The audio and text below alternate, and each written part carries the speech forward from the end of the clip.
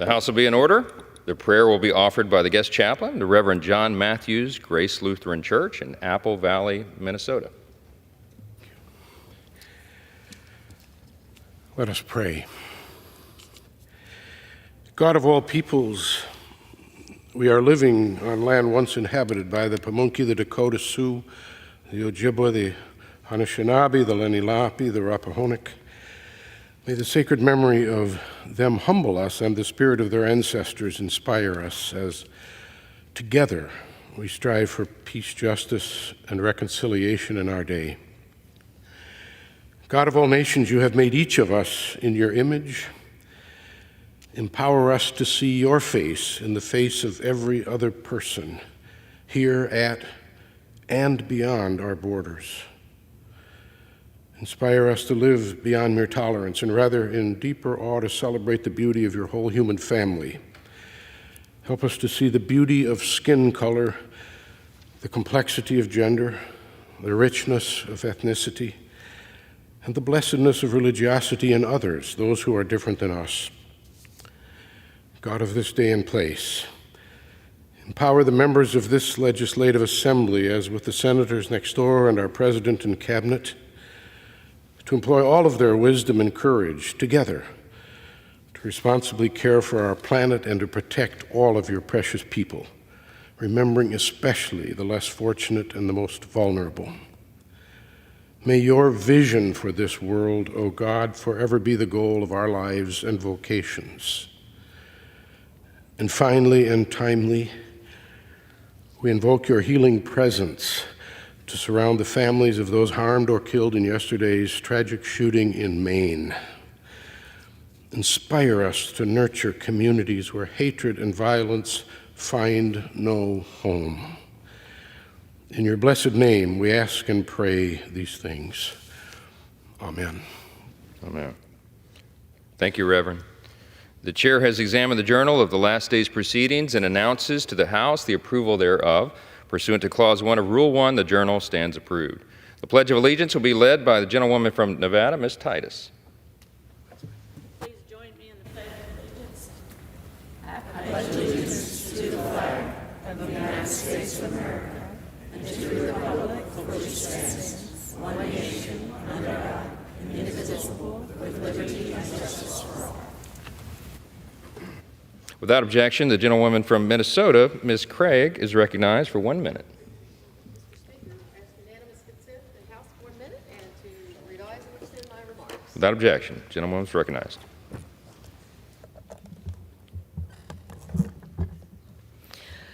Mr. Speaker, I rise today to welcome our guest chaplain, Reverend John Matthews.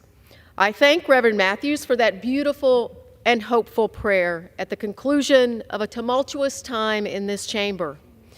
Reverend Matthews has served as a United States Army chaplain and as a police chaplain. He's been a pastor at Trinity Lutheran Church in Moorhead, Prince of Peace Lutheran Church in Brooklyn Park, Memorial Lutheran Church in Afton, and finally he has pastored over myself and my family at Grace Lutheran Church in Apple Valley. John built bridges across religions during his career as well, assisting in the drafting of the Declaration of the Evangelical Lutheran Church in America to the Jewish community, which is now part of the permanent display on anti-Semitism at the United States Holocaust Memorial Museum in Washington, D.C. It is my honor to represent Reverend Matthews and his family, and I thank him for his contributions to our community. With that, Mr. Speaker, I yield back. Gentlewoman yields back.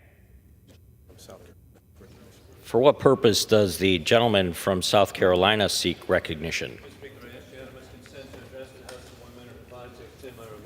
Gentleman is recognized. Thank you, Mr. Speaker. And what an extraordinary day that we have, the beginning of the speakership of Mike Johnson of Louisiana.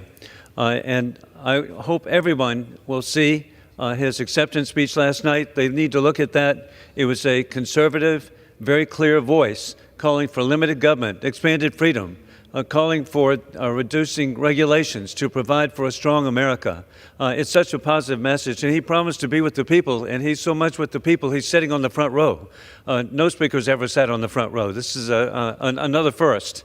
But in addition to that, he's going to address Bidenomics, the most extraordinary inflation in 40 years, where the American families have lost $7,000. He's going to stop the war on fossil fuels so that we have fuels and have energy independence. He's going to be for a strong America, and that is that we're going to deter the dictators around the world who have invaded Ukraine, who have invaded Israel, who threaten the people of Taiwan. America will be strong.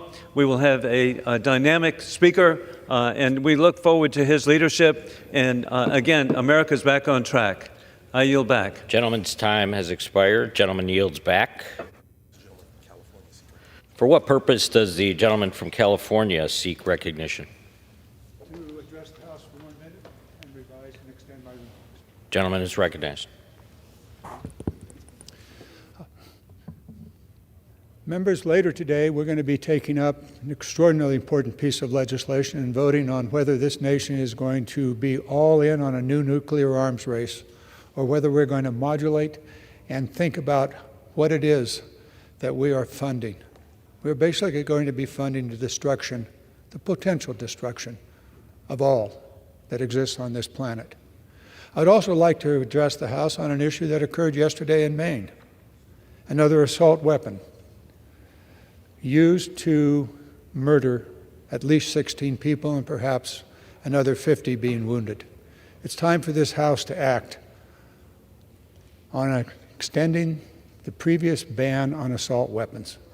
This has nothing to do with the Second Amendment. This has everything to do with war on the American people. I yield back my time. Gentleman yields back. For what purpose does the gentlewoman from Nevada seek recognition?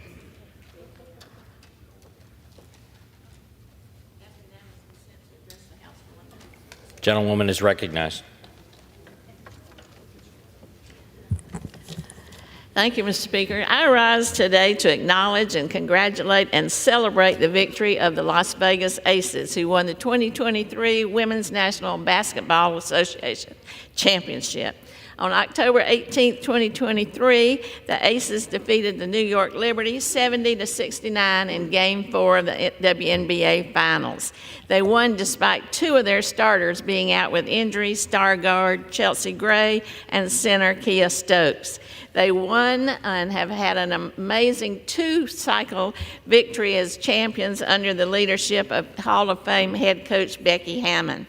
Owner Mark Davis and team president Nikki Fargas have proven once again that investing in women's sports is investing in success. In the championship game, the finals' most valuable player, Asia Wilson, led the way with 24 points and 16 rebounds. Jackie Young added 16 points, and Kelsey Plum Dog they call her, delivered a well-rounded performance of rebounds, assists, and points. They have certainly raised the stakes in Las Vegas. We congratulate them and look forward to a third consecutive championship. Gentlewoman yields back. For what purpose does the gentlewoman from Georgia seek recognition? Mr. Speaker, I rise to address the House for 1 minute. Without objection.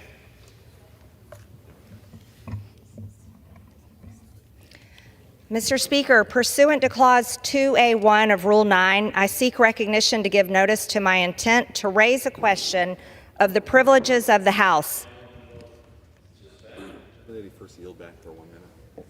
Will the gentlewoman first yield back her 1 minute? Yes. Okay. Now, for what purpose? For what purpose does the gentlewoman seek recognition? Mr. Speaker, pursuant to Clause 2A1 of Rule 9, I seek recognition to give notice of my intent to raise a question of the privileges of the House. The form of the resolution is as follows. A resolution censuring Representative Rashida Tlaib for anti-Semitic activity, sympathizing with terrorist organizations, and leading an insurrection at the United States Capitol complex. Whereas in May 2019, Rashida Tlaib said that she celebrated the Holocaust and felt a calming feeling when thinking about the genocide of millions of Jews. Whereas in 2020, Rashida Tlaib retweeted an illustration with the caption, "From the river to the sea, Palestine will be free." And this Palestine Liberation Organization, PLO slogan, has been adopted by Hamas and calls for the elimination of Israel and death to all Jews. Whereas in September 2022, Rashida Tlaib, as a member of the Congressional Progressive Caucus, displayed her disdain for Israel, saying, "You cannot claim to hold progressive values, yet back Israel's apartheid government." Whereas instead of denouncing the horrors of Hamas, slaughtering Israelis, and demanding the release of all hostages held by Hamas, Rashida Tlaib stated on October 8, 2023, "The path to the future must include lifting the blockade, ending the occupation, and dismantling the apartheid system that creates the suffocating, dehumanizing conditions that can lead to resistance." Whereas Rashida Tlaib exhibited her hatred for America by reposting a message on October 12, 2023, blaming America for allowing the deaths of Palestinian babies at the hands of Israel. Whereas Rashida Tlaib led an insurrection at the United States Capitol complex on October 18, 2023, which put members of Congress, their staffs, and Capitol visitors in danger by shutting down elevators, stairwells, and points of egress while obstructing official business in both the House of Representatives and the Senate, including a Senate Foreign Affairs Committee hearing. Whereas the insurrection led by Rashida Tlaib was organized by Jewish Voice for Peace, which the Anti-Defamation League calls a radical anti-Israel activist group that advocates for a complete economic, cultural, and academic boycott of the State of Israel, and that believes Israeli policies and actions are motivated by deeply rooted Jewish racial chauvinism and religious supremacism. Whereas members of the Southern Poverty Law Center, a far-left nonprofit organization, were present at the insurrection at the Capitol on October 18, 2023.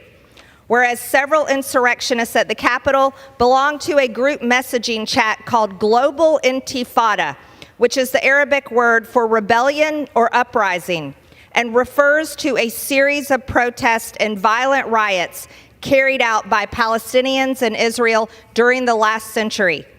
Whereas by leading an anti-American and anti-Semitic insurrection on October 18, 2023, Rashida Tlaib followed Hezbollah's orders to carry out a day of unprecedented anger following an explosion at a Gazan hospital, lying about Israel's responsibility for the attack, which United States intelligence agencies said was not perpetrated by Israel.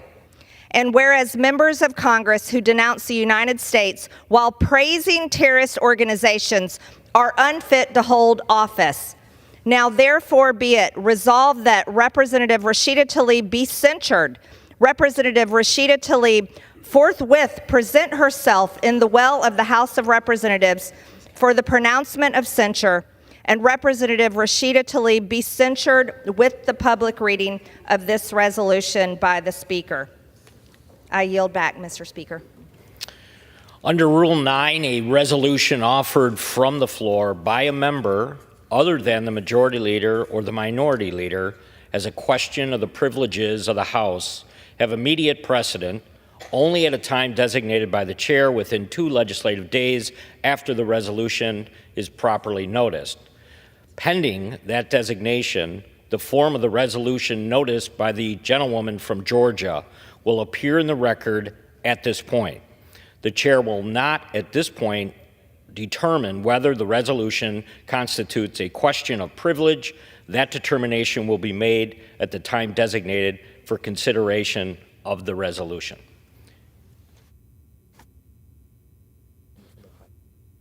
Purpose does the gentlewoman from Ohio seek recognition? I ask unanimous consent to address the House for 1 minute to revise and extend my remarks. Gentlewoman is recognized.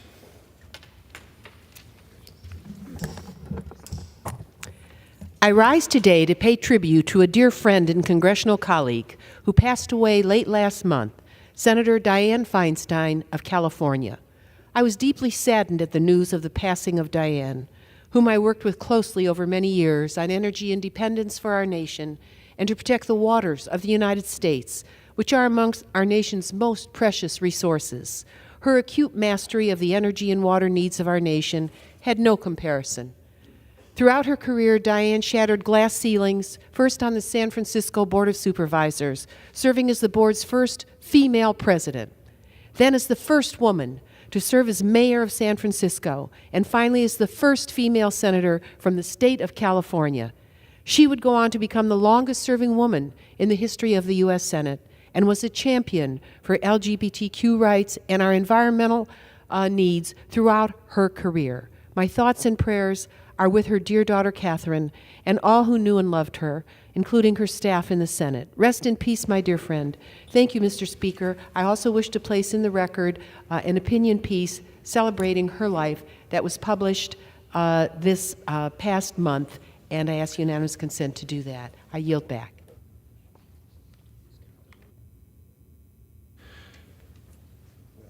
Without objection. For what purpose does the gentleman from California seek recognition? Speaker, I ask for unanimous consent to be removed as a co-sponsor of H.R. 3721. The gentleman's request is granted.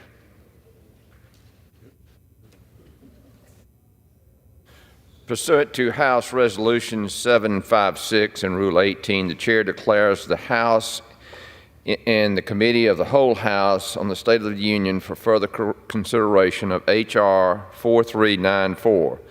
Will the gentleman from Wisconsin, Mr. Fitzgerald, kindly take the chair?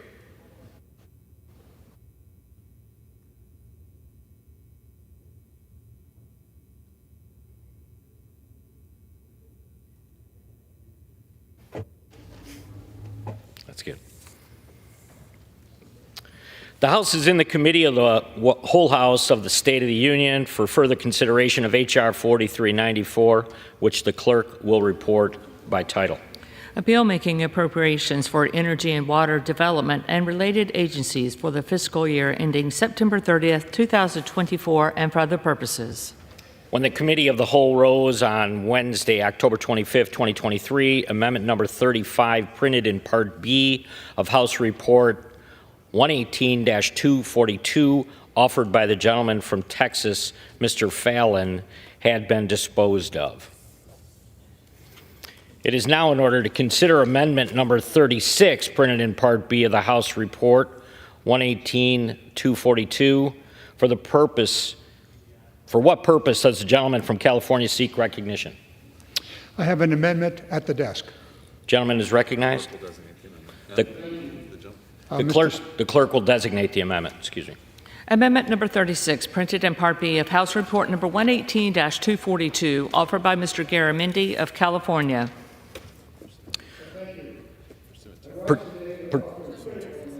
Gentleman to yield.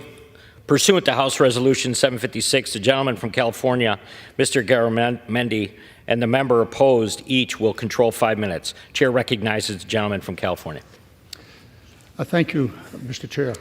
I rise today to offer a critical amendment to pause wasteful and unnecessary spending at the Savannah River Plutonium Processing Facility. This is a responsible measure. It will pause the development of this nuclear facility while we fix the cost overruns and mismanagement associated with this.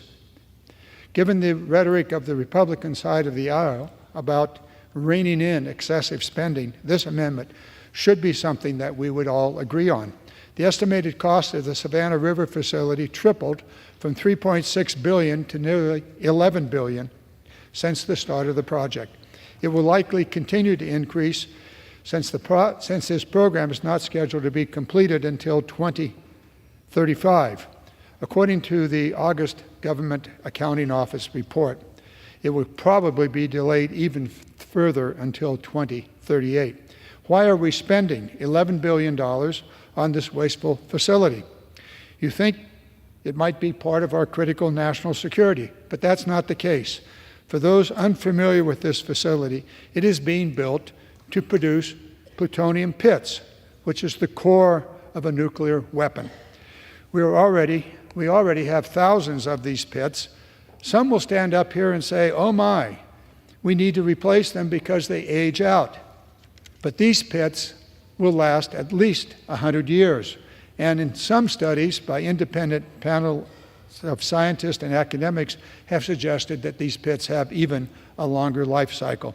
That's why the House passed in the fiscal year 2024 NDAA, the House Armed Services Amendment for an independent assessment of plutonium pit aging by experts. If we really care about responsible government spending, we must ensure there's a need before allocating billions of dollars to rebuild a stockpile that we already have in place, and that really should never be used. To reiterate, this amendment is a pause on next year's spending because we really do need to evaluate the science. And by the way, it's only $858 million, but hey, every dollar counts. So this pause is essentially a timing and prudent step. In our haste to build new nuclear bombs, we must allocate those costs appropriately. The January 2023 GAO report found that the National Nuclear Security Administration lacks a comprehensive schedule or cost estimate on what we are doing here with this particular program. The NNSA has not even identified all of the activities or milestones to achieve an 80 pit per year production capacity. I'm sure that some will argue wrongly, in my view, that I am undermining national security. They'll make exaggerated claims about the necessity to engage in a nuclear arms race. Well, we are, but the question, are we doing it wisely? The answer is no. We're spending money unnecessarily and in an inadvised way. So as a citizen, I'm also aware that we face challenges here at home. We've heard many of those. We also know that the new speaker wants to rein in unnecessary expenditures. I would suggest that this is one. With that, I reserve my time. Gentleman reserves. For what purpose does the gentleman from Tennessee seek recognition? Mr. Chairman, I rise in opposition to the amendment. Gentleman is recognized. Thank you, Mr. Chairman.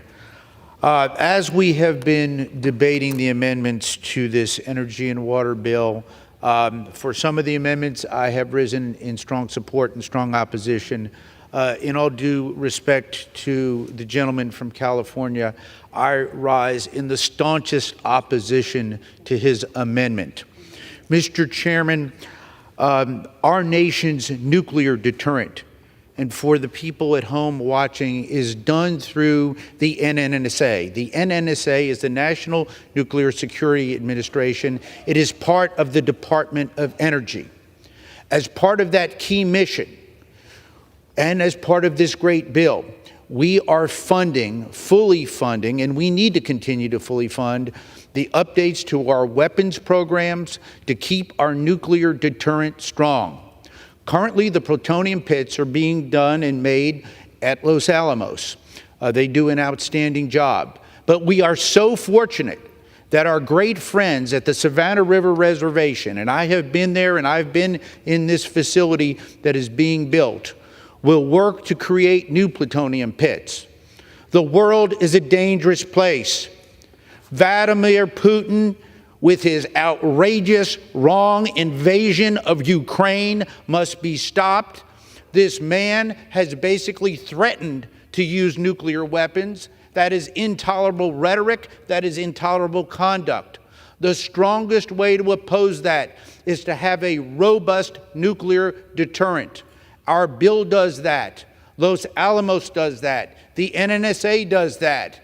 And thank goodness our friends at the great Savannah River Reservation have done that for years and will continue to help our nation's nuclear arsenal with this facility to produce plutonium pits.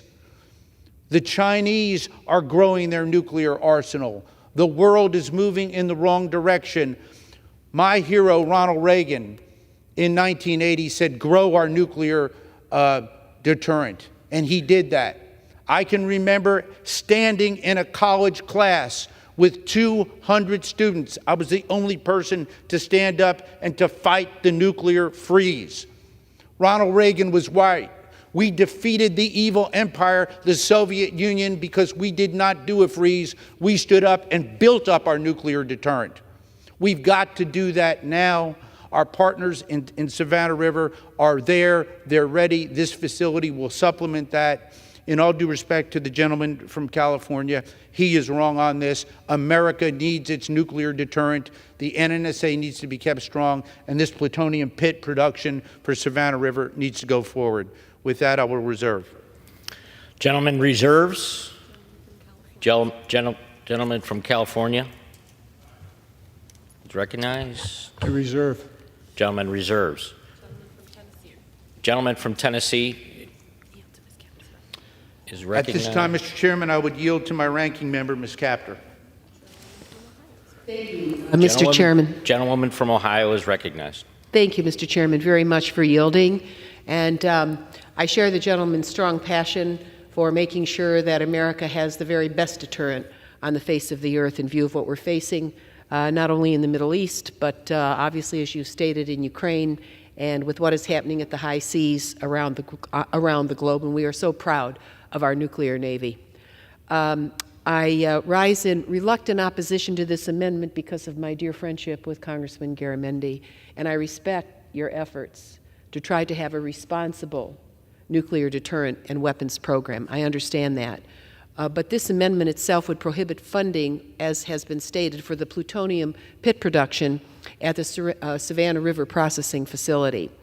And we all know that plutonium modernization is a key aspect to meeting our nuclear weapons stockpile requirements and maintaining the nation's nuclear deterrent. And on both sides of the aisle of our subcommittee, we have had complete support, really, in ensuring that our country maintains a safe, secure, and credible nuclear deterrent while also addressing the threat of nuclear nonproliferation and terrorism. However, on our side of the aisle, at least, we continue to be troubled by the unsustainable spending in the Department of Energy's weapons program. And I have to say that the concerns about the budget deficit and so forth attend to every agency, including this one. And there have been cost overruns at a level that are historic, and I think we have to have rigor in terms of managing whatever funds are allocated to that important task. So I wholeheartedly agree with Chair Fleischman that the National Nuclear Security Administration needs to improve its program management. I hope they're hearing us, given that more than half of its projects are over cost or behind schedule. So that's not really a good record for something so important. I would ask for an additional minute. Oh, Mr. Chairman, yes. Absolutely. Oh, my time's expired. Well, I don't have a minute to yield. If I may, Mr. Chairman, I rise as a designee of the gentle lady from. I move to strike the last word. I'm moving for a pro forma. If I may, I rise as a designee of the gentle lady from Texas, Ms. Granger. Mr. Chair, I move to strike the last word. Gentleman is recognized for 5 minutes. Mr. Chairman, at this time, I would like to yield to my ranking member, Ms. Capter, and I thank you. Gentlewoman is recognized. I thank the gentleman for yielding. We, as a committee and as a Congress, have to face the realities of future defense caps and begin making important decisions to prioritize within those programs. And only through strategic prioritization can the program achieve success in meeting the needs of stockpile requirements and maintaining our nation's critical nuclear deterrent. Nonetheless, prohibiting all funds to one strategic investment of plutonium modernization at the Savannah River plutonium processing facility is not the right approach at this time. So I thank all of my colleagues. Working together, we'll find the right path for America. I urge my colleagues to vote against this amendment, and I thank Congressman Garamendi for making sure that we spend our dollars wisely, and I yield back. Gentlewoman yields back. Gentleman from Tennessee is now recognized.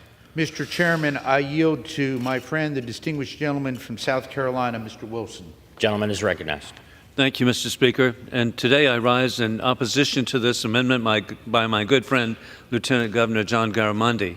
And I'm so grateful to see actually our chairman, Chuck Fleischman, working with the ranking member, Marcy Kaptur, as we oppose this amendment. This is a time when the Chinese Communist Party is conducting the largest military nuclear buildup in world history. War criminal Putin is invading Ukraine and threatens nuclear weapons. And the dictatorship in Tehran is invading Israel, is developing nuclear weapons while chanting, "Death to Israel, death to America." In defense, we should be modernizing America's nuclear arsenal. We did not choose the war of dictators with rule of gun who are invading democracies with rule of law. But we're in this. Ukraine has been invaded, Israel invaded, and they threaten Taiwan. Plutonium pit production is among the most critical national security needs. As with every weapon, we must continue to invest in improvements to our nuclear inventory to achieve peace through strength, in the tradition, as the chairman has so correctly said, of Ronald Reagan. Sadly and incredibly, last night, BBC News broadcast a report, quote, "Russia has just released a massive nuclear strike capability." And this was presented on Russian Putin state TV last night as the defense minister reviewed this with the war criminal Vladimir Putin, how current this is. The United States currently has a statutory requirement of producing 80 plutonium pits per year, as close as we can to 2030. Of those 80, the Savannah River site will be responsible for producing 50. As the only member of Congress who's actually worked at Savannah River site, I know of the competence and capabilities of the people at the site. With that, I yield back. Gentleman yields back. The gentleman from Tennessee is once again recognized. Thank you, Mr. Chairman. At this time, I would like to yield to the gentleman from South Carolina, Mr. Duncan. And I would like to explain to the chairman that this fine gentleman is my counterpart on the authorization side on the Energy and Commerce Committee, has been a strong leader in nuclear, and has been my partner. As I am the appropriator, he is the authorizer. And with that, I yield to the gentleman from South Carolina, Mr. Duncan. The gentleman from South Carolina is recognized. I thank the gentleman for yielding, and I speak in opposition to this amendment because it puts American security at risk. You know, plutonium pits, a key component of nuclear warhead production, have not been regularly produced in the United States since 1989. We're forced to refurbish our existing stockpile of warheads to keep up with the demand, but we can only do that for so long because the components degrade. Russia and China are ramping up their capacity to produce new nuclear weapon components. We need to show our adversaries we're capable of maintaining a strong and modernized nuclear deterrent. In fact, Speaker Johnson yesterday reiterated peace through strength. We have a statutory obligation to manufacture at least 80 plutonium pits annually by the year 2030 just to maintain our national defense goals. And H Canyon at Savannah River site is a critical component. It's the last of its kind in the nation to help this disassembly and assembly process. This amendment is misguided. I want to invite the gentleman from California to actually come down to South Carolina and visit the Savannah River site, because I've been told you haven't. So you're talking about something you don't even really know about just because you want to cut funding away. You don't like nuclear weapons. The plutonium pit project at Savannah River site in South Carolina will be responsible for producing over half of the minimum annual requirement. We must continue to support Savannah River site to maintain a dominant nuclear force in the world, and I urge my colleagues to vote no on this amendment. I thank the gentleman. I yield back. Gentleman yields back. Gentleman from Tennessee is recognized. Mr. Chairman, at this time, I yield to my dear friend, the gentleman from Georgia, Mr. Allen. Gentleman is recognized. I rise in opposition to this amendment, which would prohibit funding for plutonium pit production at the Savannah River site. I appreciate my friend from California's concern of cost. I will have to note, Gentlemen, time has expired under the amendment. Mr. Chairman, as I rise as designee of the gentlelady from Texas, Ms. Granger, Mr. Chair, I move to strike the last word. Gentleman from Tennessee is recognized. I yield to Mr. Chairman. I yield to Mr. Allen. All right. Thank you, Mr. Speaker. I rise in opposition to this amendment, which would prohibit funding for plutonium pit production at the Savannah River site. As my friend mentioned, the cost overruns, and I appreciate his concern with that. But let me tell you, I spent 40 years in the construction business. Since in the last 2 years, concrete has doubled in price. Steel has doubled in price. And there's a lot of concrete and steel in a plutonium. And we do need to deal with the inflation we're seeing out there. The Savannah River site is also known as SRS, and it's the Department of Energy site conducting important work to defend our national security, and Georgia's 12th District is home to approximately 30% of the workforce. Currently under construction, the Savannah River site is the Savannah River Plutonium Processing Facility. Required by law, this is part of a two-site strategy with Los Alamos National Laboratory and the Savannah River site tasked with producing plutonium pits to help improve resiliency and mitigate risk in the United States pit production. Let me say that again, to mitigate risk in the United States pit production. This short-sighted amendment would critically threaten this urgent national security mission. The Savannah River site is committed to nuclear modernization to ensure America's nuclear deterrent is safe and reliable. To say otherwise is simply not true. I urge a no vote on this amendment, and I yield back. Gentleman yields back. The gentleman from Tennessee is once again recognized. Thank you, Mr. Chairman. At this time, I yield back. Gentleman yields back. Gentleman from California is now recognized. Mr. Chairman, I have a question. I have a question about fairness in the debate. The chair of the subcommittee has offered 2 pro forma amendments, giving my side of the debate no opportunity whatsoever to respond to the issues that have been raised. So I'm curious, Mr. Chairman, is fairness out of order on this floor? Gentleman is recognized. I posed a question to the chair. Does the chair have an answer to my question? Is fairness out of order on this floor? The gentleman has not stated a parliamentary inquiry. The gentleman is recognized. Well, then a parliamentary inquiry would be, sir, how can I achieve, under the rules of the House, a fair debate with equal time on the issue?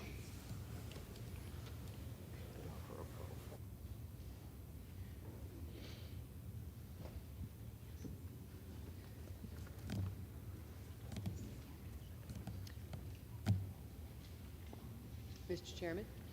I have a question before, a parliamentary question before the chair. The gentleman is free to consult House. Fair is fair, guys. And the gentleman has the ability to consult with House Resolution 756 to get what is in order for consideration. Gentleman is recognized. In an effort to achieve that consultation, sir, could the House provide me with information, since I do not have before me the rules of the House?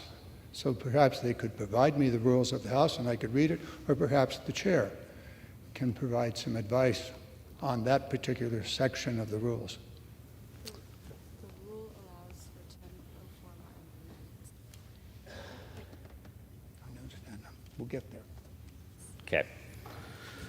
I'm being informed that the rule allows for 10 pro forma amendments that are granted to the chair. And ranking member of the Committee on... If I might ask another parliamentary question, sir. As the author of this amendment, do I have the opportunity to propose 1, 2, 3, 4, 5, 6, 7, 8, 9 of those pro forma amendments? That's correct. Well then, let us get started. The gentleman's recognized. The gentleman is recognized. I have a pro forma amendment. Gentleman is recognized. How many minutes do I have, sir? No.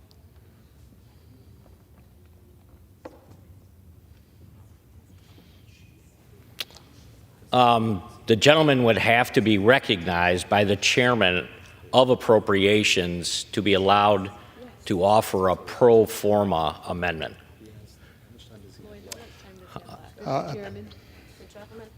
It is recognized for 1 minute and 10 seconds at this point as the proponent of the amendment.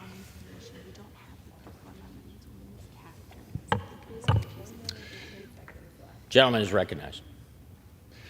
Mr. Chairman, this House has always operated in a fair and even-handed way. And I must say the use of the pro forma amendment by my colleagues on the Republican side creates a very unfair debate in which the points put forward in opposition to my amendment I do not have time to deal with. However, I will take whatever time I have remaining and not spend much time on the necessity for fairness in the debate, which has a whole lot to do with the time available. Now, very, very quickly, since I have only a minute and some seconds left here. This is not an end to the plutonium pit production. What it says is to pause for 1 year an $850 million expenditure on what has become not a plutonium pit, but a dollar pit. Billions and billions of dollars have been spent on the Savannah facility, first to somehow deal with the nuclear waste. That didn't work. So it's been repurposed to build plutonium pits. The reality here, there will not be a pit built in Savannah River for at least a decade. So all of this chatter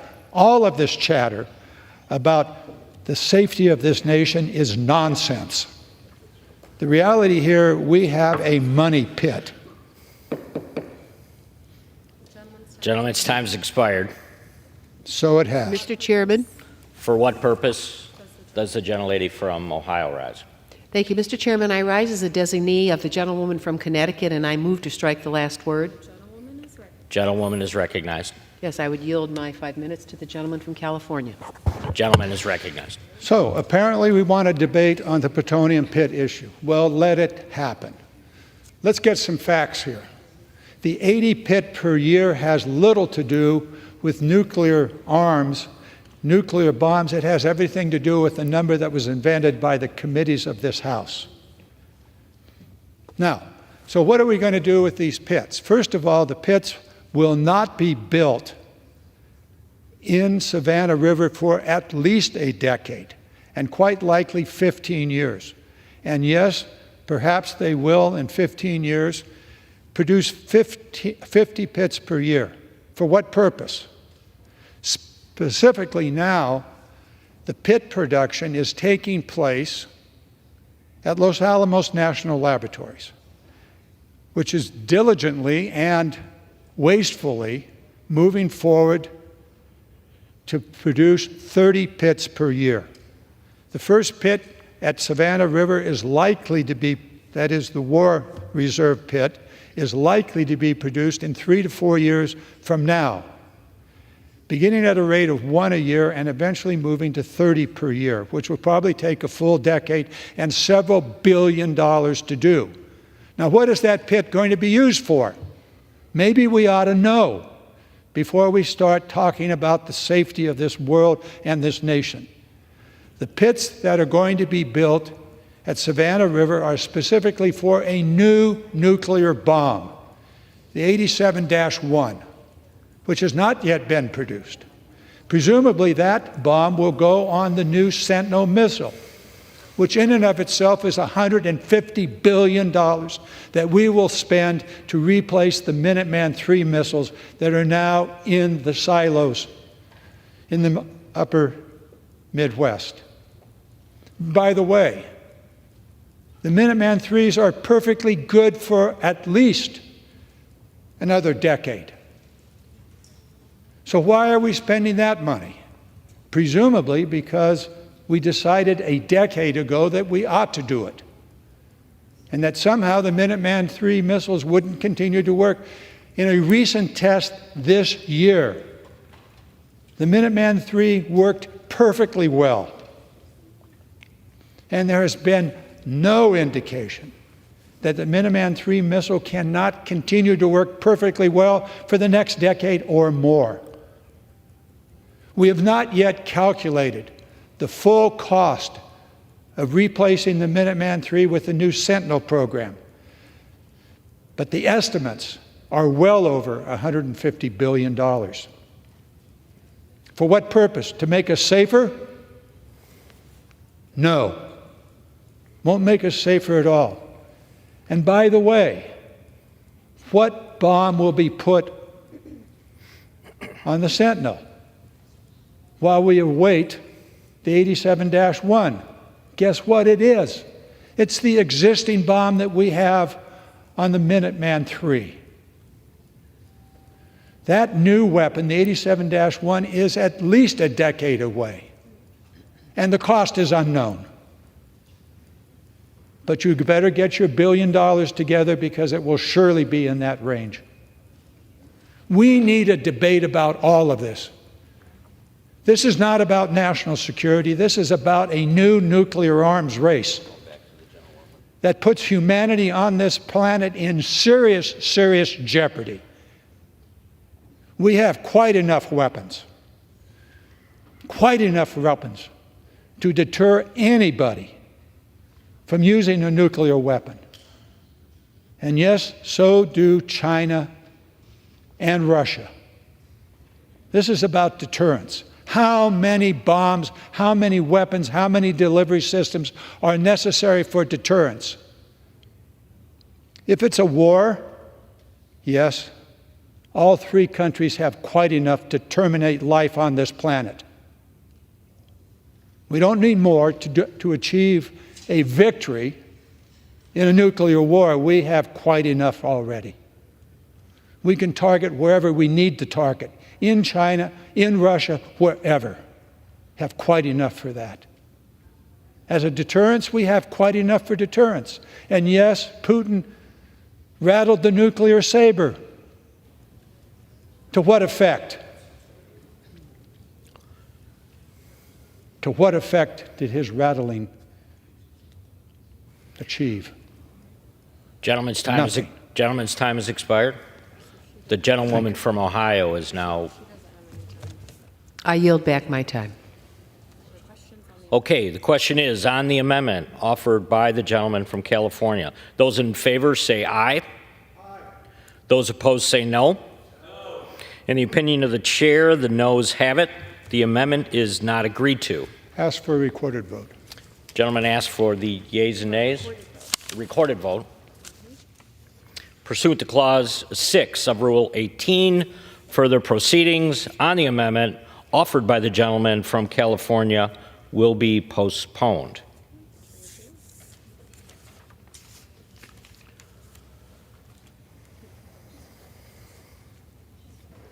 It is now in order to consider amendment number 37, printed in Part B of House Report 118-242. For what purpose does the gentleman from California seek recognition? I have an amendment at the desk. The clerk will designate the amendment. Amendment number 37, printed in Part B of House Report number 118-242, offered by Mr. Garamendi of California. Pursuant to House Resolution 756, the gentleman from California, Mr. Garamendi, and a member opposed each will control 5 minutes. The chair recognizes the gentleman from California. Thank you, Mr. Chairman. I think I'll take a deep breath. I was a little wound up a few moments ago. If the opposition to this amendment would like to go through that process of an additional 5 minutes, we'll play that game, and I would actually appreciate doing that. So there's a lot that we need to discuss here. There's a lot that this House needs to consider. And it is about the nuclear enterprise. It is about a 10-year mission that we have been on to rebuild our nuclear programs. One part of that nuclear program is a new nuclear bomb to be put on the new Sentinel rockets that replace the Minuteman III.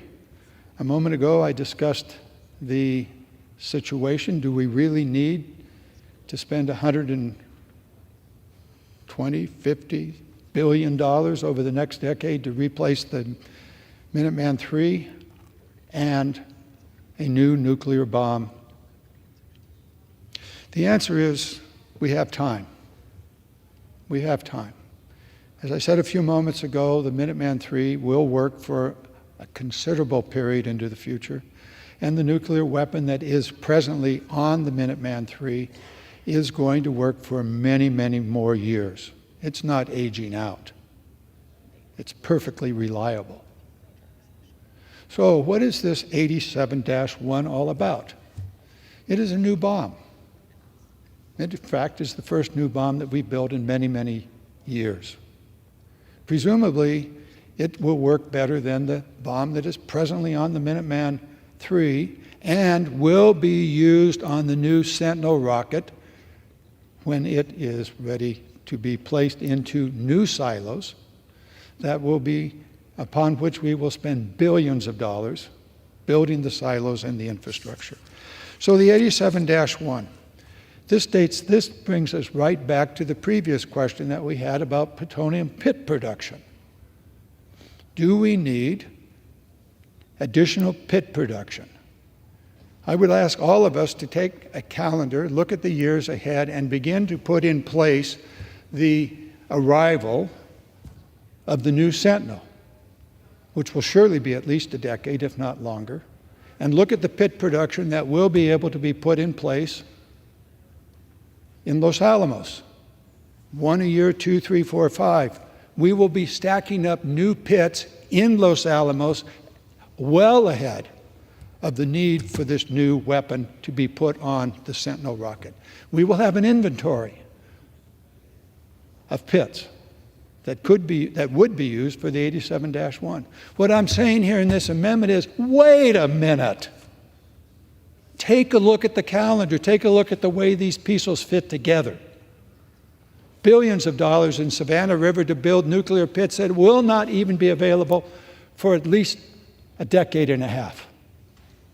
Take a look at the pits that we're producing and will be able to produce at Los Alamos and the stockpile of pits that will then be available for the timing of the 87-1 should we ever decide that we need it.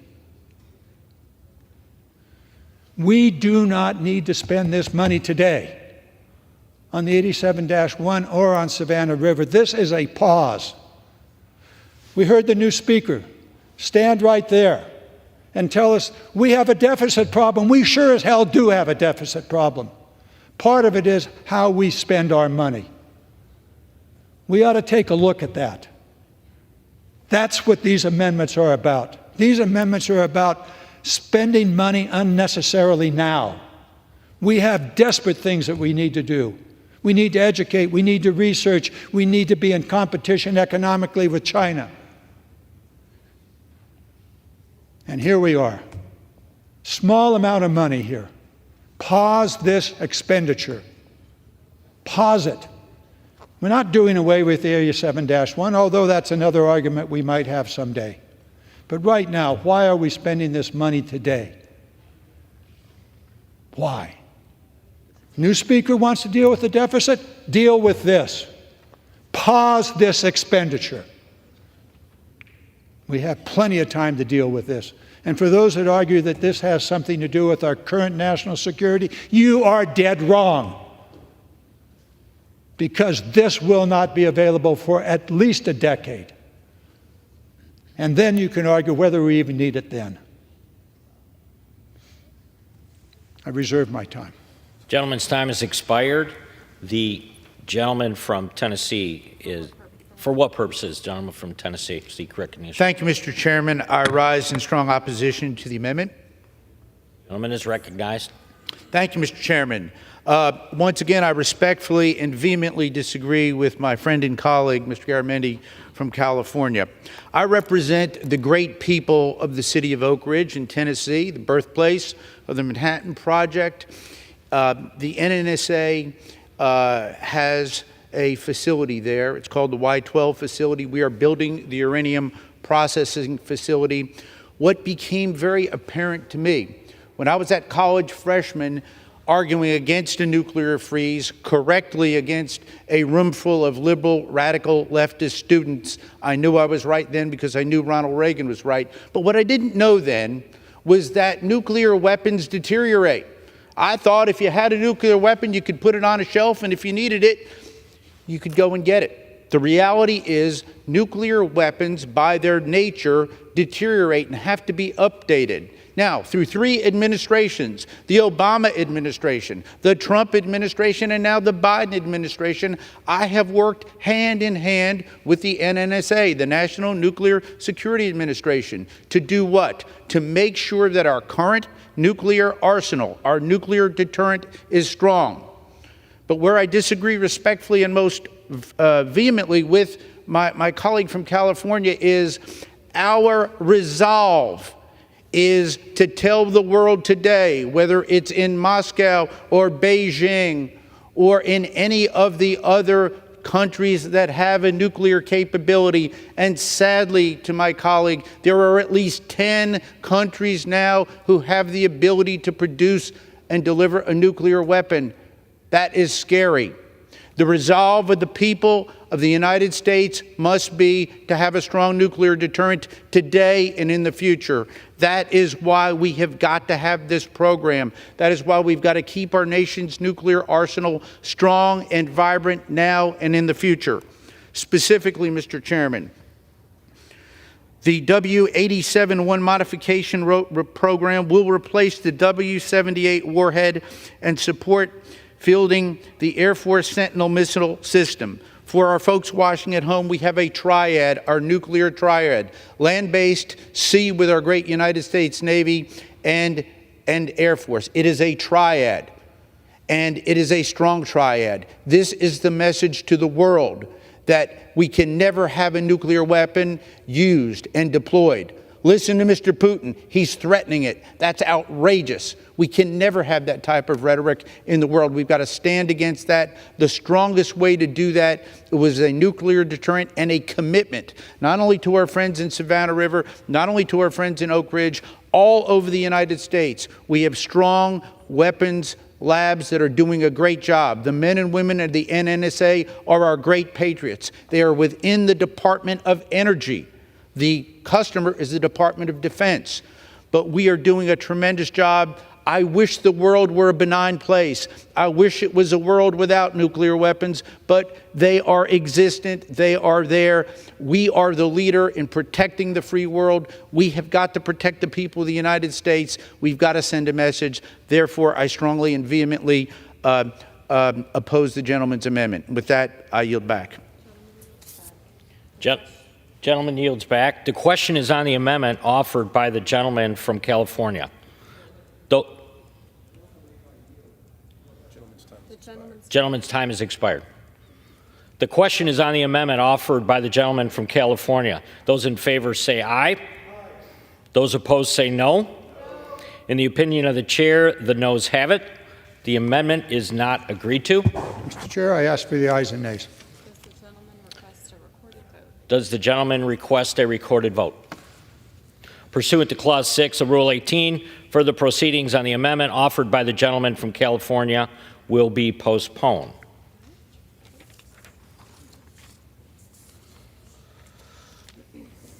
It's now in order to consider amendment number 38, printed in Part B of House Report 118-242. For what purpose does the gentlewoman from Wyoming seek recognition?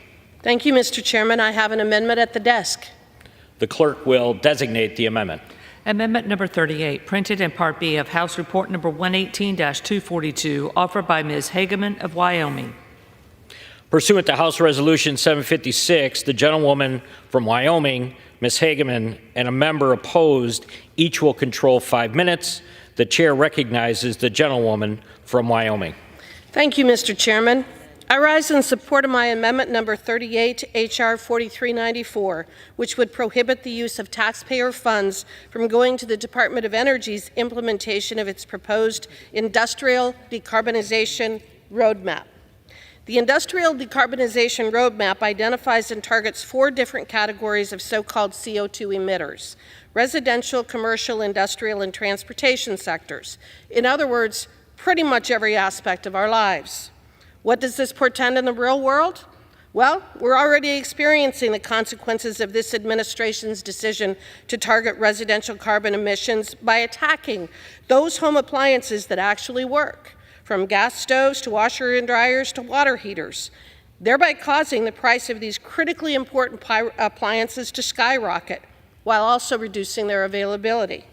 We are also suffering through this administration's decision to target the transportation sector by imposing tailpipe emission requirements, fuel efficiency standards, and propping up the electric vehicle industry, thereby causing the price of our cars and trucks to skyrocket, while also reducing their availability. What is the outcome of these misguided efforts? Government-imposed wretchedness, of course, but that is what this administration does best.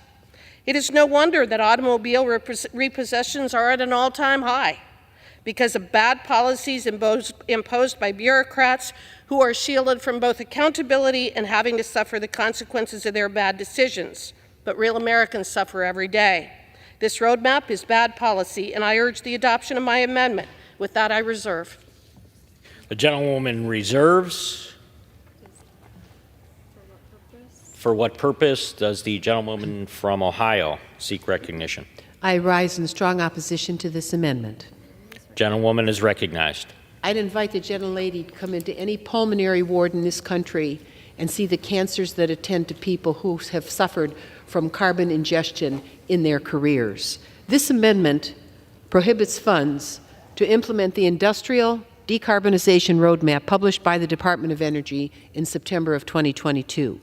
The purpose of the roadmap is to develop a strategic approach to decarbonizing the nation's industrial sector. I come from industrial America, while simultaneously creating good-paying jobs for American workers, spurring economic growth, developing U.S. leadership in these new technologies, and creating a cleaner, more equitable, and healthier workplace for all Americans.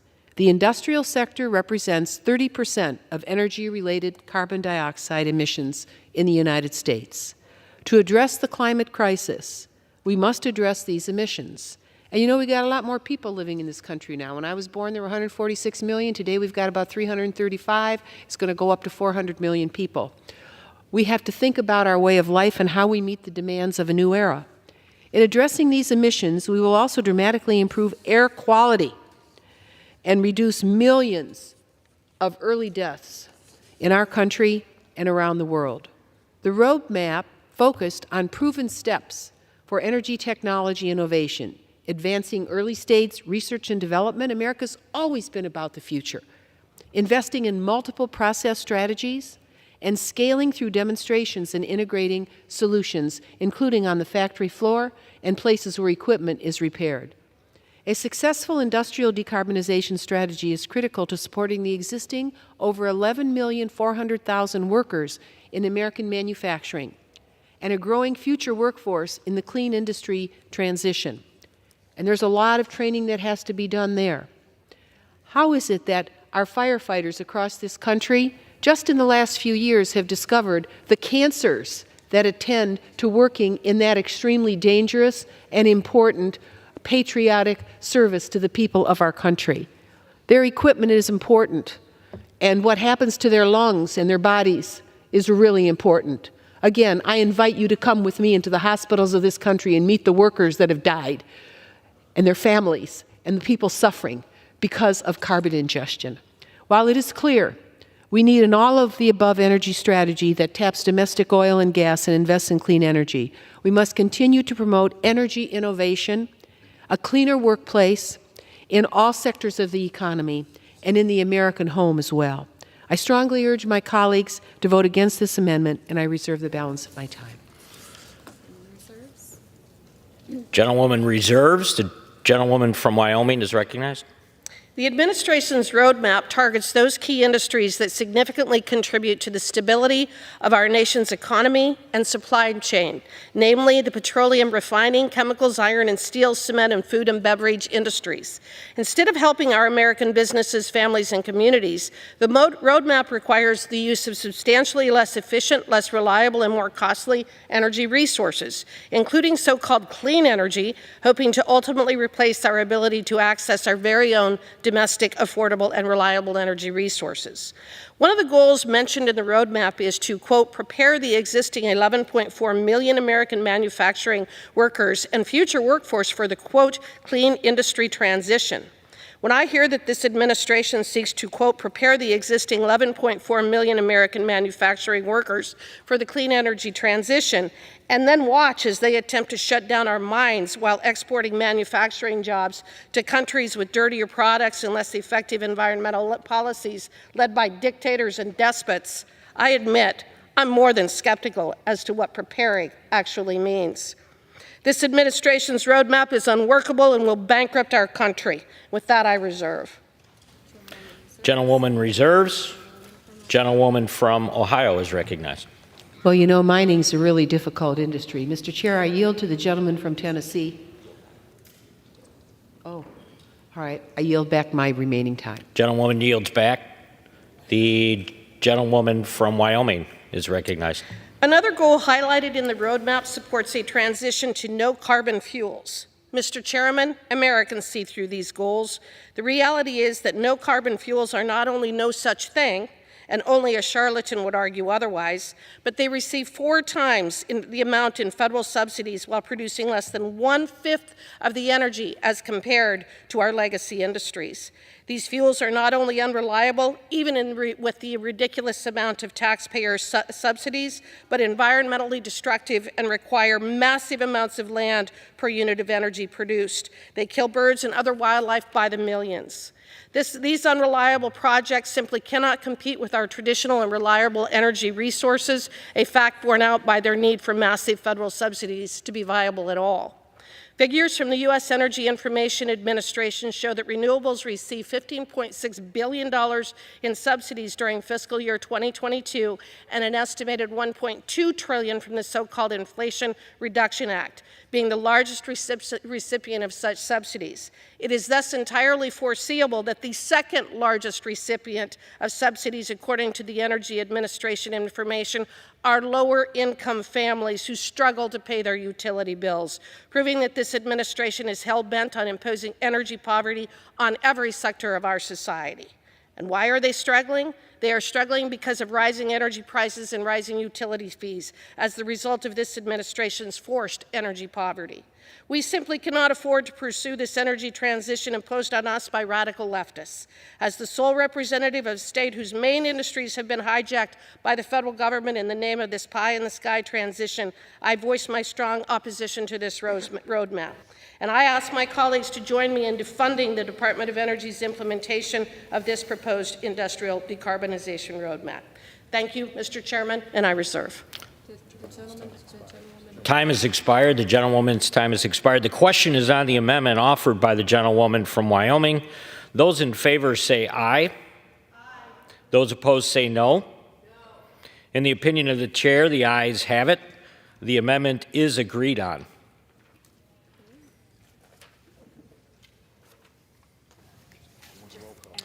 It is now in order to consider amendment number 39, printed in Part B of House Report 118-242. For what purpose does the gentlewoman from Wyoming seek recognition? Mr. Chairman, I rose for a roll call on that last vote. Roll call request. Why? I thought you wanted a roll. Oh. No, we have lots of Republican. They want it. No, we don't.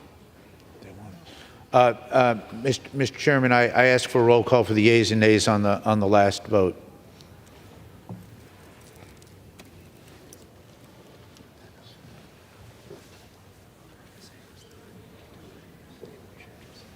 Okay.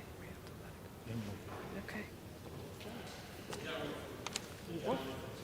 No, I don't think you want. We did.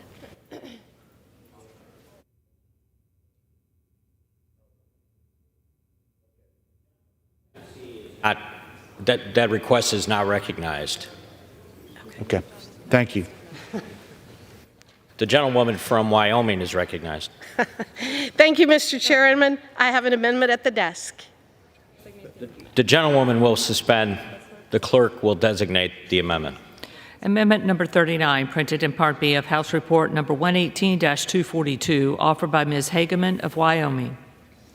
Pursuant to House Resolution 756, the gentlewoman from Wyoming, Ms. Hageman, and a member opposed, each will control 5 minutes. The chair recognizes the gentlewoman from Wyoming. Thank you, Mr. Chairman. I rise in support of my amendment number 39 to H.R. 4394, which prohibits funding from going towards the Super Truck 3 program. According to the Department of Energy, this program is unlike previous Super Truck programs, its primary focus being on electrification and meeting so-called green energy goals rather than improving fuel efficiency. DOE's Office of Energy Efficiency and Renewable Energy initially launched the Super Truck initiatives in 2009 with the aim of improving heavy-duty truck efficiency by 50%, while the follow-up Super Truck 2 in 2016 sought to double fuel efficiency for 18-wheeler or Class 8 trucks. Since then, the program has taken a drastic turn away from these goals. DOE has repurposed this program towards the research and development of lowering greenhouse gas emissions. Super Truck 3 was created to fund projects to electrify medium and heavy-duty freight trucks. Mr. Chairman, Americans are tired of their taxpayer dollars being used to fund programs that ultimately cause more harm than good. We simply cannot afford to support programs that share the same fundamental goals outlined in the Green New Deal. They will destroy our economy and force a change in behavior by reducing the availability of the goods that Americans actually want. I urge support of my amendment, and I reserve. The gentlewoman reserves. The gentlewoman from Ohio seek recognition. For what purpose? Yes, I rise in strong opposition to this amendment. Gentlewoman is recognized. As a daughter of minutes. Automotive and Truck America and an aficionado of NASCAR, and having spent a lot of my time on drag strips across the country, including my own region, I really rise in strong opposition to this amendment because it's not about the future, it's about the past.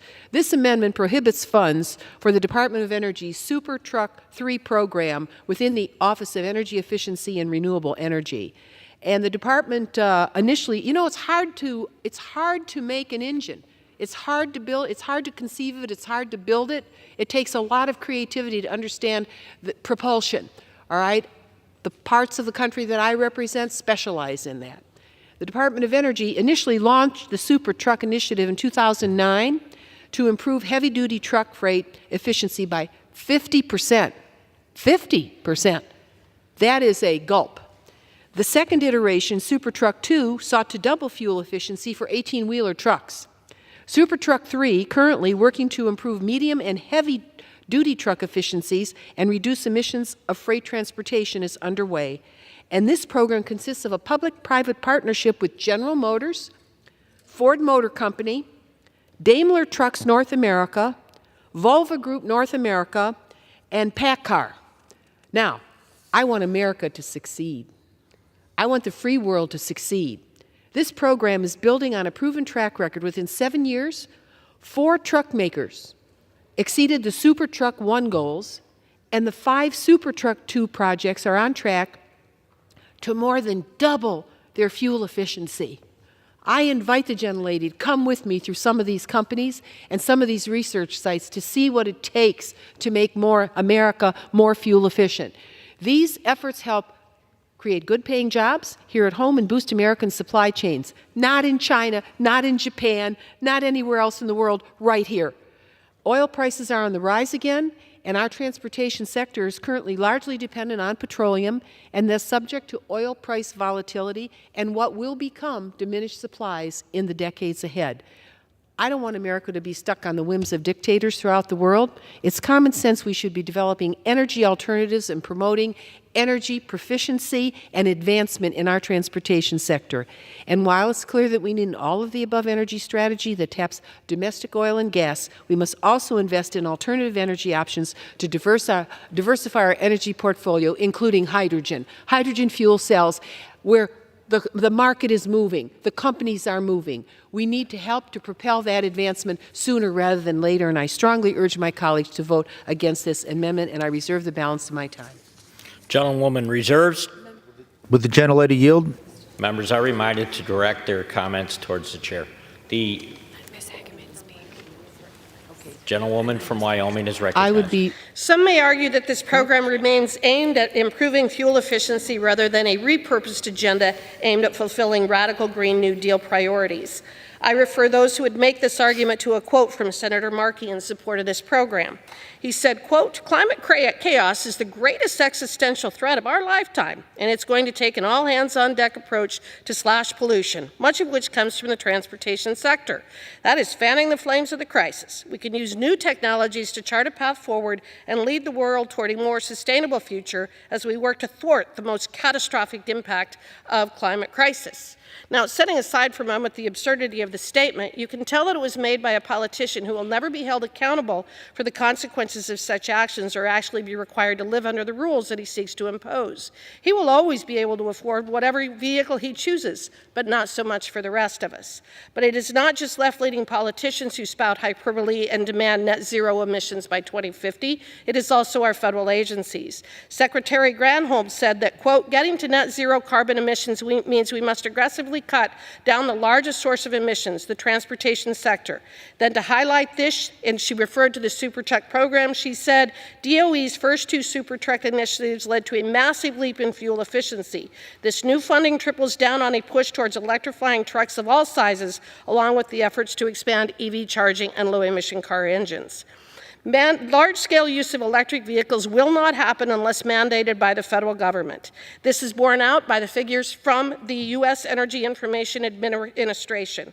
The fact is that this wasteful spending is absolutely not sustainable, and I urge the adoption of my amendment. With that, I reserve. Reserves. Gentlewoman from Ohio is recognized. Yes, Mr. Chair, I yield to the gentleman from Tennessee, Chair of the Energy and Water Subcommittee, Mr. Fleischman. I thank the ranking gentleman member. from Tennessee is recognized.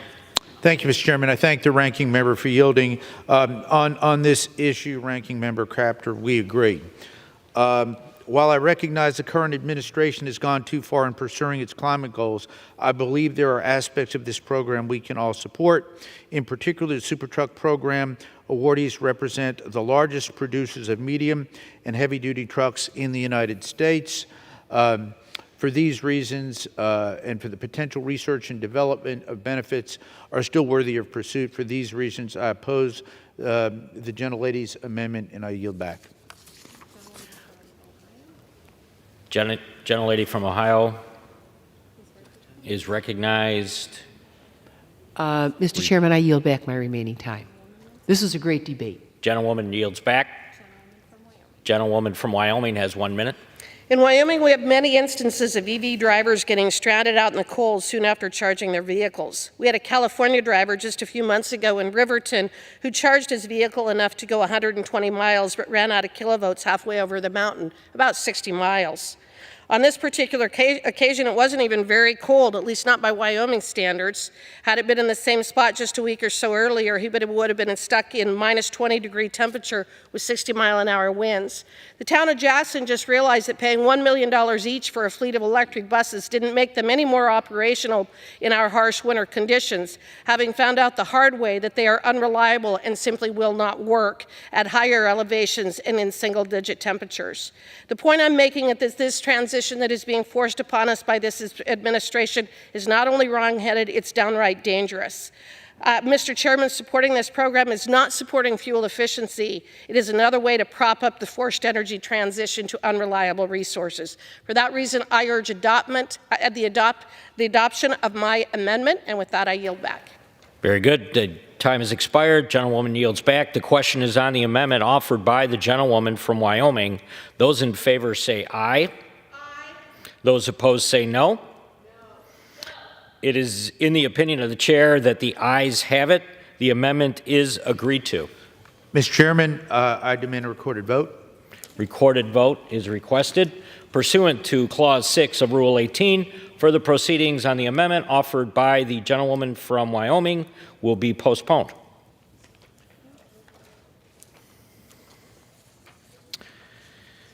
It is now in order to consider Amendment Number 40, printed in Part B of the House Report 118-242. For what purpose does the gentlewoman from Wyoming seek recognition? Thank you, Mr. Chairman. I have an amendment at the desk. The clerk will designate the amendment. Amendment number 40, printed in Part B of House Report number 118-242, offered by Ms. Hageman of Wyoming. Pursuant to House Resolution 756, the gentlewoman from Wyoming, Ms. Hageman, and a member opposed each will control 5 minutes. The chair recognizes the gentlewoman from Wyoming. Thank you, Mr. Chairman. I rise in support of my amendment number 40 to H.R. 4394, which prohibits the use of funds to finalize, implement, administer, or enforce the tyrannical, unnecessary, and wrong-headed, quote, energy conservation standards for consumer water heaters. In late July of this year, the Office of Energy Efficiency and Renewable Energy proposed a rule to enforce strict conservation standards for consumer water heaters, holding affordable and reliable home appliances hostage to the will of a bunch of unelected bureaucrats in the federal government. All of this is being done in the name of the allegedly reducing global emissions and enforcing an energy transition that will do nothing to actually change global temperatures, either in the short or long term, but will absolutely cause a substantial increase in the cost of our appliances. We are facing some serious crises in this country: an open border, over 8 million illegal aliens invading America, a broken supply chain, bone-crushing inflation, China spying on us from above, a war in the Middle East, etc., etc., etc. And what does this administration focus on? Making all of us poorer in order to force us to use costly appliances that don't work. This administration is incapable of addressing the real issues that are important to the American public. So what do? They target the home appliances, tools, and vehicles that actually work, from gas stoves to water heaters, from air conditioners to lawnmowers, from internal combustion engine to reliable vehicles. This nonsense needs to stop, and I encourage the adoption of my amendment, and I reserve. Gentlewoman reserves. For what purpose does the gentlewoman from Ohio rise? I rise to oppose the gentlelady's amendment. Gentlewoman is recognized. First, I'd like to oppose the amendment because the Department of Energy is charged with implementing congressionally directed energy efficiency standards. So they're implementing the laws we passed. The Department of Energy drafts energy efficiency regulations with the full participation of the manufacturers and the public at large. And they do issue their guidelines and regulations for review, but the end result is people save money. They save money on water heaters. They save money on what it costs to wash clothes at home, their refrigerators. When these standards are set forth, they also promote innovation. We get a lot of new inventions across the country, and we can see the results of that every day. The benefits are real. As a result of the Department of Energy's efficiency actions in the past, cost savings for American families and businesses are projected to reach nearly $2 trillion by 2030. It not only makes sense for the consumer, frankly, it makes sense for the country because it means that the systems to supply the energy are also more efficient. It drives us to be better at what we do. And it's estimated per household, the energy efficiencies achieved already have amounted to over $6,000 of savings for every American every month when you pay every one of those bills, your gas bills, your electric bills, everything you have to pay for in the house. The Department of Energy estimates that this specific rule would slash household utility costs by over $11 billion annually to save consumers $198 billion on their energy bills over 30 years when we look at the whole. And with population growing, we got to do a better job of trying to save resources in order to make sure that everyone has the ability to access them. Stopping the Department of Energy from finalizing, implementing, or enforcing energy efficiency standards basically is bicycling backwards and will only create uncertainty for manufacturers and consumers. And for consumers, costs go up when we don't pay attention. So with respect to the proposed energy efficiency standards for consumer water heaters, I urge my colleagues with concerns to participate fully in the rulemaking process, as I have done, with respect to my concerns about the proposed energy efficiency standards for distribution transformers. That is appropriate. It's a response people can take to the proposed rule and companies can take, and Congress has vested the Department of Energy with the authority to promulgate these rules. So let us fully participate in the process. Let's make America better. Let's modernize America. And I urge my colleagues to reject this amendment, and I yield back. Gentlewoman yields back. The gentlewoman from Wyoming is recognized. In this latest proposal, the administration is intentionally attempting to force an increase in the cost of water heaters for consumers and to take those water heaters that actually work off the market. What did I call that a few minutes ago? Oh yeah, government-imposed wretchedness. The cost of home appliances is skyrocketing, all because of this administration's war on prosperity. New regulations, government-imposed market uncertainty, and intentionally disrupted supply chain, there is certainly a method to their madness. And a new word and concept has been born. This administration and the radical bureaucrats running it have one goal in mind, and they call it de-development. Let that sink in. Throughout most of modern history, our political leaders have sought to improve our standard of living, to improve prosperity, to make out our everyday goods and needs more affordable, not less so. Yet that is where we are now. The Biden administration is intentionally seeking to make us all poorer, to make us more dependent on the government, to take away our ability to feed, clothe, and house our families. It is the concept of de-development that underlines the very purpose of the energy conservation standards for consumer water heaters. And it is for that reason that we must make sure that such standards never go into effect. More than 9 million water heaters are sold in the United States every year. What water heaters we use should be a matter of personal freedom and economic choice. Our water heater manufacturers have built the most efficient and environmental-friendly products in the world. But that isn't enough. Oh no, not when the goal is not to make our necessary appliances more affordable, but when the goal is to use regulations to change human behavior. I will say it again. When government-imposed wretchedness is not a byproduct of agency action, but the purpose of the action itself, you know that you have an out-of-control government that must be starved of money. And that is exactly what my amendment does. It starves these new standards of the lifeblood that they need to be weaponized against the American people. The bottom line is this: the Biden administration doesn't care about personal freedom or economic choice, and Democrats are cheering every opportunity they get to intervene in the day-to-day lives of Americans. Congress has the authority and responsibility to challenge the extent to which these proposed standards are both technically feasible and economically justified, and they are neither. This administration's strategy to destroy everything that works is causing energy poverty in vulnerable communities. While powerful clean energy companies are reaping the benefits of billions and billions of dollars in federal taxpayer subsidies, the consumers are bearing the burden of the costs. Many Americans are already struggling to heat their homes, pay their utilities, and put food on the table, primarily because of this administration's failed energy policies. This proposed rule only worsens those problems while solving absolutely nothing. I ask my colleagues to join me in support of freedom and economic prosperity by supporting my amendment to defund this administration's proposed rule by preventing them from finalizing, implementing, and enforcing rulemaking pertaining to energy conservation standards for consumer water heaters. This is tyranny, and it needs to stop. Thank you, Mr. Chairman, and I yield back. Gentlewoman yields back. The question is on the amendment offered by the gentlewoman from Wyoming. Those in favor say aye. Aye. Those opposed say no. In the opinion of the chair, the ayes have it. The amendment is agreed to.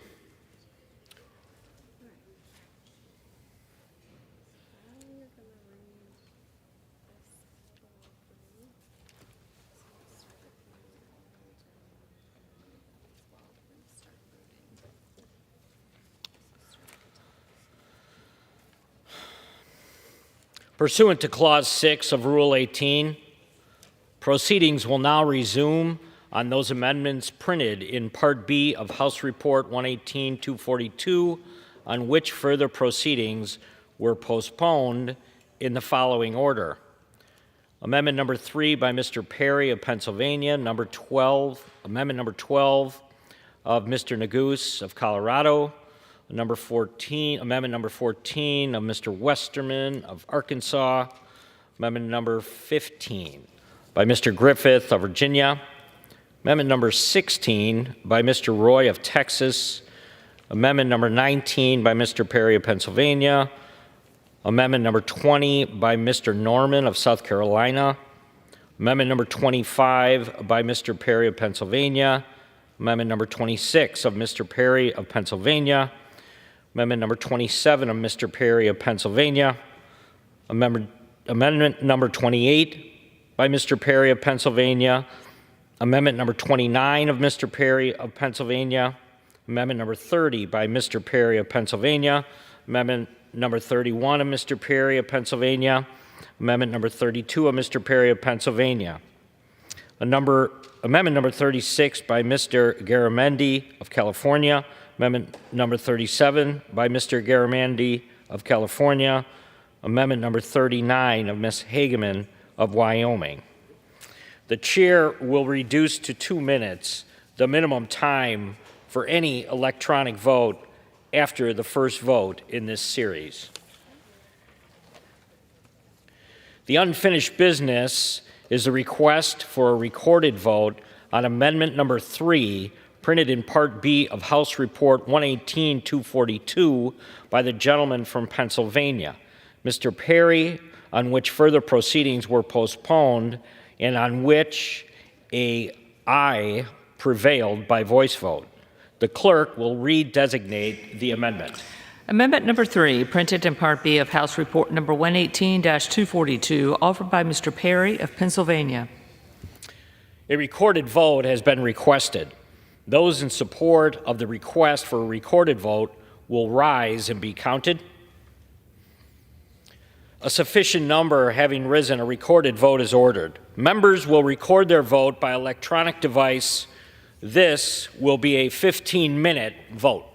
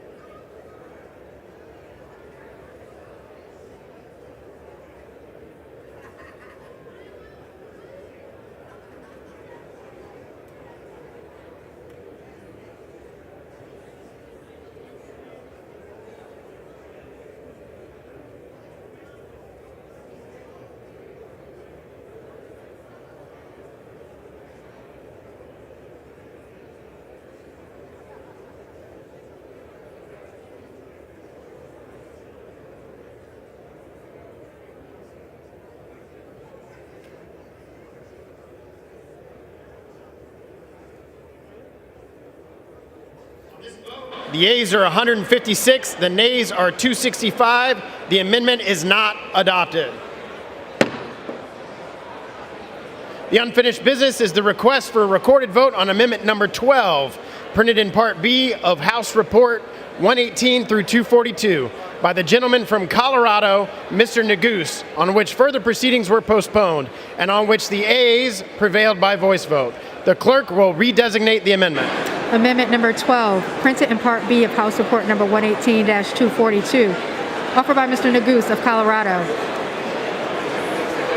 A recorded vote has been requested. Those in support of this request for a recorded vote will rise and be counted.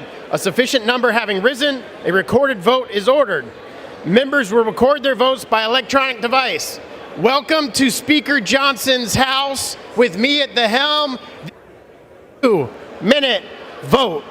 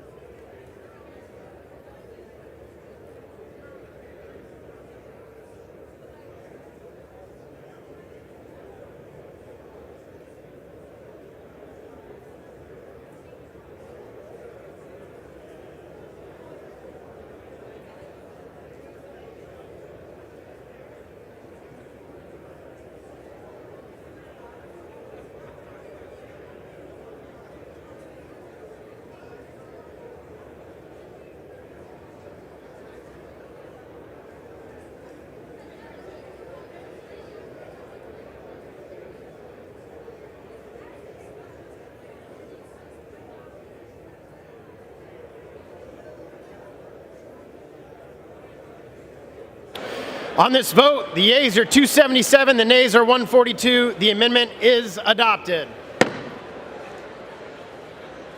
The unfinished business is the request for a recorded vote on amendment number 14, printed in Part B of House Report 118 through 242, by the gentleman from Arkansas, Mr. Westerman, on which further proceedings were postponed and on which the ayes prevailed by voice vote. The clerk will redesignate the amendment. Amendment number 14, printed in Part B of House Report number 118-242, offered by Mr. Westerman of Arkansas.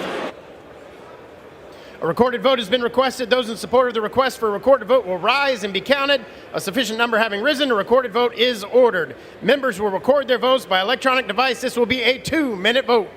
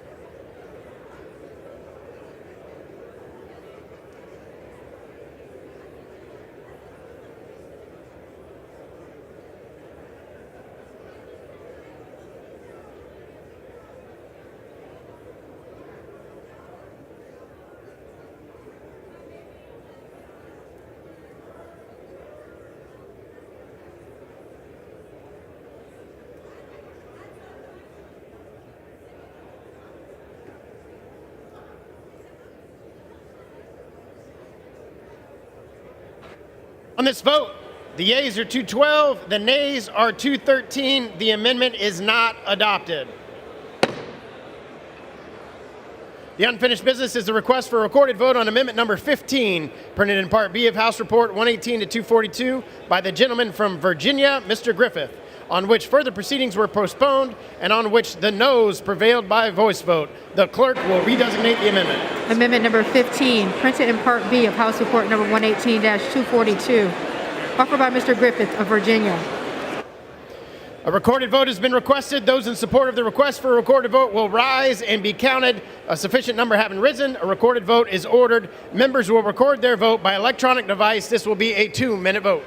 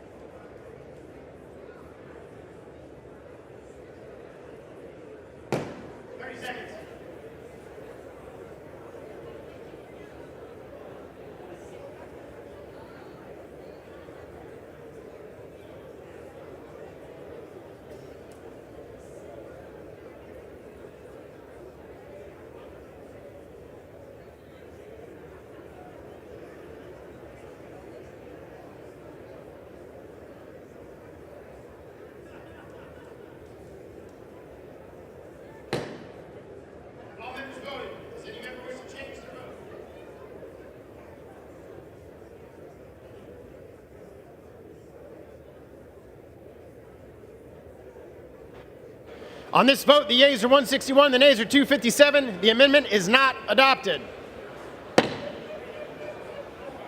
The unfinished business is the request for a recorded vote on amendment number 16, printed in Part B of House Report 118 to 242 by the gentleman from Texas, Mr. Roy, on which further proceedings were postponed and on which the noes prevailed by voice vote. The clerk will redesignate the amendment. Amendment number 16, printed in Part B of House Report number 118-242, offered by Mr. Roy of Texas. A recorded vote having been requested, those in support of the request for a recorded vote will rise and be counted. A sufficient number having risen, a recorded vote is ordered. Members will record their votes by electronic device. This will be a 2-minute vote.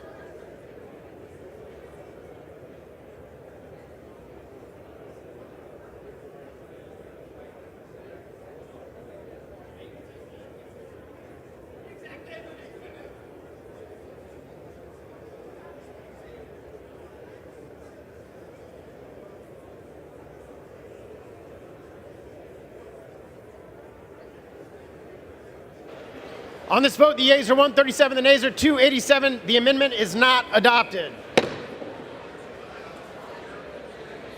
The unfinished business of the request for a recorded vote on amendment number 19, printed in Part B of House Report 118 to 242 by the gentleman from Pennsylvania, Mr. Perry, on which further proceedings were postponed and on which the noes prevailed by voice vote. The clerk will redesignate the amendment. Amendment number 19, printed in Part B of House Report number 118-242, offered by Mr. Perry of Pennsylvania. A recorded vote having been requested, those in support of the request for a recorded vote will rise and be counted. A sufficient number having risen, a recorded vote is ordered. Members will record their votes by electronic device. This will be a 2-minute vote.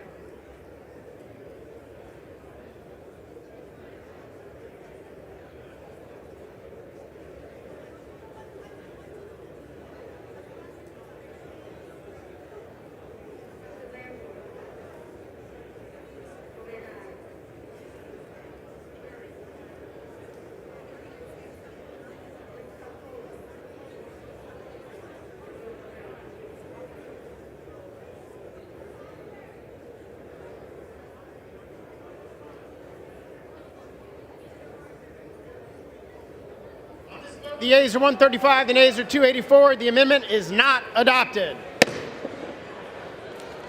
The unfinished business is the request for a recorded vote on amendment number 20, printed in Part B of House Report 118 to 242 by the gentleman from South Carolina, Mr. Norman, on which further proceedings were postponed and on which the noes prevailed by voice vote. The clerk will redesignate the amendment. Amendment number 20, printed in Part B of House Report number 118-242, offered by Mr. Norman of South Carolina.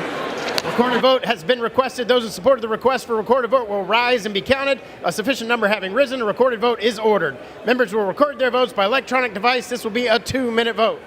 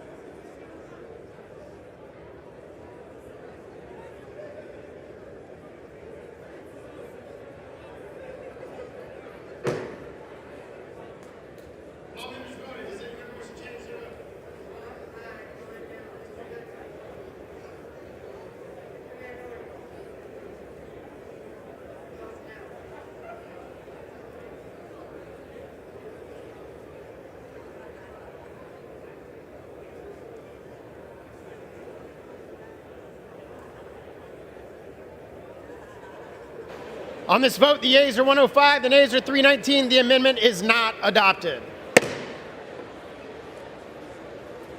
The unfinished business is the request for a recorded vote on amendment number 25, printed in Part B of House Report 118 to 242, by the gentleman from Pennsylvania, Mr. Perry, on which further proceedings were postponed and on which the noes prevailed by voice vote. The clerk will redesignate the amendment. Amendment number 25, printed in Part B of House Report number 118-242, offered by Mr. Perry of Pennsylvania.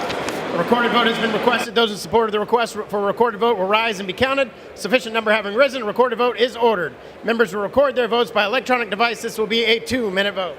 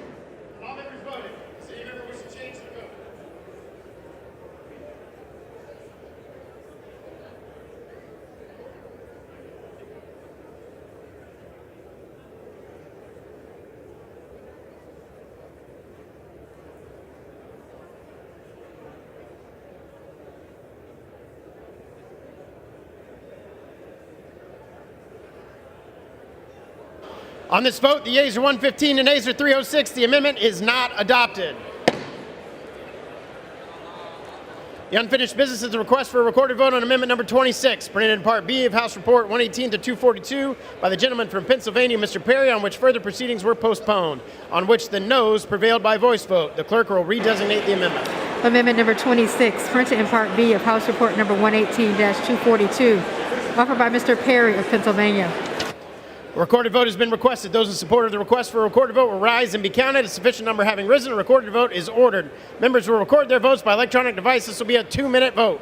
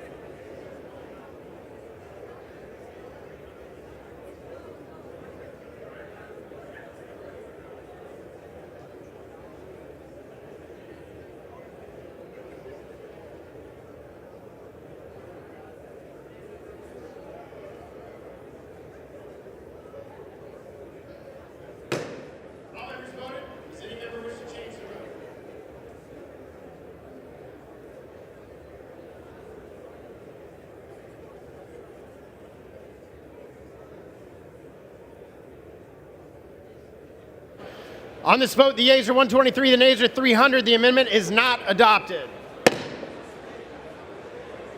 The unfinished business is the request for a recorded vote on amendment number 27, printed in Part B of the House Report 118 through 242 by the gentleman from Pennsylvania, Mr. Perry, on which further proceedings were postponed, on which the ayes prevailed by voice vote. The clerk will redesignate the amendment. Amendment number 27, printed in Part B of House Report number 118-242, offered by Mr. Perry of Pennsylvania.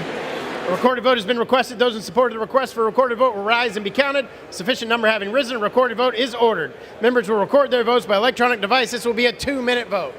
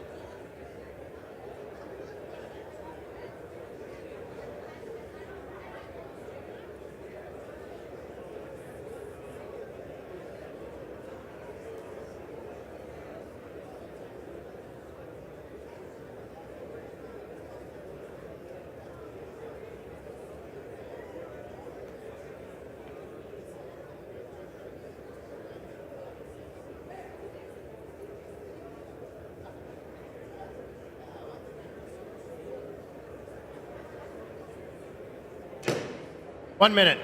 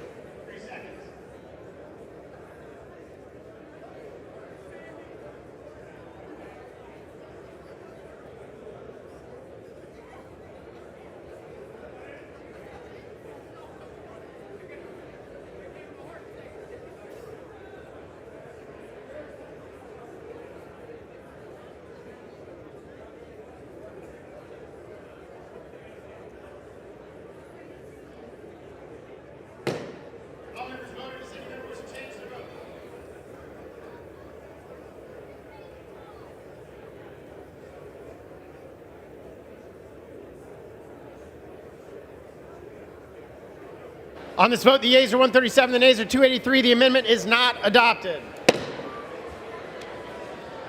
The unfinished business is a request for a recorded vote on amendment number 28, printed in Part B of House Report 118 to 242 by the gentleman from Pennsylvania, Mr. Perry, which further proceedings were postponed and on which the noes prevailed by voice vote.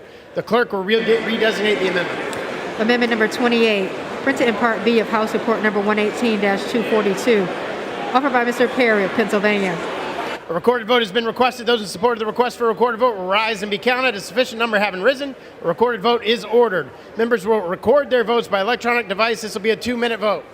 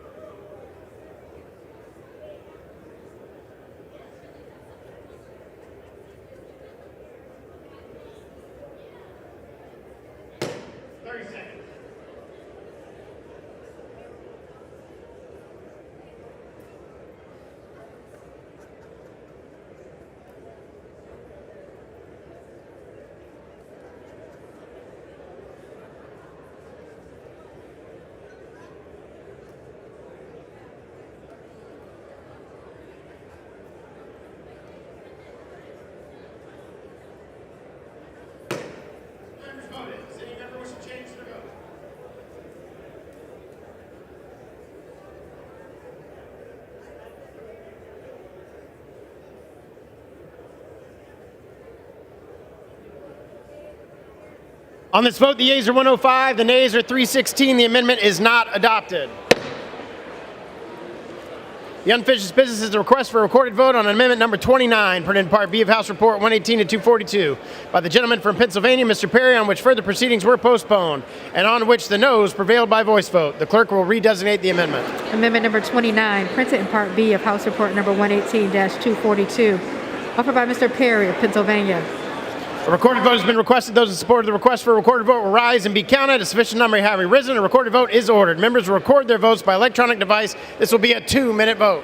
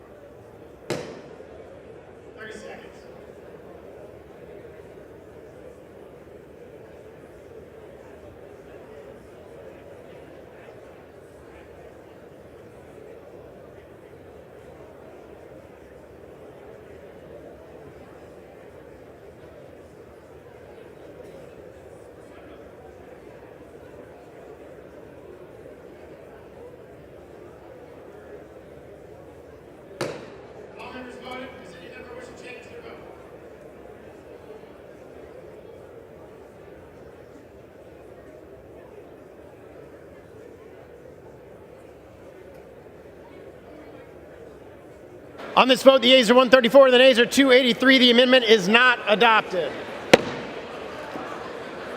The unfinished business is a request for a recorded vote on amendment number 30, printed in Part B of House Report 118 to 242 by the gentleman from Pennsylvania, Mr. Perry, on which further proceedings were postponed, on which the noes prevailed by voice vote. The clerk will redesignate the amendment.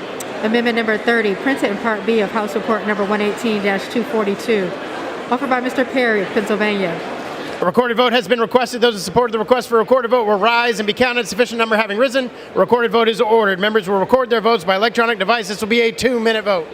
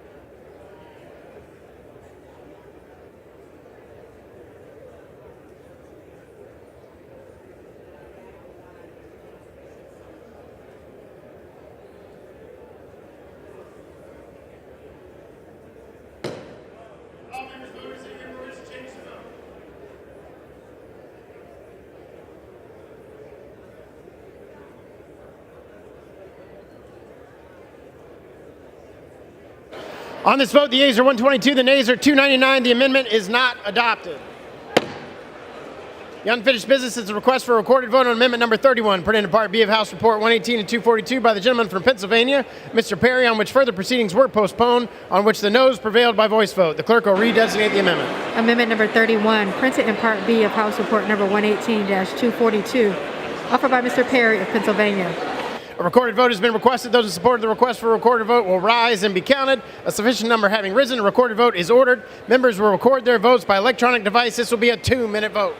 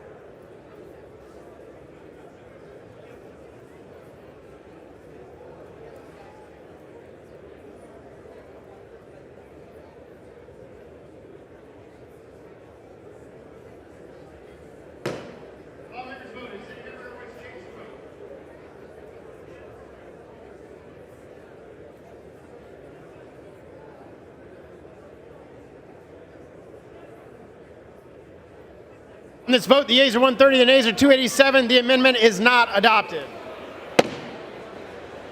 The unfinished business is a request for a recorded vote on amendment number 32, printed in Part B of House Report 118 and 242 by the gentleman from Pennsylvania, Mr. Perry, on which further proceedings were postponed, on which the noes prevailed by voice vote. The clerk will redesignate the amendment. Amendment number 32, printed in Part B of House Report number 118-242, offered by Mr. Perry of Pennsylvania.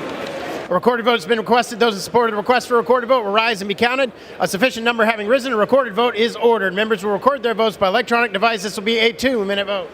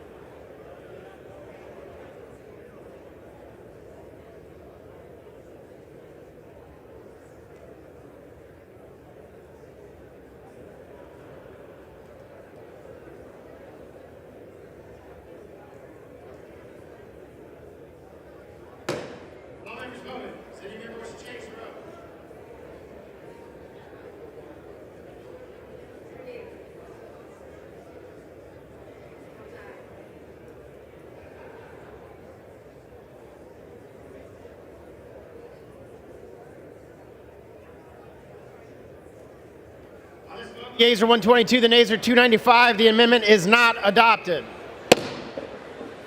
The unfinished business is the request for a recorded vote on amendment number 36, printed in Part B of House Report 118 to 242, by the gentleman from California, Mr. Garamendi, on which further proceedings were postponed and on which the noes prevailed by voice vote. The clerk will redesignate the amendment. Amendment number 36, printed in Part B of House Report number 118-242, offered by Mr. Garamendi of California. A recorded vote has been requested. Those in support of the request for a recorded vote will rise and be counted. A sufficient number having risen, a recorded vote is ordered. Members will record their votes by electronic device. This will be a 2-minute vote.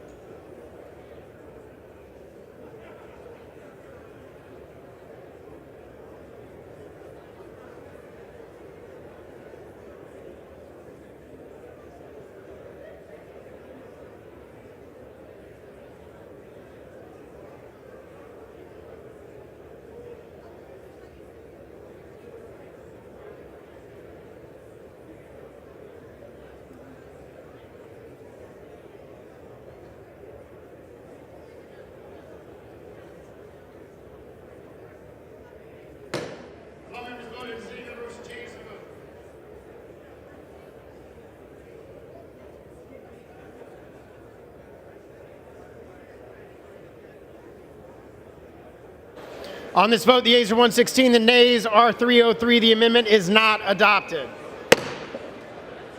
The unfinished business is a request for a recorded vote on amendment number 37, printed in Part B of the House Report 118 to 242, by the gentleman from California, Mr. Garamendi, on which further proceedings were postponed, on which the noes prevailed by voice vote. The clerk will redesignate the amendment. Amendment number 37, printed in Part B of House Report number 118-242, offered by Mr. Garamendi of California.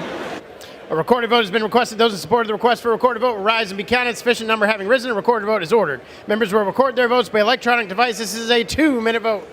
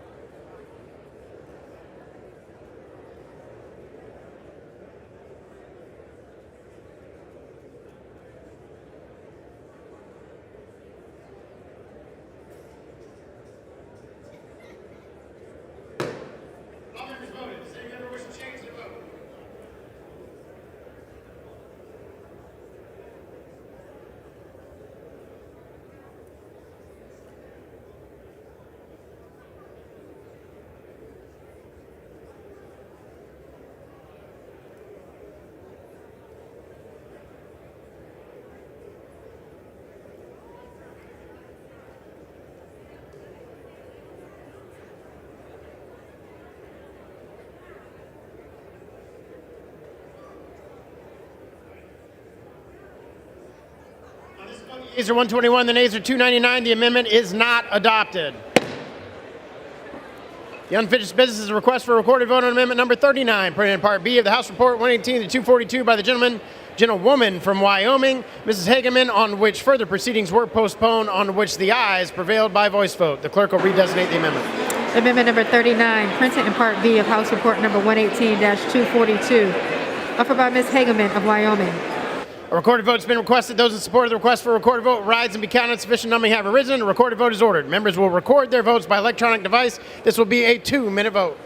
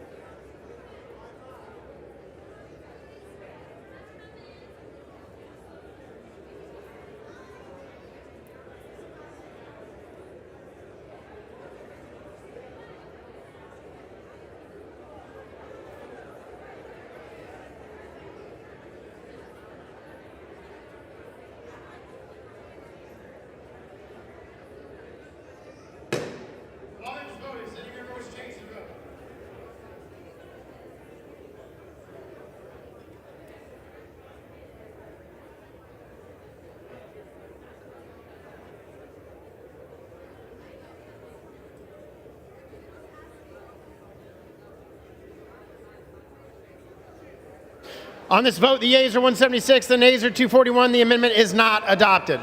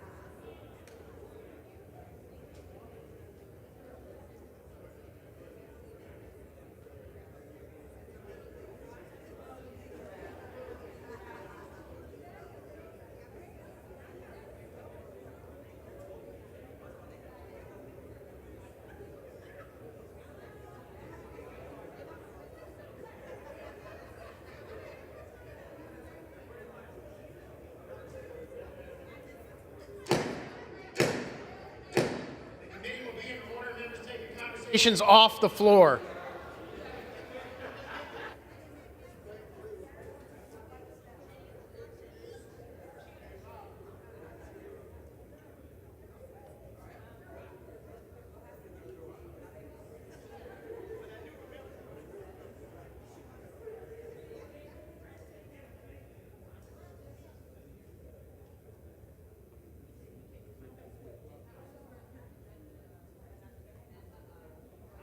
To consider amendment number 41, put into Part B of House Report 118 to 242. For what purposes does the gentleman from Texas seek recognition? Mr. Speaker, I have an amendment at the desk. The clerk will designate the amendment. Amendment number 41, printed in Part B of House Report number 118-242, offered by Mr. Jackson of Texas. The House will be in order. Pursuant to House Resolution 756, the gentleman from Texas, Mr. Jackson, and a member opposed, each will control 5 minutes. The chair recognizes the gentleman from Texas. Thank you, Mr. Speaker. The National Nuclear Security Administration's Pantex plant in Amarillo, Texas is one of our nation's most valuable and vital military assets, as it is our strategic forces' only nuclear weapons assembly and disassembly facility. The saying within the military's nuclear enterprise is all roads lead to Pantex because this site in my district is a mandatory stop for every single nuclear weapon within our inventory. This amendment will prohibit the Biden administration from halting construction of the much-needed high-explosive synthesis, formulation, and production facility at Pantex. This major construction project will enhance our nuclear deterrence capability by allowing the NNSA to modernize and scale its high-explosive production capabilities to meet pressing and urgent stockpile requirements. Right now, we rely on a single external vendor for large-scale synthesis, formulation, and blending for high-explosive products.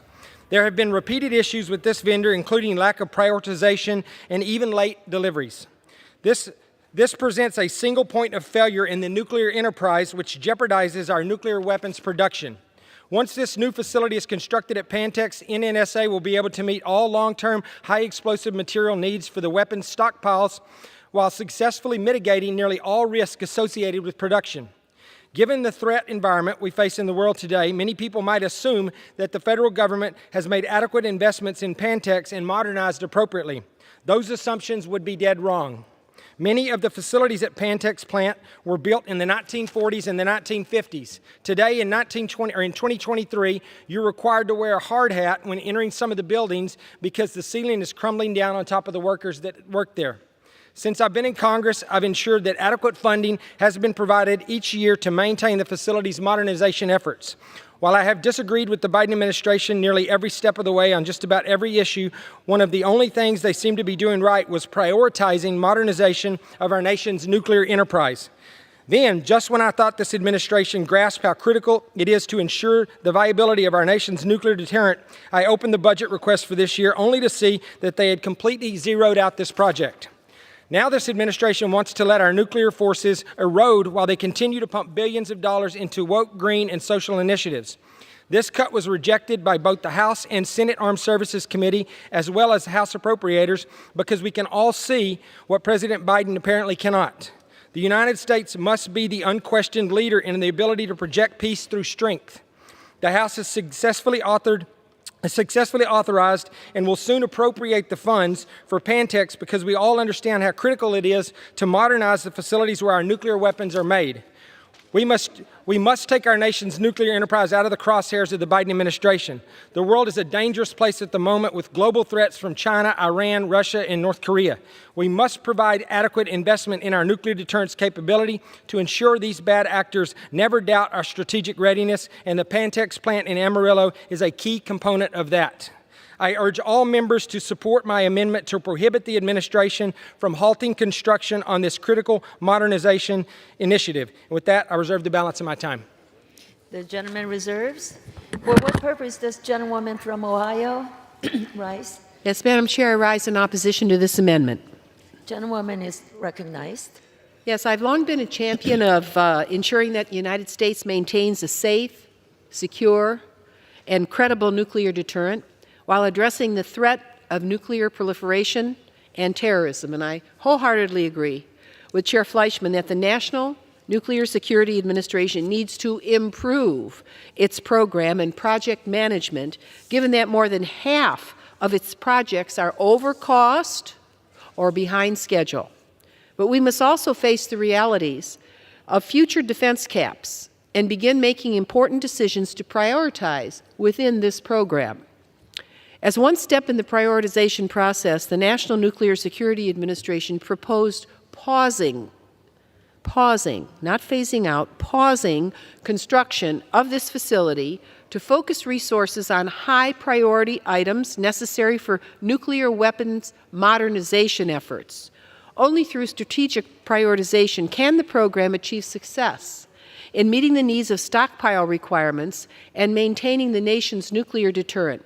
We should not prohibit the NNSA from pausing certain activities, especially since those issues will be resolved through conferencing funding levels. I urge my colleagues to vote against this amendment, and I yield back.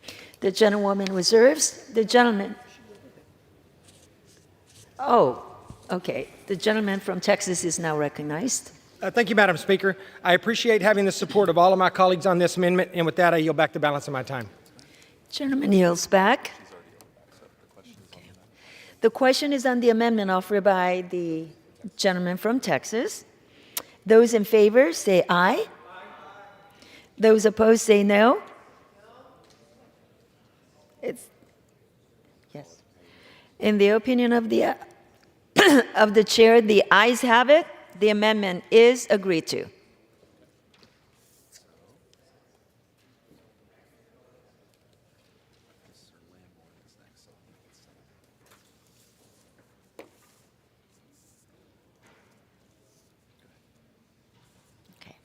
It is now in order to consider amendment number 42, printed in Part B of House Report 118-242.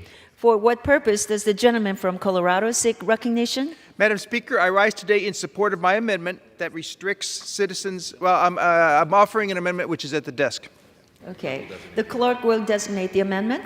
Amendment number 42, printed in Part B of House Report number 118-242, offered by Mr. Lamborn of Colorado. Pursuant to House Resolution 756, the gentleman from Colorado, Mr. Lamson, and a member opposed each will control 5 minutes. The chair now recognizes the gentleman from Colorado.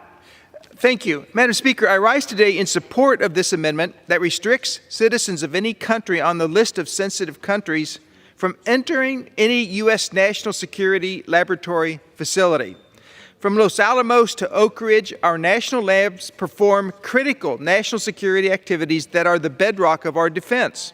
They oversee the stewardship of our national stockpile, which maintains our safe, secure, credible, and effective nuclear deterrent force. Unlike our adversaries, the United States has upheld the zero-yield testing standard set in place by the Comprehensive Test Ban Treaty. We have done this by choosing to make a massive investment in our national labs to develop a more responsible nuclear testing regime that does not require supercritical explosions. I was stunned to hear recent reports, though, of Biden administration officials inviting citizens from our two greatest adversaries to observe U.S. nuclear weapons tests. Russia and China should not have insider access to our testing. This is the latest in a series of misguided and naive national security actions made by Biden administration officials. These are the same officials who have sworn oaths to protect and defend the U.S. Constitution and were appointed as caretakers for our nation's most sensitive national security activities. Proponents of this policy argue that inviting foreign observers to view our tests would encourage our adversaries to be more transparent about their activities. However, China and Russia have had ample opportunity to be more open about their nuclear weapons development and deployments and refuse to do so. So allowing adversaries to observe our nuclear testing activities is allowing them to derive our methods and procedures, and this destroys deterrence.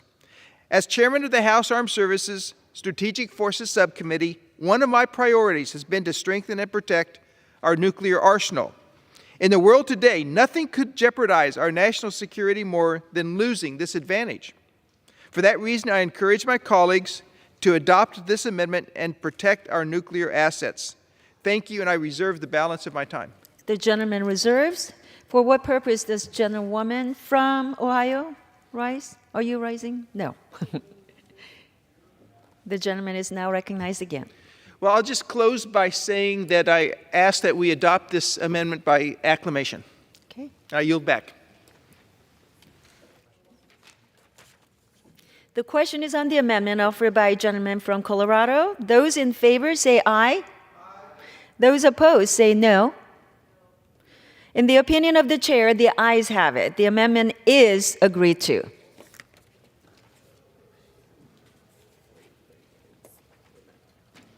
Okay. It is now in the order to consider amendment number 43, printed in part of House Report 118-242. For what purpose does the gentlewoman from Florida seek recognition? Ms. Chair, I have an amendment at the desk. The clerk will designate the amendment. Amendment number 43, printed in Part B of House Report number 118-242, offered by Mrs. Luna of Florida. Pursuant to House Resolution 756, the gentlewoman from Florida, Ms. Luna, and a member opposed each will control 5 minutes. The chair now recognizes the gentlewoman from Florida. I yield as much time as I may consume. The Army Corps has halted beach renourishment projects in Florida due to their perpetual public easement access policy. This is now affecting more than 9 counties in Florida where the Corps has refused to renourish our beaches without stripping property rights from every homeowner, an unattainable requirement. The Corps has renourished Florida's beaches for the past 2 decades using temporary construction easements to proceed with beach renourishment. The Corps is now going back and enforcing this new policy dating back to 1996, but has not enforced the same policy for the past 2 decades. They refuse to address the threat of shore erosion while continuing to watch our beaches disappear before our very eyes. Numerous members of the Florida delegation has reached out to the Assistant Secretary Connor at the Corps to resolve this issue. The unelected bureaucrats at the Army Corps of Engineers has a different agenda. They have stonewalled every single one of us every single step of the way. The Corps has neither followed up nor followed through on proceeding with scheduled beach renourishment projects where we are in dire need due to damage from recent hurricanes. If the Army Corps does nothing, our beaches will continue to dissipate and our homes will be susceptible to destruction. The truth is the Army Corps did not require perpetual easements before, and they do not need them now. The responsibility for the inevitable degradation of Florida beaches, marine life, and economy will rest entirely with the Army Corps of Engineers. I do not know who the Army Corps works for, but it's clear that it is not the American people. This amendment puts the Army Corps on notice for their shameful neglect of Floridians and forces them to get to work on restoring our beaches. I reserve the balance of my time. Is there any member seeking recognition in opposition? For what purpose does gentlewoman from Ohio seek recognition? Yes, Madam Chair, I rise to oppose the amendment. The gentlewoman is recognized. This amendment that generally is offered raises serious constitutional issues and may amount to an unconstitutional bill of attainder. This is not the way to handle policy disputes with Michael Connor, the Assistant Secretary of the Army for Civil Works. This amendment prioritizes, I'm sad to say, legislative theater over the American people, and it has no chance of becoming law. I strongly urge my colleagues to vote against this harmful amendment, and I reserve the balance of my time. The gentlewoman reserves. I now recognize Lady from Florida. I yield back. The gentlewoman yields. Gentlewoman from Ohio is recognized. Yes, Madam Chair, I yield to the gentleman from Tennessee and Chair of the Energy and Water Subcommittee, Chairman Fleischman. The gentleman is recognized. Madam Chair, thank you to the ranking member. Thank you for yielding. While I can completely understand the frustrations many of my colleagues may experience in some of their dealings with some of the aspects and personnel in the executive branch, respectfully, I think reducing the salaries to $1 is not likely to solve the problem. In fact, it may create even more problems in a challenging environment. So in all due respect to my colleague from Florida, I urge my colleagues to oppose this motion. Thank you. Gentlewoman from Ohio, I yield back my remaining time. Gentlewoman yields back. The question is on the amendment offered by Gentlelady from Florida. Those in favor say aye. Those opposed say no. In the opinion of the chair, the ayes have it. The amendment is agreed to. Madam Chair? For what purpose does Gentlelady from Ohio seek recognition? Yes, Madam Chair, I demand a recorded vote, please. Okay. Pursuant to Clause 6 of Rule 18, further proceedings on the amendment offered by the Gentlelady from Florida will be postponed. It is now in order to consider Amendment Number 44, printed in Part B of House Report 118-242. For what purpose does the Gentlelady from Florida seek recognition? Madam Chair, I have an amendment. The clerk will designate 18-240, offered by Mrs. Luna of Florida. Pursuant to House Resolution 756, the gentlewoman from Florida, Ms. Luna, and a member opposed each will control 5 minutes. The chair now recognizes the gentlelady from Florida. I yield as much time as I may consume. The Army Corps has halted many beach renourishment projects in Florida. It's now affecting 9 counties. Ultimately, in our eyes, this 96 policy is completely out of date and needs to be defunded.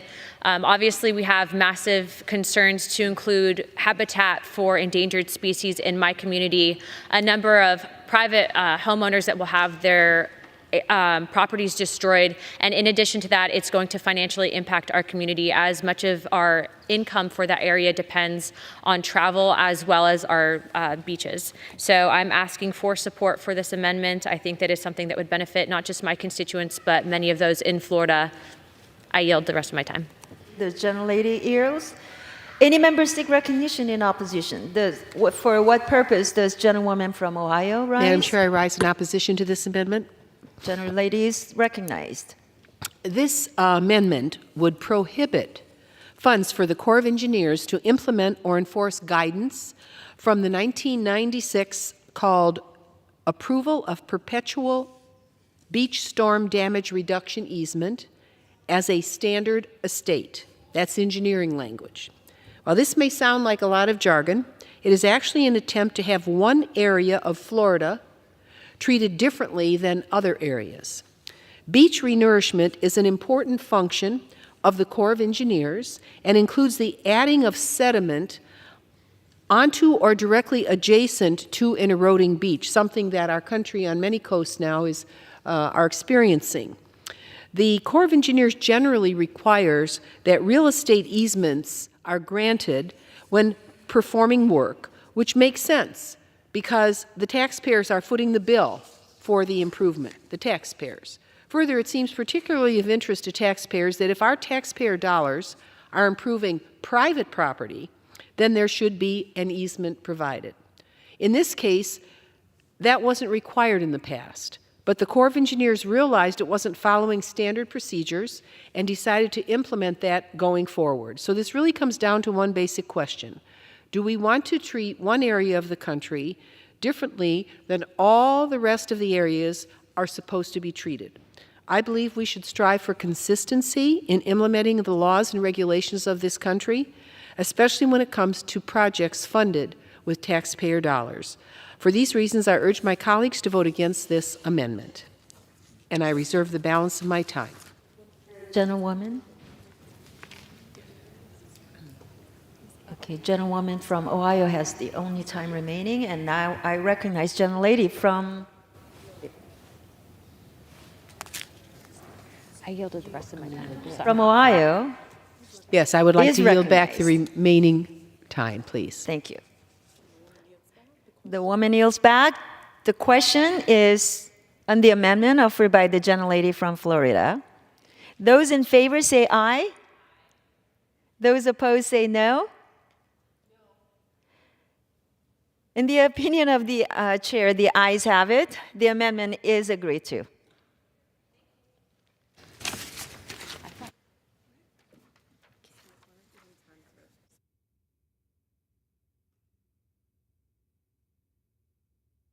It is now in order to consider Amendment Number 45, printed in Part B of House Report 118-242. For what purpose does the gentleman from Georgia seek recognition? I have an amendment. The clerk will designate the amendment. Amendment number 45, printed in Part B of House Report number 118-242, offered by Mr. McCormick of Georgia. Pursuant to House Resolution 756, the gentleman from Georgia, Mr. McCormick, and a member opposed each will control 5 minutes. The chair recognizes the gentleman from Georgia. Thank you, Ms. Chair. I rise to offer my amendment number 45 to H.R. 4394 to the Energy and Water Development and Related Agencies Appropriations Act for the fiscal year of 2024. My amendment number 45 prevents the Army Corps of Engineers from closing campgrounds around Lake Lanier. My amendment will ensure that these campgrounds are open for my constituents and for people all over the country to enjoy the outdoors of Georgia's 6th District. Lake Lanier is the most visited lake of the 464 federally operated lakes in the United States, with well over 10 million visitors from all over the country annually. The Army Corps of Engineers runs the lake and the campgrounds and parks surrounding it. Over the past summer, the Corps suggested they close some of the campgrounds around the lake, citing the lack of appropriations and need for maintenance. Congress provided $8.31 billion in annual appropriations for 2023, which was 26% above the fiscal year 23 presidential budget request. Frankly, the Corps seems to have not properly budgeted. This is big government at its finest. Wasteful, always asking for more, and never trying to save or be more efficient. The Army Corps must do better on focusing on the needs of the community where it operates. The more control locally, the better. The families of Georgia 6, as well as all those who seek to visit Lake Lanier, should not have to bear the consequences of mismanagement of funds. These campgrounds must remain open. I reserve the balance of my time. The gentleman reserves. For what purpose does the gentlewoman from Ohio seek recognition? Yes, Madam Chair, I rise in opposition to this amendment. The gentlewoman is recognized. This amendment prohibits funds provided by this act from closing campgrounds or parks operated by the Army Corps of Engineers and located at or around Lake Sidney Lanier, Georgia. I can certainly understand the strong interest in preventing the Corps from closing campgrounds and parks in a particular area. Frankly, I wish my area had one, but we don't. We don't have Corps facilities like that. So the gentleman has been blessed. The Corps of Engineers is one of the nation's leading federal providers of outdoor recreation. Its recreation sites receive 262 million visits each year and include more than 400 lake and river projects in 43 states. Unfortunately, the Corps of Engineers recreation funding has been declining in recent years, and I support the notion that we do not want the Corps to begin closing recreation sites due to lack of funding. However, this is an issue that affects hundreds of sites across dozens of states. I do not believe we here today should begin the practice of using funding prohibitions to carve out special designation, but instead should develop a comprehensive solution fair to all regions across our nation to address the challenge of funding the Corps' recreation sites. And I would welcome the opportunity to work with the gentleman on that, and obviously the chair of the full committee. For this reason, I oppose the amendment at this time, but look forward to working with my colleagues to develop a solution to the larger problem. Maybe we can even get a little attention to the Great Lakes. Wouldn't that be great? All right. Thank you so very much, and I yield back. Gentlewoman yields. Gentleman from Georgia is recognized. And thank you, Ms. Chair. I'm glad you agree with me that this is a problem nationwide. I am focused on my district, however. I think I am the representation for my district. I think in fiscal year 2023, operations and management budget for the Army Corps was 11% more than the previous year, at $5.08 billion instead of $4.57 billion, which makes our case that there is no reason to use these funds to close the most popular designation for people from all over to come to our lake in our district. Therefore, Ms. Chair, I now more than ever think it's more important to protect our outdoors, keep the campgrounds around Lake Lanier open and accessible to the public. And with that, I'm prepared to close. Gentleman has only time remaining. Okay. I yield the remainder of my time. The gentleman yields.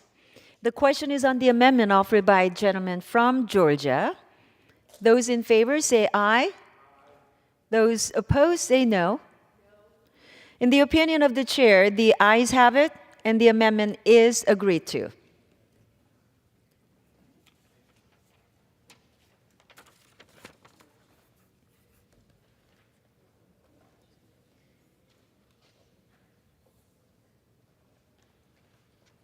It is now in order to consider amendment number 46, printed in Part B of House Report 118-242.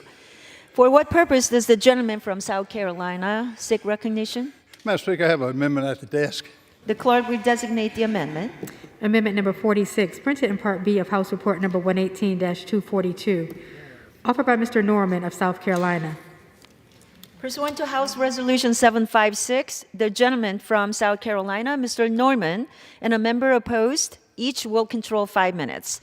The chair now recognizes the gentleman from South Carolina. Madam Speaker, my amendment would prohibit funding for the Biden administration's rule titled Energy Conservation Program in Energy Conservation Standards for Manufactured Housing, and it would prohibit the Department of Energy from carrying out regulations that increase the regulatory burdens. This is a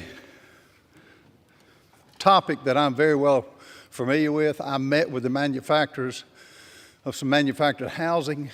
For those who don't know, manufactured housing is built in an enclosed environment, and what they have, if they pass these regulations, would put the most affordable housing out of business, like changing the rafter sizes from 2x2s, 2x4s to 2x10s, or 2x8s, or 2x6s.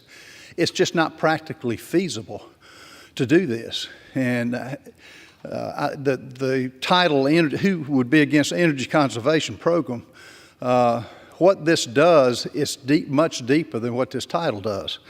And so on May 2022, the DOE developed energy standards for manufactured homes that would raise the price of new manufactured homes by untold thousands of dollars, which would be passed on to the homeowners from cost increases that is far in excess of any return that they would get from the energy savings.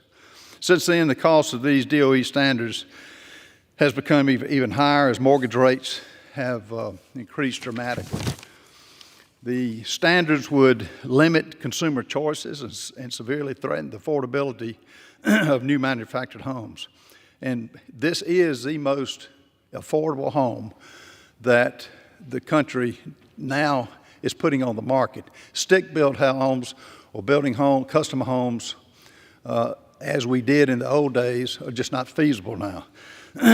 This is the manufactured housing represents one of the best opportunities for helping families realize the American dream, and it accounts for roughly 6% of the housing stock, and this being the largest source of unsubsidized affordable housing in the country.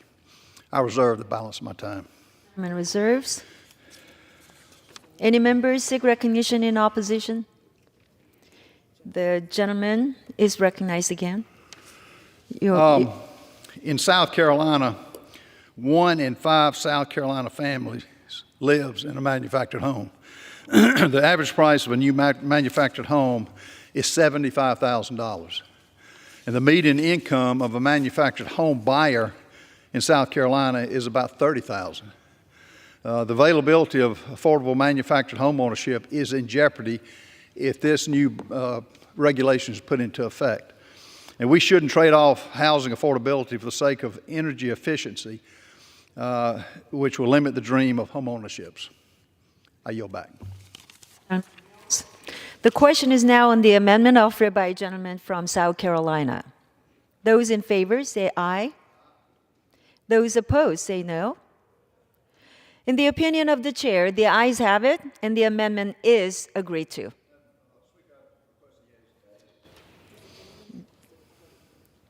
Does the gentleman request recorded vote? This is already agreed to. Correct.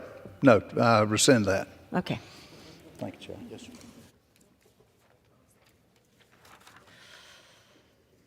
It is now in order to consider Amendment number 47, printed in Part B of House Report 118-242. For what purpose does the gentleman from South Carolina seek recognition? Madam Speaker, I have an amendment at the desk. The clerk will designate the amendment. Amendment number 47, printed in Part B of House Report number 118-242, offered by Mr. Norman of South Carolina. Pursuant to House Resolution 756, the gentleman from South Carolina, Mr. Norman, and a member opposed, each will control 5 minutes. The chair now recognizes the gentleman from South Carolina. Madam Speaker, my amendment would prohibit funding for policies that advance the Biden administration's radical DEI agenda, diversity, equity, and inclusion. Specifically, my amendment would prohibit the use of funds for the Department of Energy's Office of Scientific Workforce Diversity, Equity, and Inclusion. This office mission is to promote diverse, equitable, and inclusive workplaces. Now, even science must bow to equity and inclusion. Science should be rooted in fact and research, not wokeism. We've seen what happens when DOE prioritizes diversity and inclusion over all else. It results in hiring non-binary nuclear officials like Sam Brenton, who uses they, them pronouns to address his cohorts. It's time to be serious. We cannot waste taxpayers' dollars funding an Office of Science whose sole purpose is to promote diversity, equity, and inclusion over science. I urge my colleagues to support my amendments. I reserve the balance of my time. Any member seeking recognition in opposition?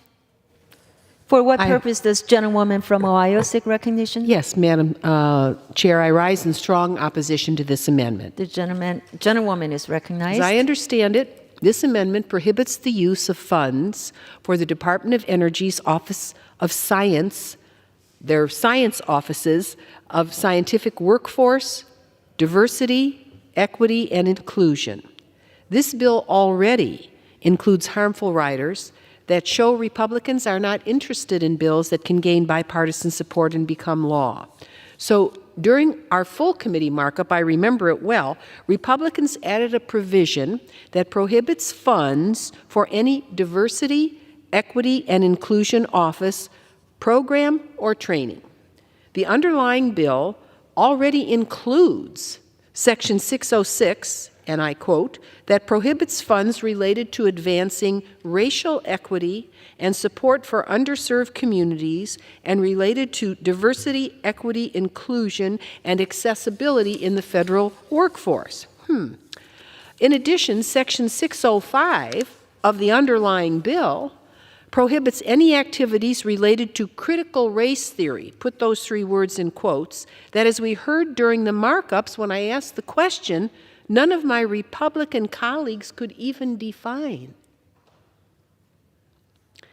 How many, and I don't see a definition in your presentation here today, how many times do the individuals on the other side of the aisle need to emphasize that they do not like the words diversity, equity, and inclusion? I know when we were educated, we were always taught about e pluribus unum, one of many. And that's what makes our nation great, that we aren't just one widget, that in fact our common experience is our shared heritages for wherever they might be from. It makes us a more interesting place, and it also connects us to the broader world beyond our shores. I really do not understand why these provisions are necessary on an energy and water bill, and I would hope that my colleagues can stop targeting those who may be different from themselves, or they might think they are, and embrace acceptance, or at least tolerance, of others. And I urge my colleagues to reject this amendment. I yield back my time. The gentlewoman yields. The gentleman is now recognized. Madam Speaker, I think my good friends on the left don't realize the cost of what DEI is borne by the businesses in this country. And now more than ever, when they're paying double and triple for gas, they're having supply chain shortages. They've got interest rates that are 40-year high. They got inflation that we've never seen the likes of. We've seen what DEI does in the military. The military is down 25 to 30%. If you want a definition, define for me what pronouns they and them. If you're referring to your fellow workers, they and them, does that make sense? No, that's the stupidest, craziest idea to even entertain. People are trying to put food on the table. People are trying to protect their loved ones, and you're really promoting this with a price tag? Y'all ought to be ashamed of yourself for doing this at a time when America is struggling as never before. It's got a price tag to it, and to even have to discuss this is really unbelievable in today's world. I yield back to balance my time. The gentleman yields. The question now is on the amendment offered by the gentleman from South Carolina. Those in favor say aye. Those opposed say no. In the opinion of the chair, the ayes have it, and the amendment is adopted. For what purpose, this gentlewoman? Yes, Madam Chair, on that I demand a recorded vote, please. Okay. Pursuant to Clause 6 of Rule 18, further proceedings on the amendment offered by the gentleman from South Carolina will be postponed.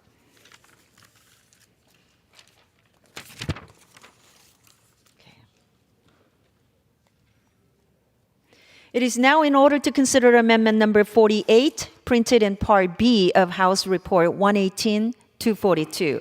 For what purpose does the gentleman from South Carolina seek recognition? Madam Speaker, I have an amendment at the desk. The clerk will designate the amendment. Amendment number 48, printed in Part B of House Report number 118-242, offered by Mr. Norman of South Carolina. Pursuant to House Resolution 756, the gentleman from South Carolina, Mr. Norman, and a member opposed. Each will control 5 minutes. The chair now recognizes the gentleman from South Carolina. Madam Speaker, my amendment is similar to what we talked about before on the DEI lunacy. My amendment would prohibit funds from being used by the Interagency Working Group on the social cost of greenhouse gases. The social cost of greenhouse gases. The Interagency Working Group was originally convened by the Obama administration before being disbanded by the Trump administration and reimposed through Biden's Radical Climate Executive Order 13990. Democrats use the social cost of greenhouse gas metrics to justify sweeping climate policies and the strict regulations. I would add that President Biden, when asked about what the main concerns and threats for America, he put climate change. We got people being blown up over in Israel, and his focus is climate change now. I urge my colleagues to support my amendment and ensure we don't waste valuable tax dollars and resources to fund the Biden administration's radical climate agenda. And the other thing I would add is we have got to put dollars on that are just vaguely named in these bills and see where the money actually goes. I think America would be astounded. I reserve the balance of my time. The gentleman reserves.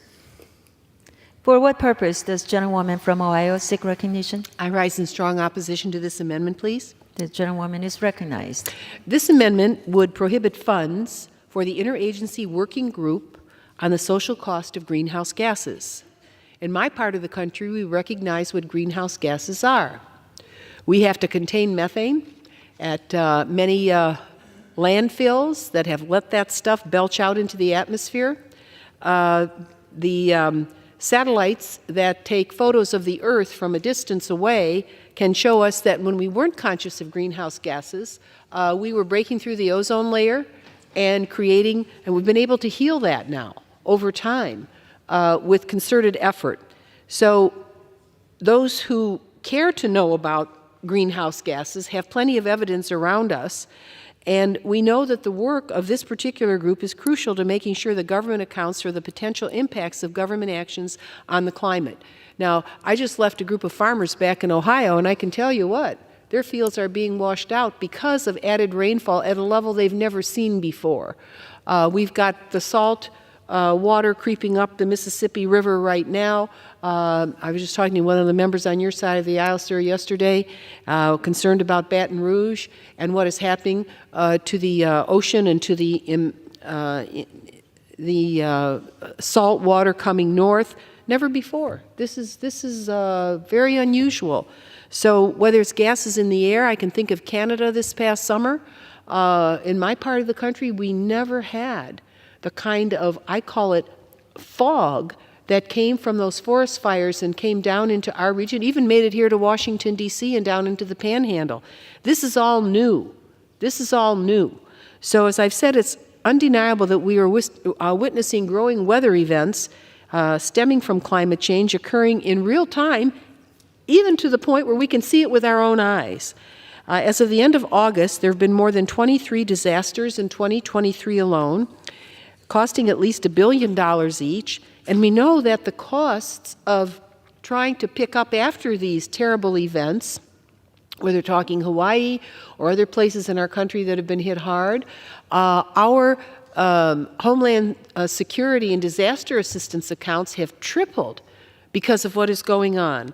So we know that the events this year have exceeded the previous record set in 2020, and we still have a few more months to go before this year is out. So we don't have the luxury to pretend that climate change isn't impacting us, whatever name you call it, or that our actions aren't somehow related to it. Tell the American citizens who lost businesses or homes and loved ones from hurricanes and wildfires and other recent natural disasters, and those who continue to face unrelenting flooding in the Midwest, that there are no costs from climate change, because there sure are. And it is already past time for aggressive action to address climate change and its impact. The truth is that it is having catastrophic social and economic impacts here in the United States and across the globe, and these are real and they are unrelenting. Pretending that it doesn't exist simply won't make it go away. So I strongly urge my colleagues to vote against this harmful amendment, and would enjoy talking to the gentleman at any time about my part of the country and what we endure. And from what I see in your part of the country, you've got issues there as well. I yield back my remaining time. The gentlewoman yields. The gentleman is recognized. Thank you, Madam Speaker. You know, I'm glad you mentioned forest fires. If you talk to any forester, this is something we could have a direct impact on. You know how much thatch that is causing a lot of these fires? Thatch, in a lot of cases, is this high. And the environmentalists won't let them cut some dead trees, and it won't let them take the thatch out. Now, how stupid is that? It defies logic. Now, you mentioned the oceans. You try to explain to anybody in this country how a man is going to control the oceans. We're all for clean water and clean air, but the price tag that is put on these programs that are paying some bureaucrat to give his opinion. And it's lunacy at its height at a time in this country that Americans cannot afford it. And I promise, if you, in your district, if you talk to your constituents and put the price tag on it, I think they would have a different opinion than your president saying that climate change is the biggest existential threat in this country. There are far greater things than that.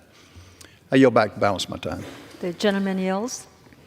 The question is now on the amendment offered by a gentleman from South Carolina.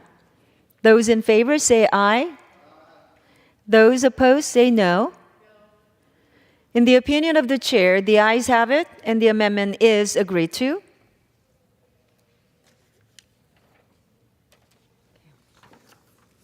It is now in order to consider amendment number 49, printed in Part B of House Report 118-242.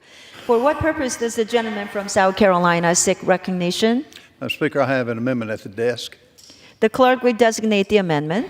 Amendment number 49, printed in Part B of House Report number 118-242, offered by Mr. Norman of South Carolina. Pursuant to House Resolution 756, the gentleman from South Carolina, Mr. Norman, and a member opposed, each will control 5 minutes. The chair recognizes the gentleman from South Carolina. Madam Speaker, this is similar to the other amendments we've been talking about. This particular Amendment 49 prohibits use of funds for the consideration of the social costs of greenhouse gases in the development and implementation of budgets, federal procurement processes, or environmental reviews. You know, I don't know how you calculate that, but the dollars are going toward it. President Biden is directing agencies to consider the social costs of greenhouse gases in the development and implementation of budgets, the federal procurement process. Democrats use the social cost of greenhouse gas metrics to justify funding sweeping climate policies and strict regulations. Where's it legitimately going to? I doubt there would be my good friends on the left, if it were coming out of your paycheck, I think you'd probably have a different opinion of where the money should be used. So this is, again, similar to what we've been talking about. It's similar to what we face on the Financial Services Committee, where groups are demanding banks that loan money fill out 500-page reports on the carbon imprint that banks have. How stupid is that? Again, this is down the same lines we talked about, and I reserve the balance of my time. Reserves. For what purpose does the gentlewoman from Ohio rise? I rise in strong opposition to this amendment. Gentlewoman is recognized. All I wish to say on this is there's an old expression, don't try to fool Mother Nature.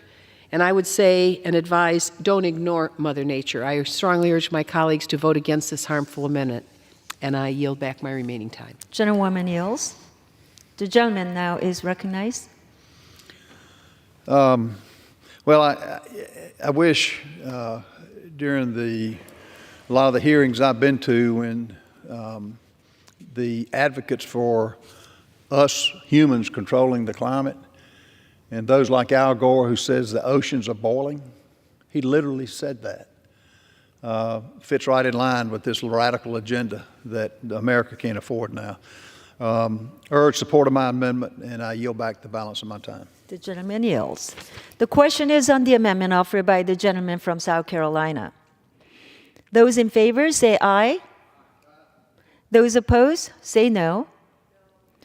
In the opinion of the chair, the ayes have it, and the amendment is agreed to.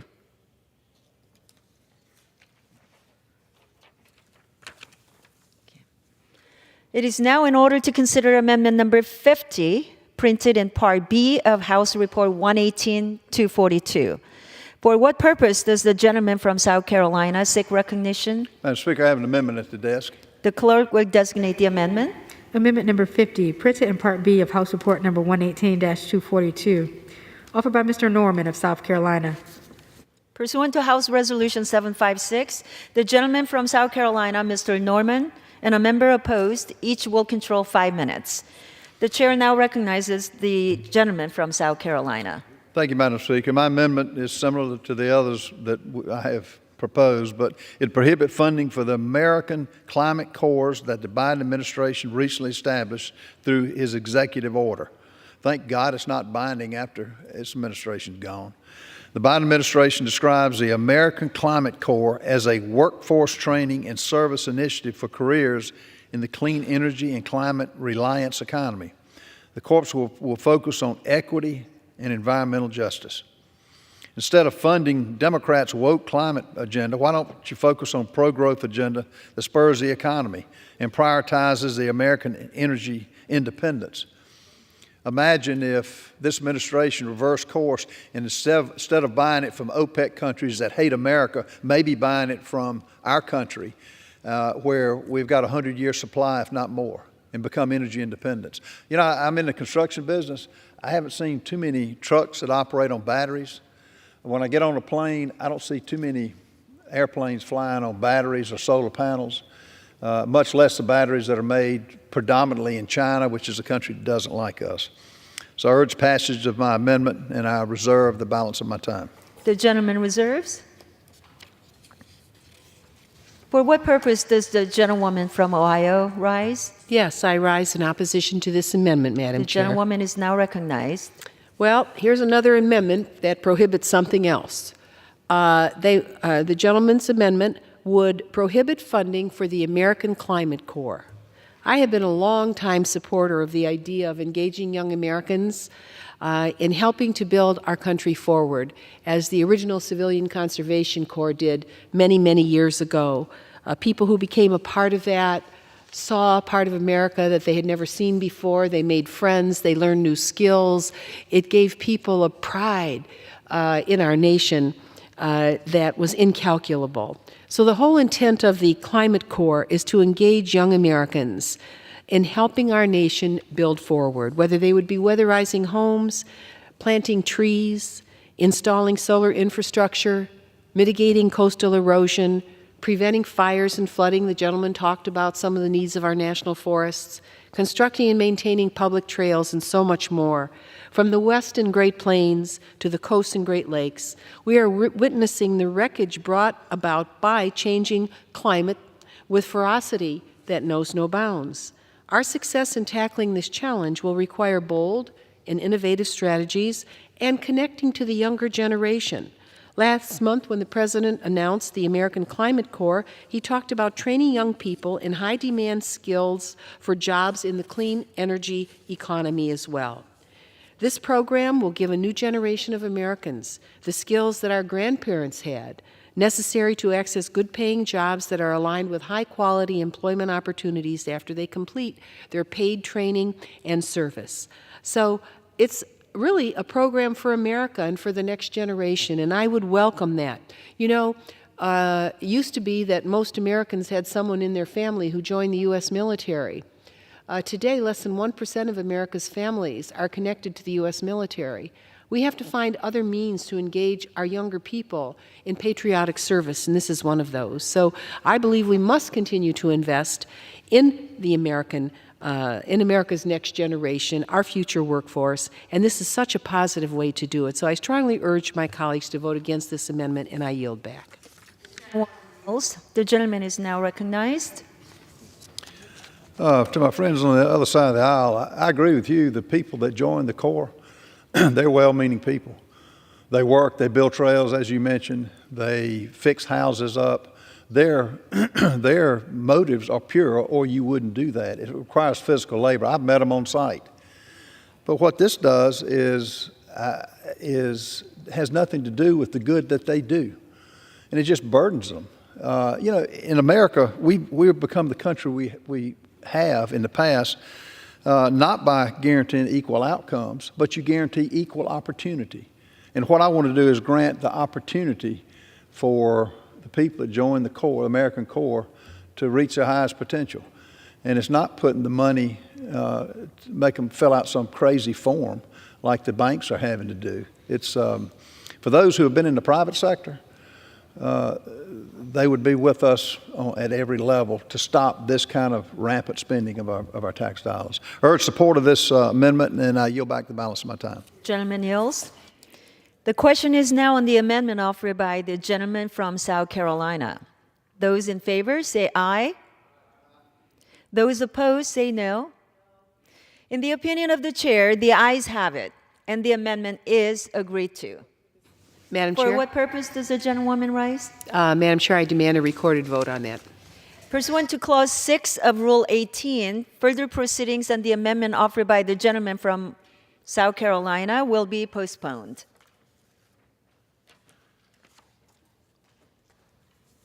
It is now in order to consider Amendment Number 51, printed in Part B of House Report 118-242. For what purpose does the gentleman from Michigan seek recognition?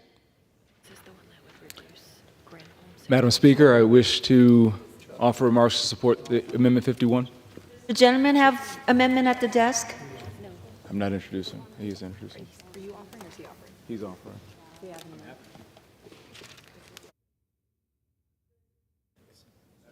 Speaker, I have an amendment at the desk. Amendment arise as the designee of the next amendment we're debating? Amendment at the desk. Okay. So the gentleman from South Carolina is now recognized, and you have an amendment at the desk? Yes, ma'am. Okay, the clerk will designate the amendment. Amendment number 51, printed in Part B of House Report number 118-242, offered by Mr. Norman of South Carolina. Pursuant to House Resolution 756, the gentleman from South Carolina, Mr. Norman, and a member opposed each will control 5 minutes. The chair recognizes the gentleman from South Carolina. Thank you, Madam Speaker. My amendment cuts the salary of the Secretary of the Department of Energy, Jennifer Granholm, to $1. The job that she has done is far below standard by any measure. She testified and promoted a company in Greenville, my state, not in my district, but my state, that she was a former board member on, and requested funds from the American taxpayer.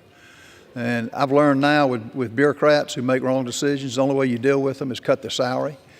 And I would recommend that her salary be cut to $1. I reserve the balance of my time. The gentleman reserves. For what purpose does gentlewoman from Ohio rise? Yes, Madam Chair, I rise in opposition. You're recognized.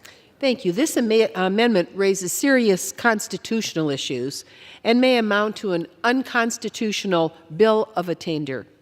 This is not the way to handle policy disputes with the Secretary of Energy for our country. This amendment prioritizes legislative theater over the American people and doesn't have a chance of becoming law. I strongly urge my colleagues to vote against this harmful amendment, and I reserve the balance of my time. The gentlewoman reserves.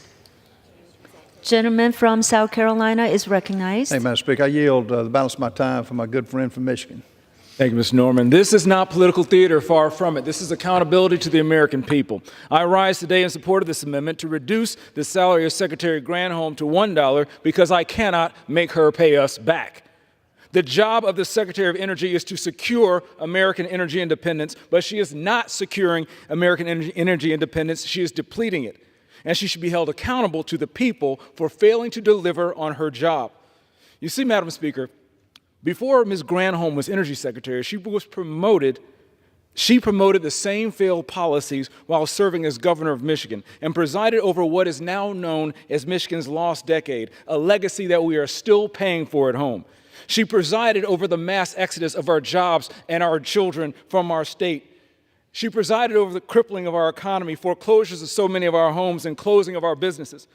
She embarrassed us with Rasco fiasco when she offered $9 million in tax credits to promote a job program that actually went to a convicted embezzler who lived out of a trailer. And you know what she did when she was done gutting and embarrassing our state, Madam Speaker? She left. She got on a plane and headed for California, where she took a faculty position in Berkeley while leaving struggling Michiganders at home, struggling in the snow. Now, Madam Speaker, while this amendment today is not about her time in Michigan, past behavior is the best indicator of future performance. So we should be appalled but not surprised by the same malpractice, malfeasance, and mistreatment of the office that she assumes currently, and has inflicted serious pain on the American people and jeopardizes our American independence moving forward. Since this administration took office, Madam Speaker, we've gone from this energy independence to energy reliance on dictators and despots around the world. Secretary Granholm sold off our strategic petroleum reserves and sold out Americans and our national security. And all the worse, she went on television and laughed in our faces just before gas prices hit their peak.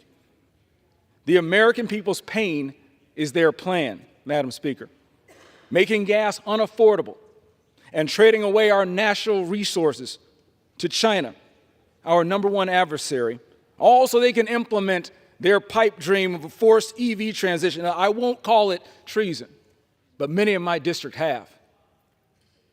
The policy she is seeking to impose billions of dollars in penalties for our autos through our EV mandates would crater the #1 industry in Michigan. We do not fear the future, but we demand to be a part of it. Madam Speaker, the consequences of her failures is the reason folks in my district are standing on a picket line right now. The unrealistic, untimely, and unjust forced EV mandates she supports is building the Chinese middle class on the backs of the middle class families in Michigan and around America. It's time for her to pay, and Congress is holding her accountable. This is the essence of what the Article I branch of government should be doing, is holding an out-of-control administration accountable to the people. She failed in Michigan, and we will not let her fail America. This is a warning to the American people that policies that hurt them will stop with the 118th Congress. These policies have not worked anywhere they've been tried. They have failed. And in the real world, failure means your employer takes your pay. This town needs to start operating a little bit more like the real world. That's why I support this resolution, and I encourage all of my colleagues to support it as well. Thank you, Madam Speaker. The gentleman from Michigan yields back, and the gentleman from South Carolina yields back. Gentlewoman from Ohio? Yes, For what Madam purpose do Chair. you rise? Yes, I just wanted to say in reaction to what I just heard on the floor here, there must be two Jennifer Granholms because the one I know is simply exceptional. Mr. Chair, I yield to the gentleman from Tennessee and Chair of the Energy and Water Subcommittee, Mr. Fleischman. Gentleman from Tennessee is recognized. Madam Chair, thank you, and I thank my ranking member for yielding to me, and I did hear both of my colleagues. But respectfully, I disagree with this amendment. I do not think that attempting to reduce salaries to $1 is likely to address this problem, and it may very well cause more problems than it attempts to create. So I will respectfully oppose the amendment and urge my colleagues to oppose the same and yield back. The gentleman yields. The gentlewoman from Ohio is recognized. I yield back my time The remaining. gentlewoman from Ohio yields. The question is now on the amendment offered by the gentleman from South Carolina. Those in favor say aye. Those opposed say no. In the opinion of the chair, the noes have it. The amendment is not agreed to.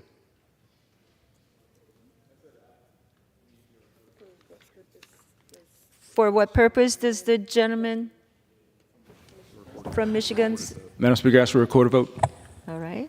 Pursuant to Clause 6 of the Rule 18, further proceedings on the amendment offered by a gentleman from South Carolina will be postponed.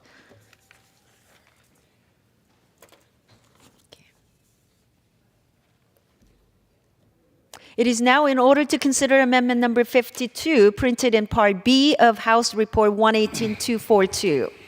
For what purpose does the gentleman from Tennessee seek recognition? I have an amendment at the desk. The clerk will designate the amendment. Amendment number 52, printed in Part B of House Report number 118-242, offered by Mr. Ogles of Tennessee.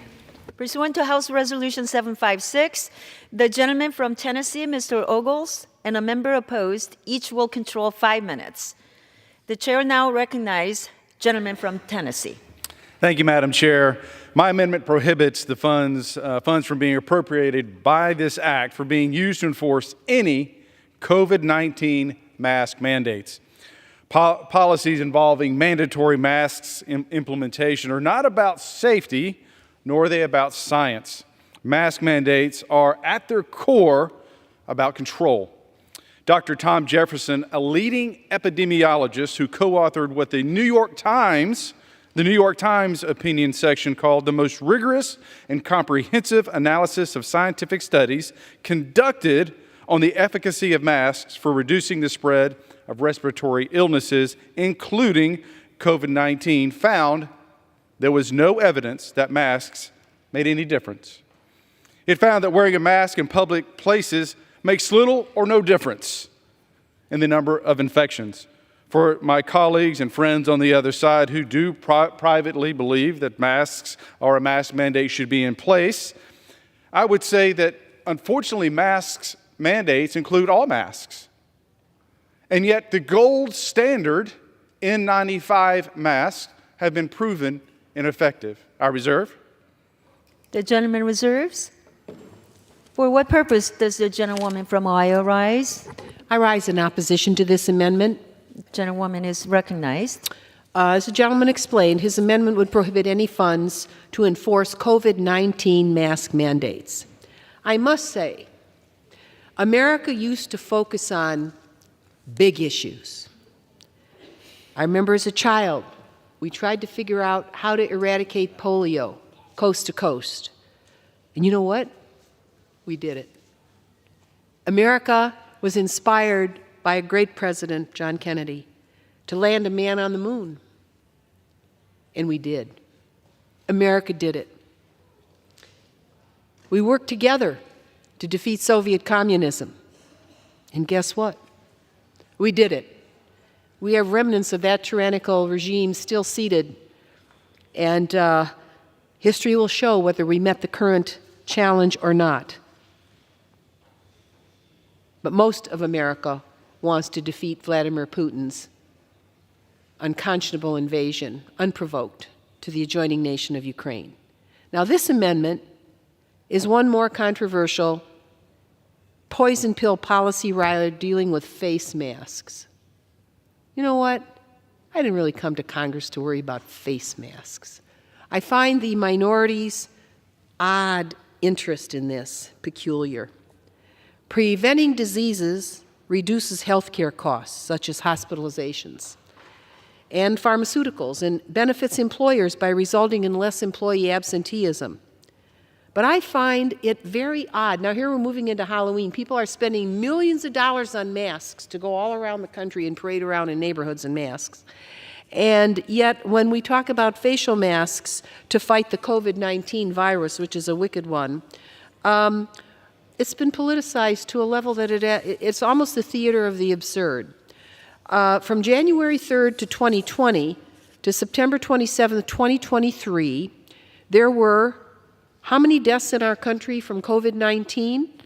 1,127,152 deaths from COVID-19. In our country alone, 1,127,152 deaths. Some of the people who died we knew and loved. Some of the very people serving in this room. So I strongly urge my colleagues to vote against this harmful amendment and to focus on great quests, not ridiculousness. I yield back. Gentlelady from Ohio yields back. Gentleman from Tennessee. Mr. Chair, I too believe in reaching for the moon, for achieving big things. We eradicated polio using science. We went to the moon using science. But mask mandates were based off of fear and control. Dr. Jefferson goes on to say in his study that policymakers who imposed mask mandates on Americans were convinced by non-randomized studies, flawed observational studies, not rooted in science. It was about control. I find as a member of Congress, any action of this body that infringes on liberty to be a problem. Any action by this body that infringes on law to be a problem. Any action by this body that infringes the Constitution of this great country to be a problem. And so I stand here in great opposition to using money to take the liberty away from hard-working Americans. A freedom that has been fought for and bled for, and I will not rest. Mr. Chairman, I yield back. The question is on the amendment offered by the gentleman from Tennessee. Those in favor say yea. Aye. Those opposed, no. No. In the opinion of the chair, the yeas have it. The amendment is agreed to.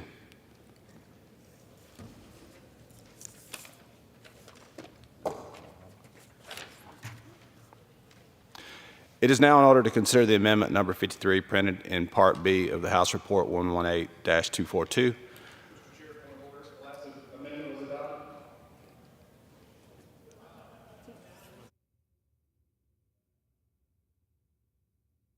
Gentleman hasn't stated a proper point of order.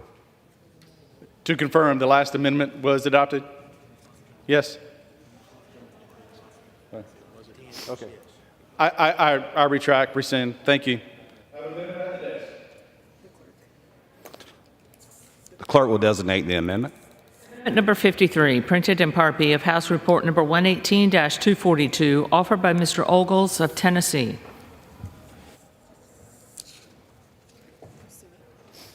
Pursuant to the House Resolution 756, the gentleman from Tennessee, Mr. Ogles, and a member opposed to each will control 5 minutes. The chair recognizes the gentleman from Tennessee.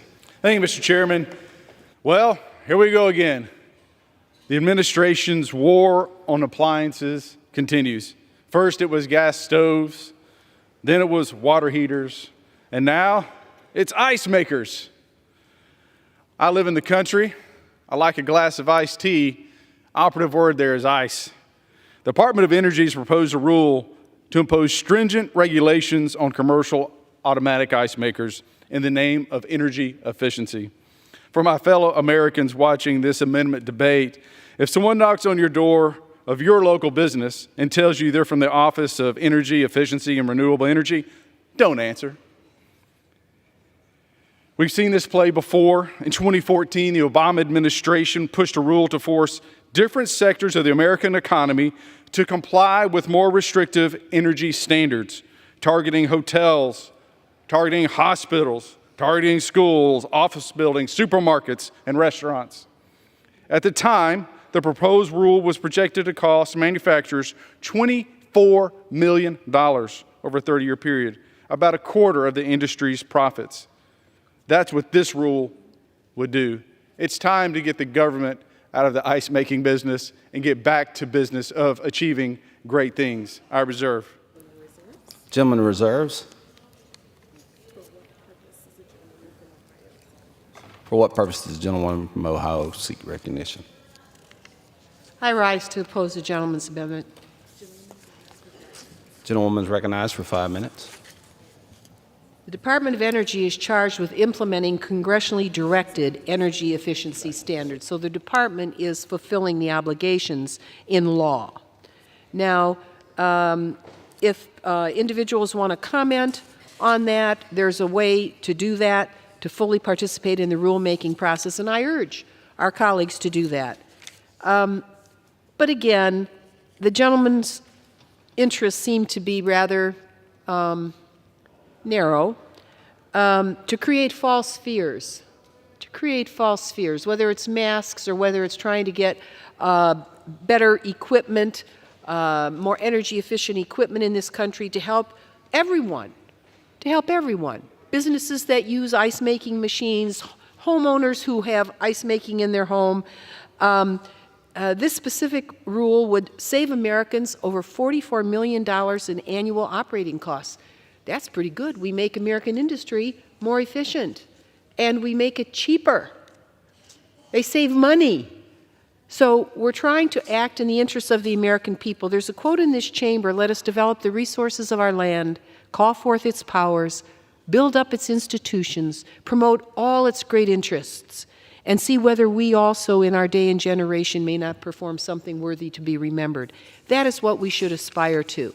And in saving the American people money, in helping them to promote their companies, to save money, to make America better, I think that we're on the right path. I think the gentleman's amendment is misdirected. I oppose it, and I yield back my remaining time. Gentleman from Tennessee. Thank you, Mr. Chairman. You know, I appreciate my colleagues' sentiment, and I would just say that at a time when we have increased electrification in this country, at a time when we have continued stress and demand for electricity in this country, even in Tennessee, the lauded and respected TVA had brownouts this past winter because of the demand for energy. But rather than increasing our own energy production, rather than focusing on supporting a new innovative nuclear technology to expand our ability to be energy independent, to produce more energy, they're focusing on ice makers. Mr. Chairman, this is ridiculous. This is absurd. This is nothing more than a woke Biden administration that is once again regulating, rulemaking against businesses that ultimately will cost consumers more money. I would ask adoption of my amendment, and I yield back. The question is on the amendment offered by the gentleman from Tennessee. Those in favor say yea. All opposed say no. In the opinion of the chair, the yeas have it. The amendment is agreed to.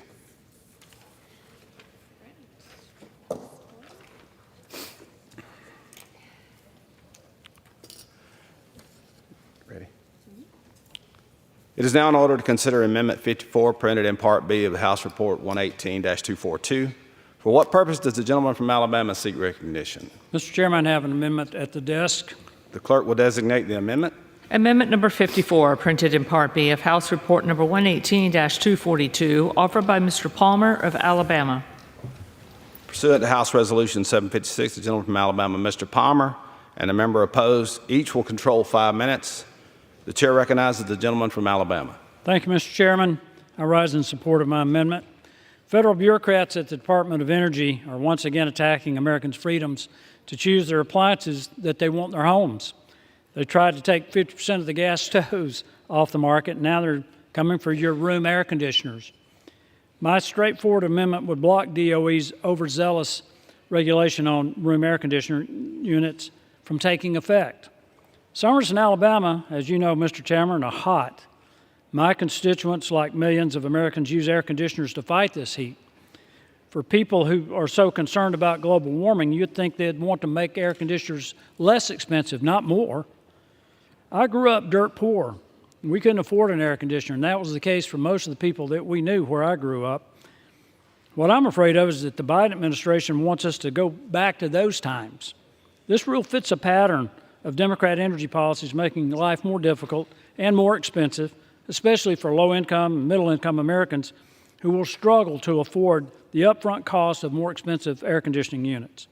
Mr. Chairman, this amendment shows a clear difference in the vision between House Republicans and the Biden administration and the House Democrats. House Republicans believe in American energy abundance, and the administration believes in energy restrictions. We believe in consumer choice, and the administration believes in heavy-handed government mandates. We believe consumers back home can make their own decisions, while the administration believes federal bureaucrats, Biden bureaucrats, can decide what Americans can and can't do on a daily basis. If a consumer wants a more efficient, energy-efficient room air conditioning unit, they have the freedom to choose one based on what they think is best, not what the Biden bureaucrats think is best. This rule is another example of vast government overreach and should be stopped. I therefore urge my colleagues to support my amendment. Thank you, Mr. Chairman. I reserve the remainder of my time. Gentleman from Alabama reserves. For what purpose does the gentlelady from Ohio seek I rise in recognition? opposition to the amendment. Gentlewoman is recognized. The Department of Energy is charged with implementing congressionally directed energy efficiency standards. And I think it's safe to assume that virtually all Americans, let alone all the people in this room, have benefited from these types of efficiency standards over the course of their lifetimes. Today, the typical new room air conditioner uses 39% less energy than its 1990 counterpart. In that 33-year time span, the Department of Energy raised the efficiency standard for room air conditioners 3 times, and real results happened. The Department of Energy estimates that these new standards will save American families and consumers approximately, are you ready, $1.5 billion per year on their electricity bills. I urge my colleagues to reject this amendment.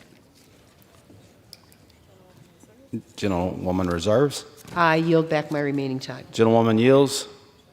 Gentleman from Alabama. This is another example of bureaucratic overreach. Congress is pretty clear in its lawmaking, and as we're finding out as the Supreme Court takes up these issues, we're trying to restore legislative authority to this House. But in regard to this amendment, again, as I said, it shows the clear difference between the vision of the House Republicans and the Biden administration, the House Democrats. And I think that what American public needs is the opportunity to choose what they need for their homes.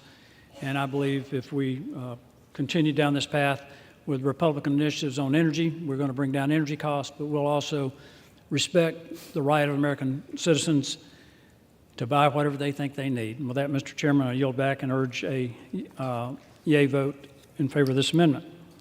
Questions on the amendment from the gentleman from Alabama? Those in favor say yea. Those opposed, no. In the opinion of the chair, the yeas have it. The amendment is agreed to.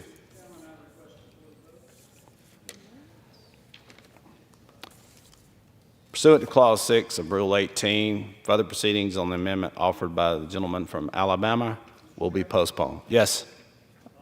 I rescind that request.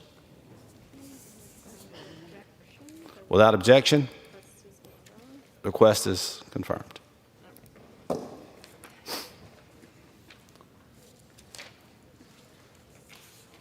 The chair understands that Amendment 55 will not be offered.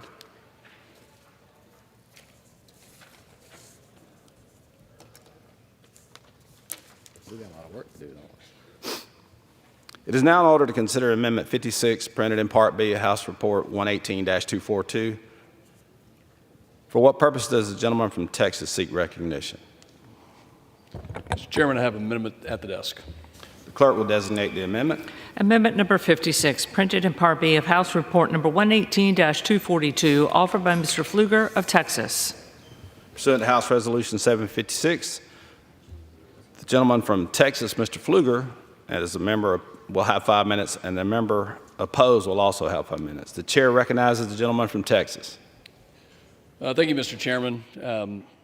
It's unfortunate that we have to be here to talk about this, and as a member of the Energy and Commerce Committee, as a representative of one of the most important energy production areas in the country, this is a national security issue. The Biden administration's assault on our baseload dispatchable generation of electricity has resulted in record high prices for consumers, looming resource inadequacies throughout the country, and have threatened our grid reliability. Just a few weeks ago, the Department of Energy's Assistant Secretary for Electricity, Mr. Rodriguez, testified before our committee, the Energy and Commerce Committee, regarding policies to enhance the reliability and the efficiency in powering American homes. And at this hearing, and I'm sad to say this, Mr. Rodriguez, who is the head of electricity at the Department of Energy, had no idea how much electricity the United States uses annually each year, and stated that the reason he was chosen for this position was not because he was a subject matter expert. And it saddens me to be standing here, but that's just not an acceptable position. And this glaring lack of knowledge is not okay. It's unacceptable from the head of the Department of Energy's Electricity Division. This administration has worked every day to transform energy industries and to push a green agenda that doesn't work, that's not reliable, that doesn't take into account reliability. And their own named assistant secretary doesn't know how much electricity we use. And so when you look at examples of what they've pushed for, a substantial increase in electric vehicles and other policies, you have to ask the question, if they don't know how much electricity we currently use, then will they know how much electricity we would require with their mandates for electric vehicles? In Texas alone, if all of our cars were electrified today, just as an example, the state would need approximately an additional 110 terawatt hours of electricity per year, the average annual electricity consumption of 11 million homes. The added electricity demand would result in a 30% increase over current consumption. So that is the kind of example that I expect Mr. Rodriguez and others within the Department of Energy to know. This is a gigantic increase in demand. This administration continues to put American producers and consumers in a bad situation. It's critical that we have good leadership at DOE. And let me make this clear. I want the Assistant Secretary to be successful. We should all want these people in leadership positions to be successful. If he succeeds, our country wins. But when you're the Assistant Secretary for Electricity and you don't know every detail about electricity in the United States, then you're not succeeding. And so it's for that reason that I recommend this amendment to reduce the salary to $1 and remind DOE of their core mission, which is to help Americans with reliable and affordable energy. And with that, I reserve. Gentleman from Texas reserves. For what purpose does the gentlelady from Ohio seek recognition? Yes, I rise in opposition to the amendment. The lady is recognized. This amendment raises serious constitutional issues and may amount to an unconstitutional bill of attainder. This is not the way to handle policy disputes with Mr. Rodriguez, Assistant Secretary for Electricity at the Department of Energy's Office of Electricity. He has very impressive credentials with over 2 decades of work in industry in California, in Arizona, parts of our country that understand the new pressures on producing power. We look at the forest fires that have occurred out there and the stresses on the environment that cause millions of people not to have electricity. He's actually lived in places in our country that have experienced it first. He has impressive degrees in the law and obviously in business. So I don't think they're being fair to this gentleman, and this is certainly not the way to handle this. So this amendment prioritizes legislative theater over the American people. It has no chance of becoming law, and I strongly urge my colleagues to vote against this harmful amendment. I reserve my time. Gentlelady from Ohio reserves. Gentleman from Texas. I yield to my colleague from Tennessee. Gentleman from Tennessee is recognized. If you have nothing. Okay. I thank the gentleman for yielding to me.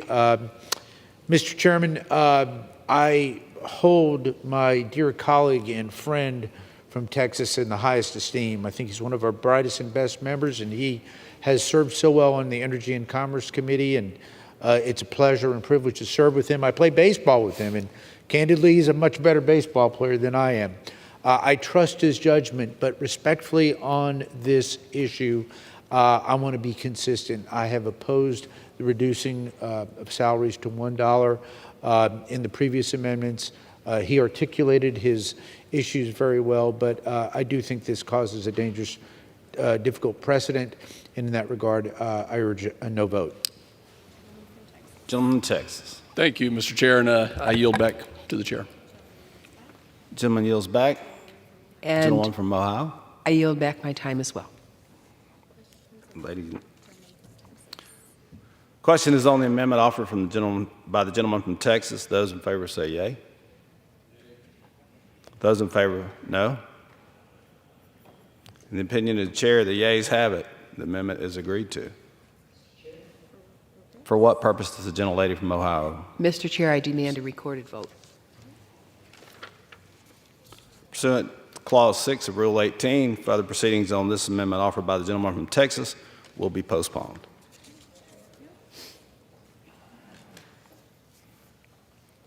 Just go ahead. It is now in order to consider Amendment 57, printed in Part B of the House Report 118-242. For what purpose does the gentleman from Texas seek recognition? Mr. Chair, I have an amendment to disc. The clerk will designate the amendment. Amendment number 57, printed in Part B of House Report number 118-242, offered by Mr. Pfluger of Texas.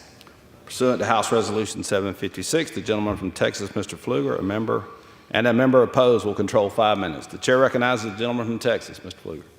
Thank you, Mr. Chairman. Most important tool our country has is energy. It's the underpinnings of our economy. It forms the foundational piece of our national security. We see this playing out in all parts of the world right now.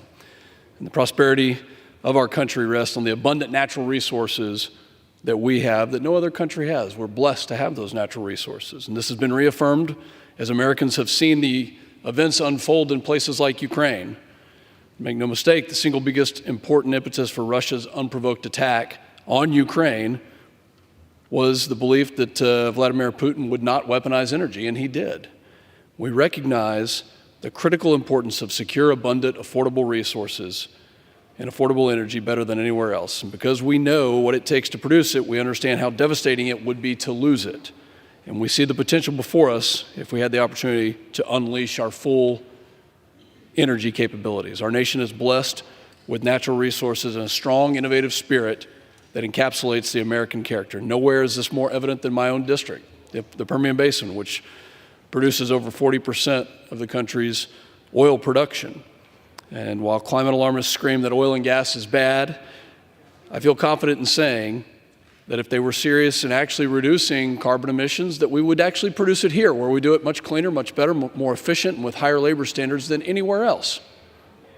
Don't export that to our adversaries. But unfortunately, this administration has done just that, and they would rather look to our adversaries for energy than embrace the innovation that's being done right here at home.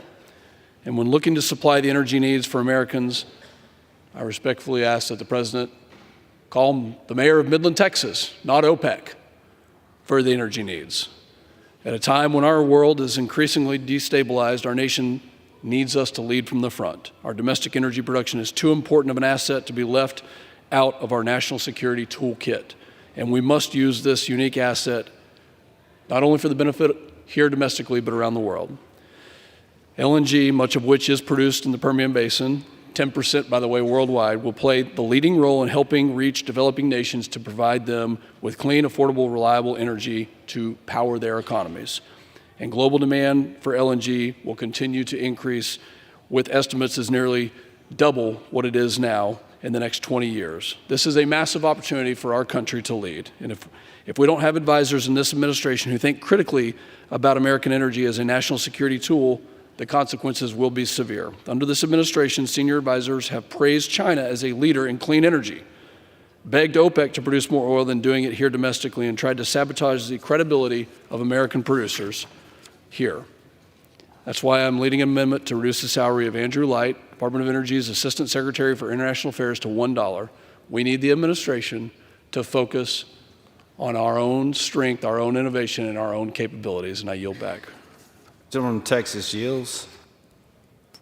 For what purpose does the gentlelady from Ohio seek recognition? Yes, Mr. Chair, I rise in opposition to the amendment.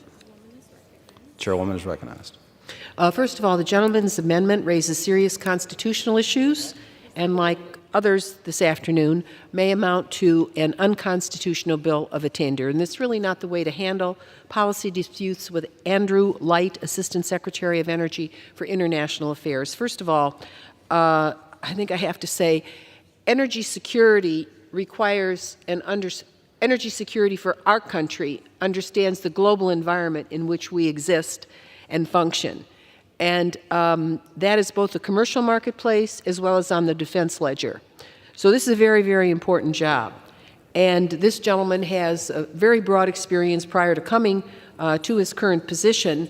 And even in the area of atmospheric sciences, trying to understand some of the science as well as the security issues involved in America remaining energy independent in perpetuity here at home. So the amendment prioritizes legislative theater again over the American people, doesn't have any chance of becoming law, and I strongly urge my colleagues to vote against this harmful amendment and reserve the balance of my time. The gentlelady from Ohio has the only remaining time. The gentleman from Texas has yielded. Gentlewoman from Ohio is recognized. Thank you. Mr. Chair, I yield to the gentleman from Tennessee and Chair of the Energy and Water Subcommittee, Mr. Fleischman. Gentleman is recognized. Mr. Chairman, thank you, and to the ranking member, I thank you for yielding to me. As with the previous amendment, I fully understand and appreciate my distinguished colleagues' frustrations, but respectfully disagree that reducing the salary to $1 is the way to address that, and respectfully urge a no vote on that. But again, I do thank my esteemed colleague for his amendment. Gentlewoman from Ohio.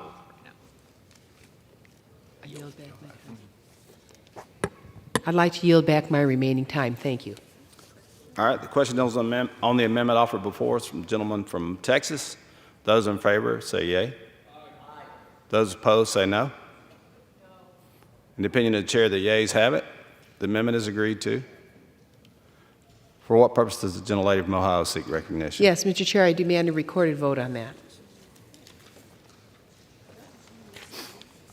Pursuant to Clause 6, Rule 18, further proceedings on the amendment offered by the gentleman from Texas will be postponed.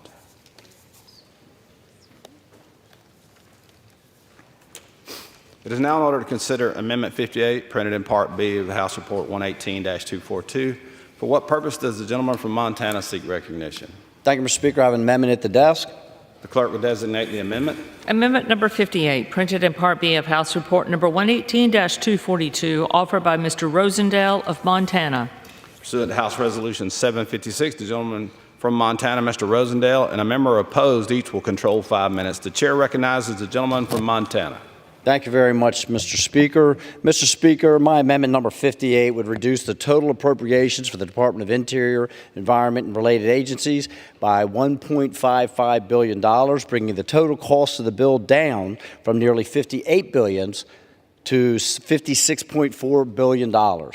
I submitted this amendment to get the total cost of this year's appropriation bills closer to the fiscal 22 levels. I've been traveling around the state of Montana for quite extensive periods of time over the last several months, and I've yet to find a single person that feels like we didn't have enough spending or government in fiscal 22. As a matter of fact, most of them truly believe that we had far too much government, and it was engaged in trying to run their lives, and they did not want to see anymore.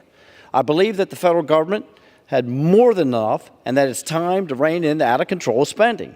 To get their spending under control, the federal agencies must begin operating at the same levels, or at very least receive only modest increases. The American people are sick and tired of the D.C. cartel running up the tab on the American people while our constituents are struggling to make ends meet. To be clear, my amendment still allows for a modest increase in the fiscal 22 spending for energy and water. I'm not trying to slash funding or cripple necessary infrastructure. I'm trying to ensure that taxpayers' dollars are used efficiently and that we get government off the path to financial ruin. I reserve. Gentleman Montana reserves. Will the gentleman yield? For Will the what? gentleman yield? He's already yielded back. Pardon? I mean, he's already reserved. I'm sorry. For what purpose does the Parliamentary gentlelady inquiry. When the gentleman began his remarks, he referred to the interior bill. This is the energy bill. I wonder if the gentleman could clarify that. I just misspoke. Mr. Speaker, misspoke. This is for interior. Gentleman from Montana, you're recognized. Mr. Speaker, this is for interior. Pardon me. Excuse me, Mr. Speaker. This is for energy. Pardon me. Excuse me. Gentleman reserves. Gentlelady I from think the record Ohio will is have to be recognized. corrected. Who claims time in opposition? Who claims time in opposition? For what purpose does the For what purpose does the gentleman's recognized? Thank you, Mr. Chairman. And in regard to the energy and water bill that is before the House today, I respectfully rise in opposition to the amendment. We discussed earlier today in some very strong and positive debates about the role of the NNSA and the strong nuclear arsenal aspect of the Department of Energy, which is so critically important. And I debated and against my Democratic colleagues in that regard. That is all part of this great energy and water bill. It is a wonderful, robust bill, not only for the Department of Energy, but also for the water side of the bill. The reduction proposed in this amendment would negatively impact national security and critical infrastructure programs in the bill. As I alluded to, this bill has both defense and non-defense spending in it. The amendment makes no distinction of where the reductions would come from, instead allowing the Biden administration to administer the reductions as they see fit. And I would not trust the administration to do that. I think Congress needs to do that. That would likely affect the NNSA, as I've alluded to, and I cannot respectfully support any amendment that would jeopardize the balance of this bill. Therefore, I oppose the gentleman's amendment, and I yield back. Gentleman yields back. Gentleman from Montana is recognized. Thank you very much, Mr. Speaker. Mr. Speaker, under Secretary Granholm, we've seen America's energy prices skyrocket with no clear plan to help Americans other than further to deplete our strategic petroleum reserves. The Department of Energy has done nothing to show they deserve an increase in funding from last year. Secretary Granholm routinely speaks about how her intention is to quickly move away from traditional energy industries. Many Americans rely on these industries for their livelihoods.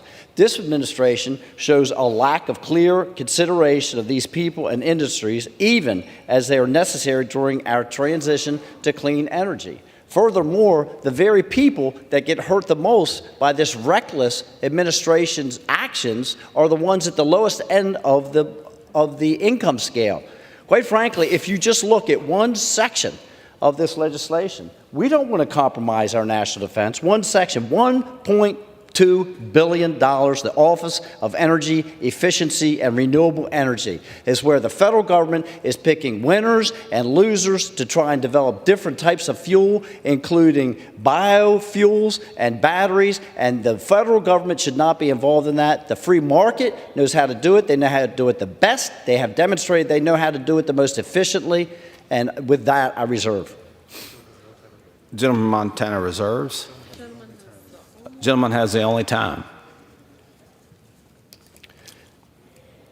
Mr. Speaker, again, I would just like to say that there's no reason that we cannot remove a meager $1.55 billion from this total bill, and I would yield back. The question on the amendment offered before by the gentleman from Montana. Those in favor say yea. Those opposed say no. The opinion of the chair, the yeas have it. The amendment is agreed to. For what purpose does the gentleman from Tennessee rise? Mr. Chairman, I request recorded vote. Pursuant to Clause 6 of Rule 18, further proceedings on the amendment offered by the gentleman from Montana will be postponed. For what purpose does the gentlewoman from Ohio seek recognition? I rise as the designee of the gentlewoman from Connecticut, and I move to strike the last word and yield to the gentlewoman from Florida, Ms. Castor. The gentlewoman is recognized for 5 minutes. Thank you, Mr. Chair. I'd like to thank Ranking Member Capter for her leadership and yielding the time, and I want to thank the gentleman from Tennessee and all the professional staff who've been working hard over the past day and a half to get appropriations back on track in the People's House. I rise in opposition to H.R. 4394. You know, in the midst of all the turmoil across the globe and weeks of GOP chaos here on Capitol Hill, there is good news to share with the American people. It's a story of American innovation that is benefiting our neighbors and communities all across this great country. Innovation that is putting money back into people's pockets at a time they really need it. See, over the past year, since Democrats passed and President Biden signed historic laws investing in infrastructure and clean energy and American workers, the American economy has been booming. And our neighbors are enjoying some lower cost, good-paying jobs are being created, and folks back home are building safer, healthier, more resilient communities. Infrastructure and clean energy are reducing pollution, they're improving our health, and they're countering China's push to control supply chains. And that's why this GOP bill must fail. The GOP bill takes America backwards. The GOP bill is a gift to China. And this GOP bill is a recipe for higher energy bills. So the Democrats simply are not going to let the GOP take us backwards. It's been about 1 year since I stood by President Biden as he signed the historic clean energy law, the Inflation Reduction Act. And let me tell you, it's been difficult to keep up with all of the announcements of new American factories and jobs in Ohio, in Tennessee, in Kentucky, in Georgia, South Carolina, Pennsylvania, you name it. I keep a list here. Sonova, U.S. solar manufacturer in Norcross, Georgia, announced 240 jobs. They're the ones who fought cheap Chinese exports. Stellantis and Samsung are building an EV battery plant in Kokomo, Indiana, 1,400 workers. Polaris building in Huntsville, Alabama, electric utility vehicle for the Army. LG Energy Solutions, Honda, $3.8 billion for EV battery plants. I mean, the list goes on and on. America is the envy of the world because we have a clean energy law that is creating jobs, along with the infrastructure and the CHIPS and Science Act. In Florida, we've seen about $500 million in new investments and about 1,700 jobs, and they say across the country, at the lowest estimate, about 170,000 new jobs.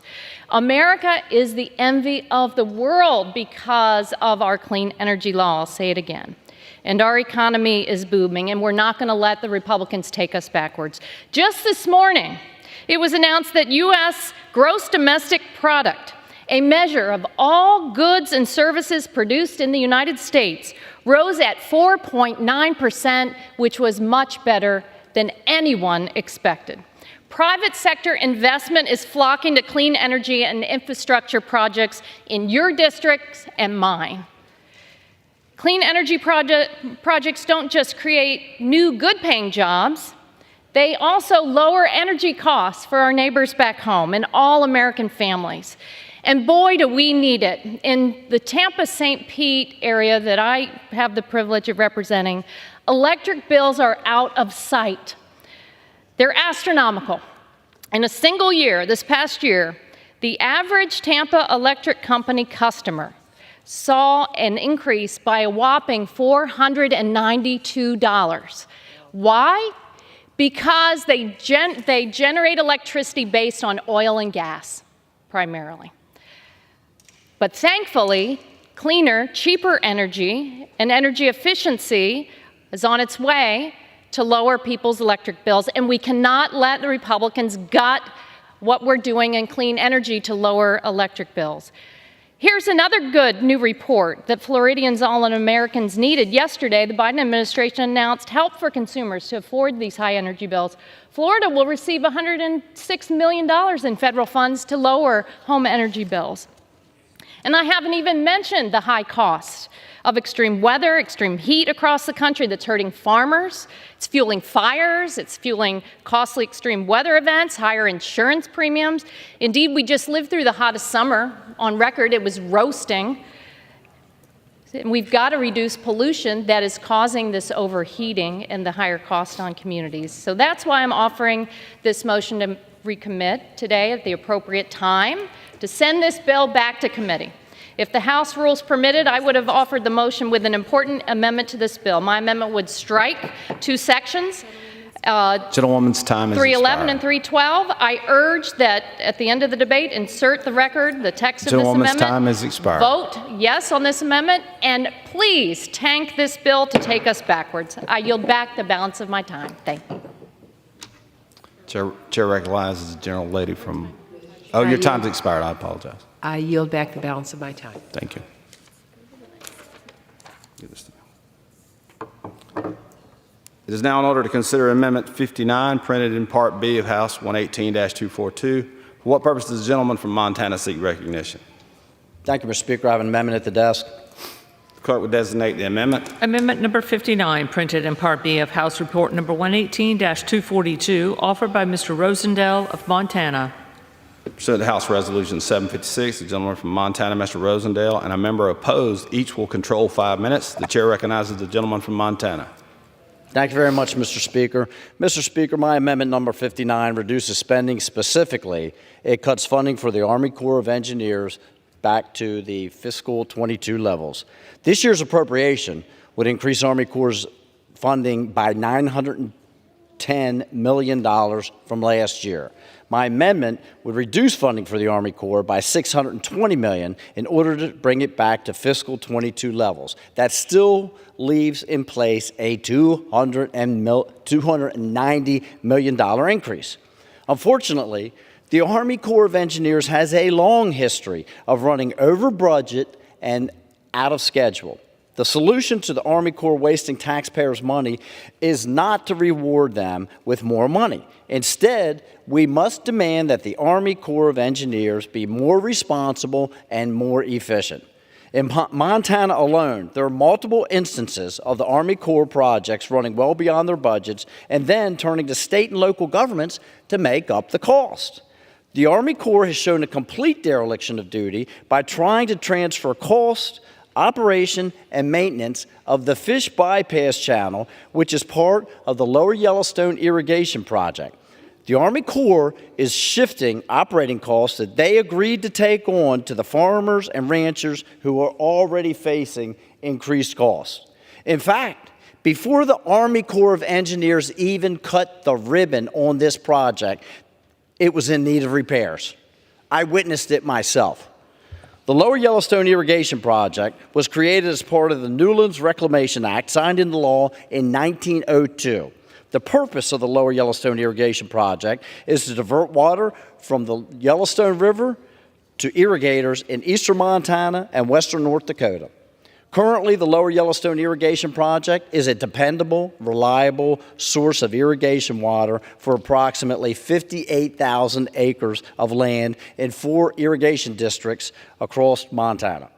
The Army Corps of Engineers proposed a fish bypass channel in Montana to address the pallid sturgeon populations in the lower Missouri River because it was cheaper not out of the goodness of their heart.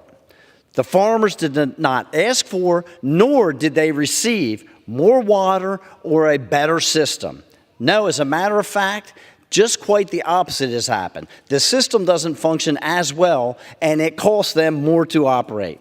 The Army Corps now wants to wash its hands from this project and pass the cost to 350 families and communities that rely upon this irrigation to provide for their livelihoods.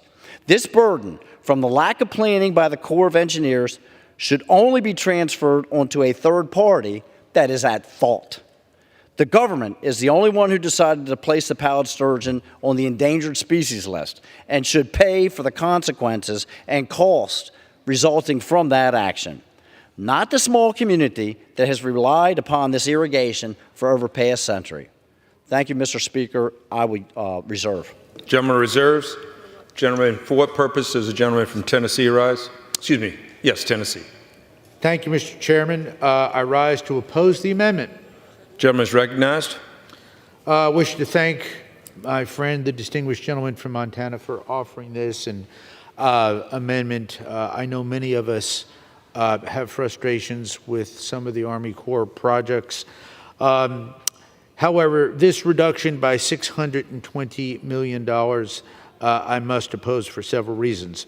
The reduction proposed in this amendment would, in my view, jeopardize critical ongoing Corps of Engineer projects across this great country, including in my district, the Great Chickamauga Lock project in the 3rd District of Tennessee.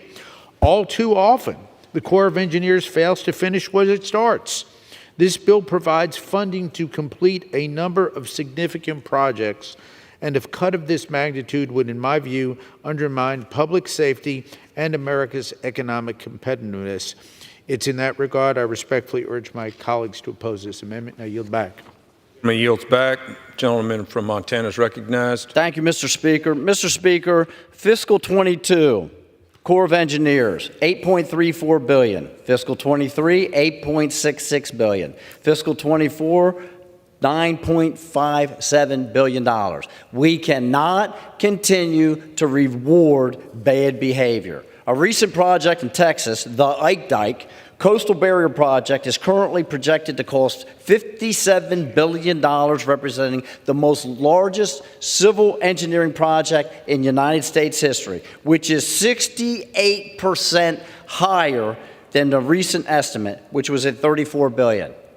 There's not a contractor that has built a home that would have a homeowner abide by those types of terms and conditions. How can the Army Corps of Engineers be allowed to receive such a massive amount of funds when their project estimates are so routinely off base, and their time frames with which they are estimating to complete them are just as bad? A project in Michigan for a new lock in the Sioux is currently projected to cost $394 million more than the Biden administration's proposed funding. The list goes on and on and on. We cannot continue to reward this bad behavior. I reserve. Gentleman reserves. Gentleman has the only time remaining.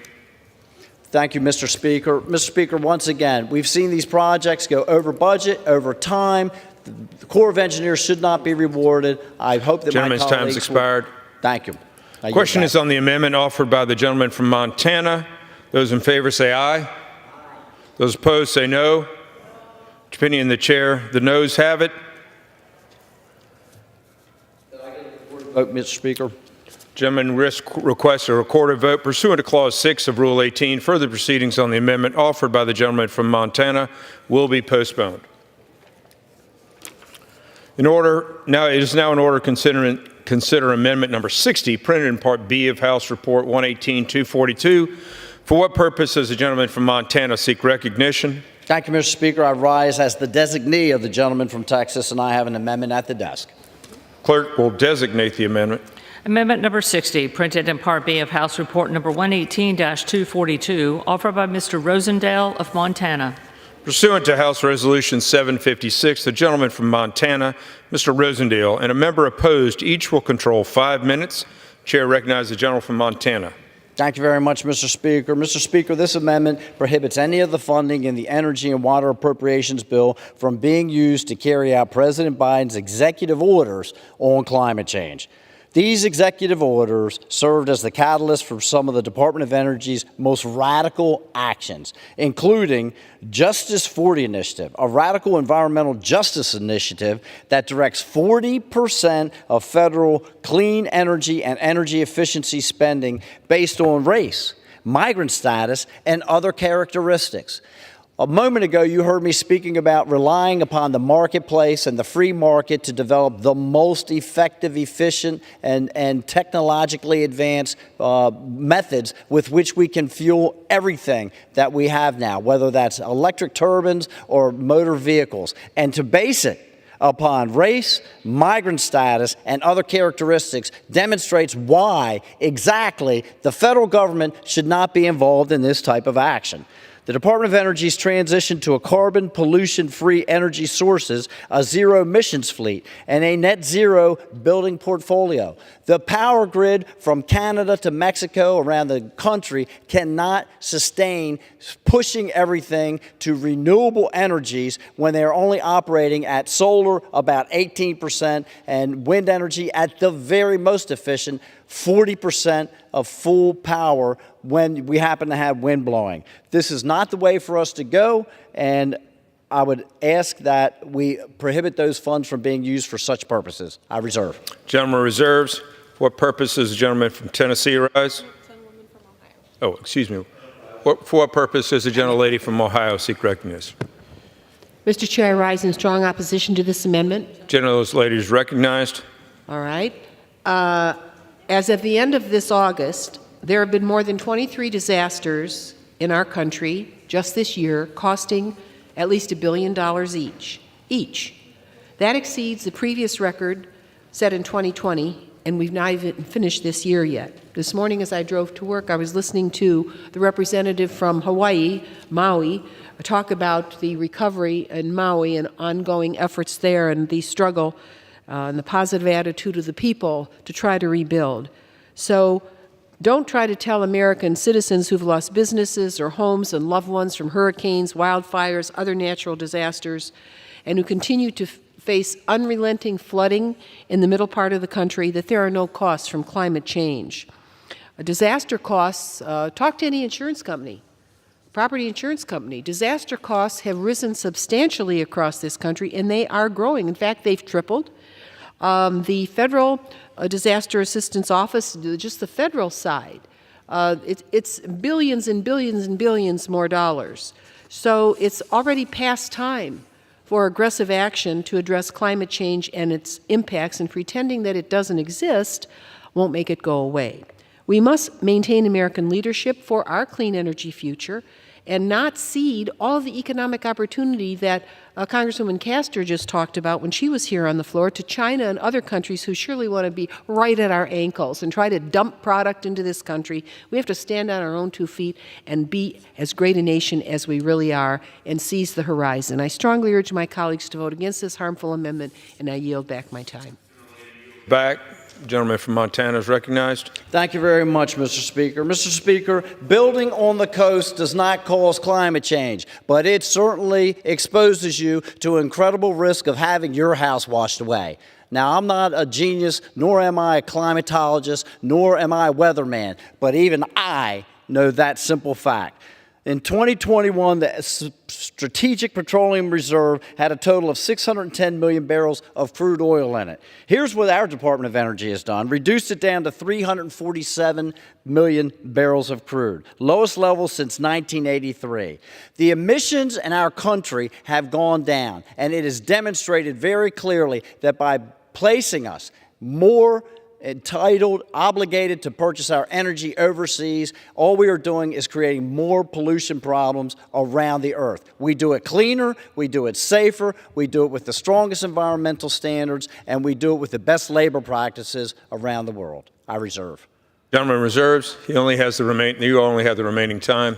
Thank you very much, Mr. Speaker. Again, I would just like to say I hope my colleagues can support this. There is no reason for the federal government to be involved in directing what type of energies we should develop. Thank you. Gentleman reserves. Question is on the amendment offered by the gentleman from Montana, Mr. Rosendale. Those in favor say aye. Those opposed say no. Opinion of the chair, the noes have it. Mr. Chair, could I please have the votes recorded? Gentleman requests a recorded vote. Pursuant to Clause 6, Rule 18, further proceedings on the amendment offered by the gentleman from Montana will be postponed. Is that it?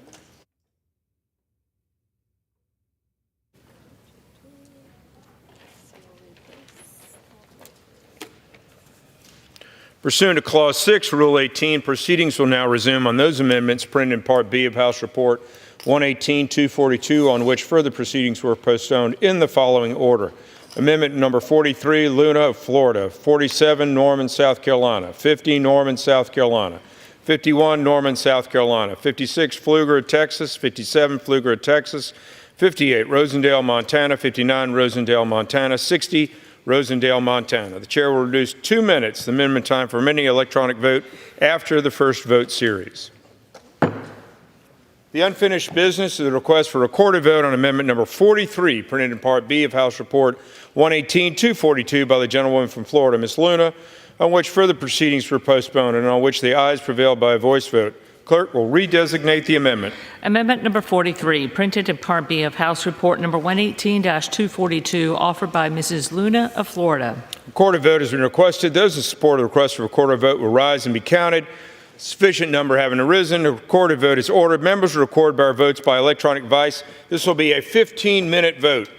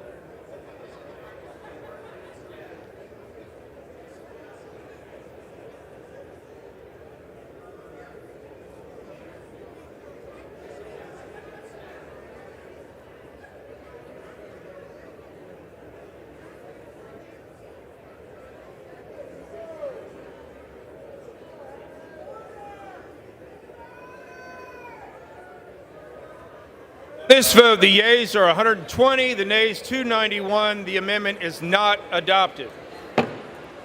The unfinished business request recorded vote, Amendments 47, Part House Report 118-242, Gentleman, South Carolina, Norman. Further proceedings postponed, on which the ayes prevailed by a voice vote. Clerk, redesignate the amendment. Amendment number 47, printed in Part B of House Report number 118-242, offered by Mr. Norman of South Carolina. Recorded vote has been requested. Those supporting the recorded vote be rise to be counted. Sufficient number having arisen. Recorded vote is ordered. Members recorded by our electronic device. This will be a 2-minute vote.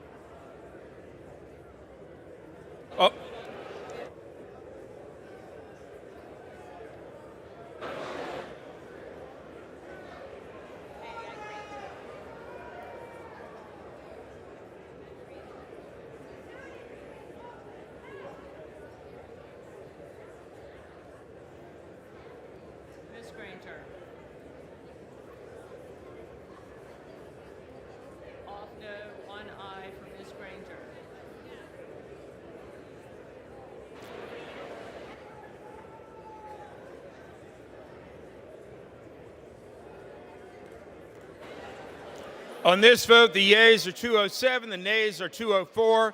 The amendment is adopted. The unfinished business is a request for recorded vote, Amendment 50, Part B, House Report.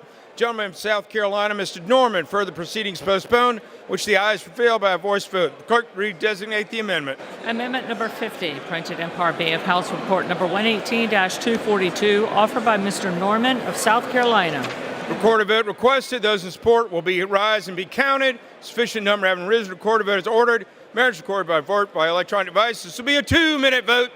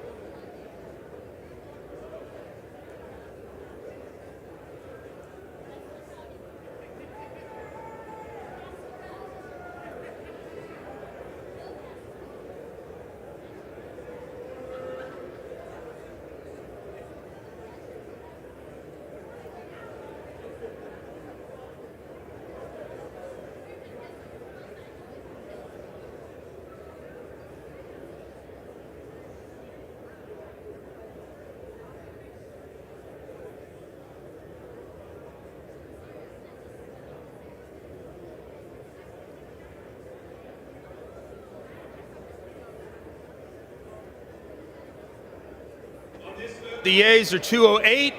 The nays are 209. The vote is not adopted. Let's get order before you read this.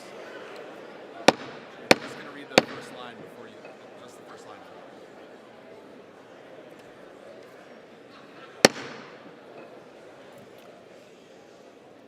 Pursuant to Clause 6H of Rule 18, the committee rises. Okay, now you're going to go down there.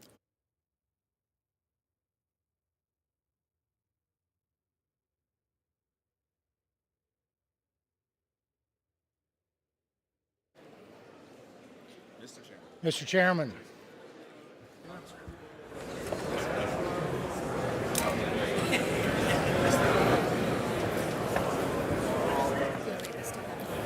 Mr. Speaker, the Committee of the Whole, having under consideration of Bill H.R. 4394, directs me to report that the votes cast by the delegates and resident commissioner were decisive on a reported vote on the amendment offered by Mr.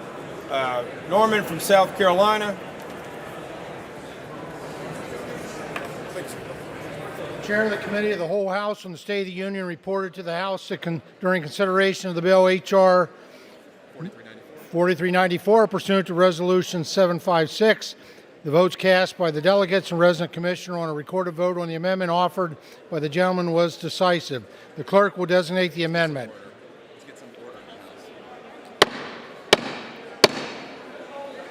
House will be in order. Members, please take your conversations off the floor. Clerk will designate the amendment.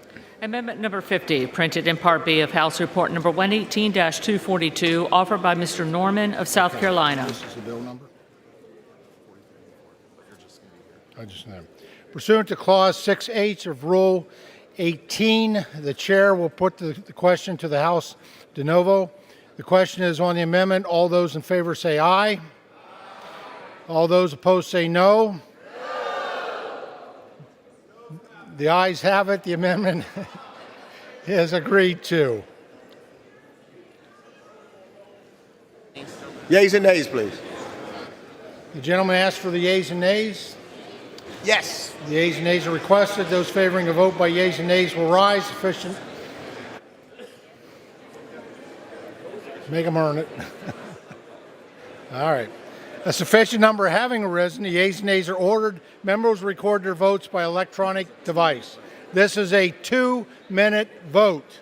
All right, thanks, sir. All right.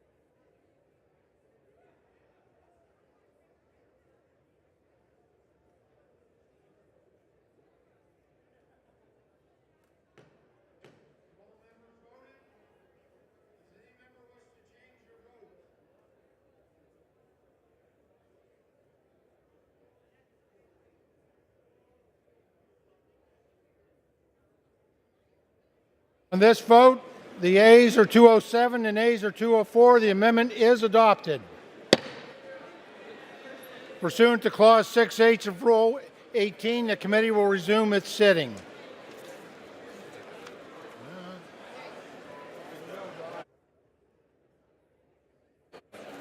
Is this our next one?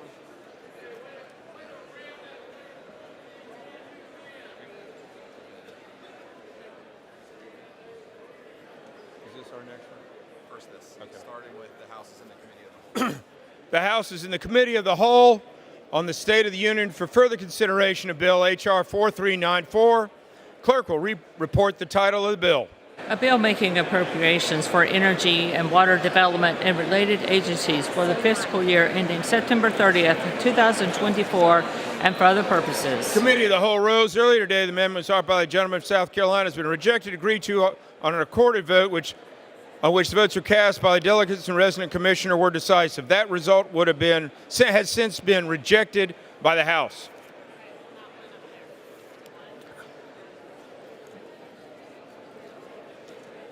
The chair respectfully requests all members vote accurately the first time. The unfinished business of the request recorded vote, Amendment 51, printed Part B, House Report 118-242, Gentleman of South Carolina, Mr. Norman, which further proceedings were postponed, which a noes were prevailed by a voice vote. Clerk, read the amendment.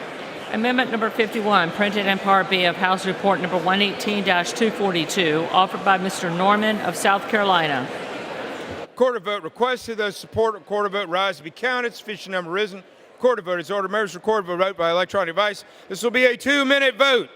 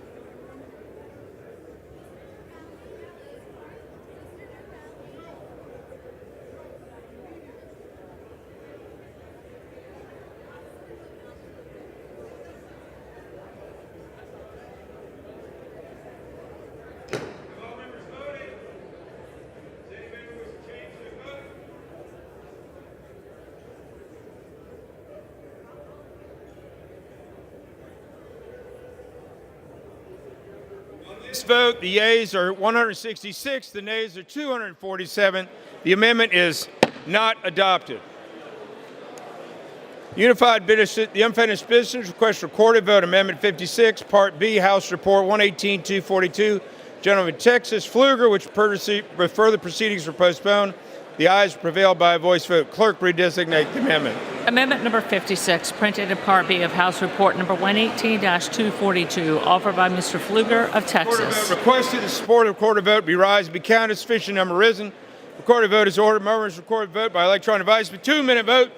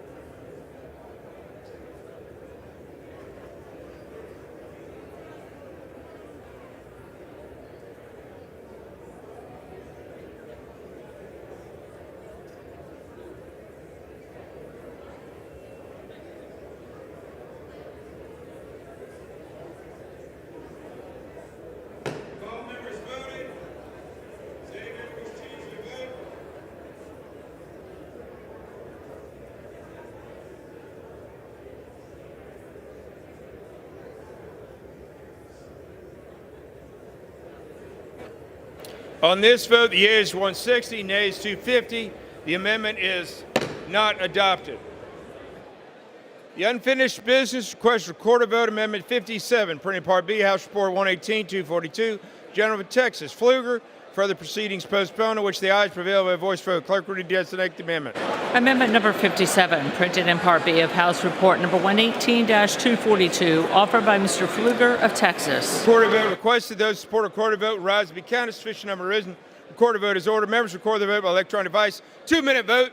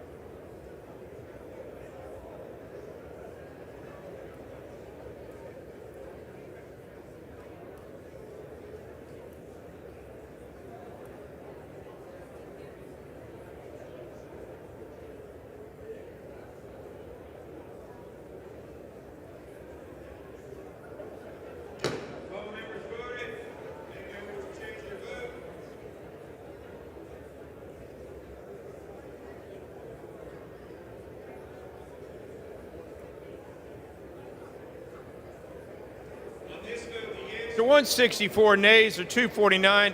The amendment is not adopted. The unfinished business request recorded vote. Amendment 58, Part B, House Report 118-242, Montana, Rosedale. Further proceedings postponed, on which your ayes prevail by voice vote. Clerk will redesignate the amendment. Amendment number 58, printed in Part B of House Report number 118-242, offered by Mr. Rosendale of Montana. Recorded vote requested. Those who support a recorded vote be rise to be counted. Sufficient number having risen. Recorded vote is ordered. Members who record the vote by electronic device, please, a 2-minute vote.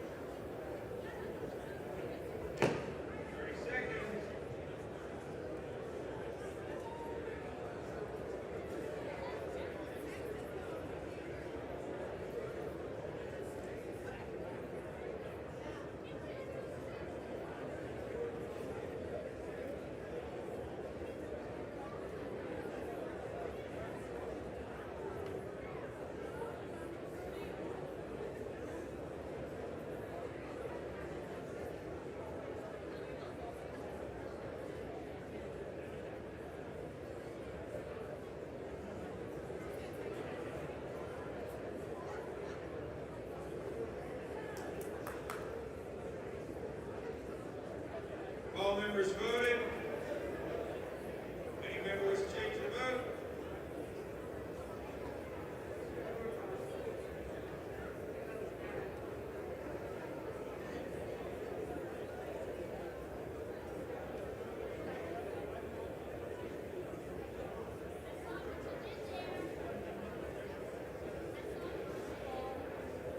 On this vote, the yeas are 100, nays are 314. The amendment is not adopted.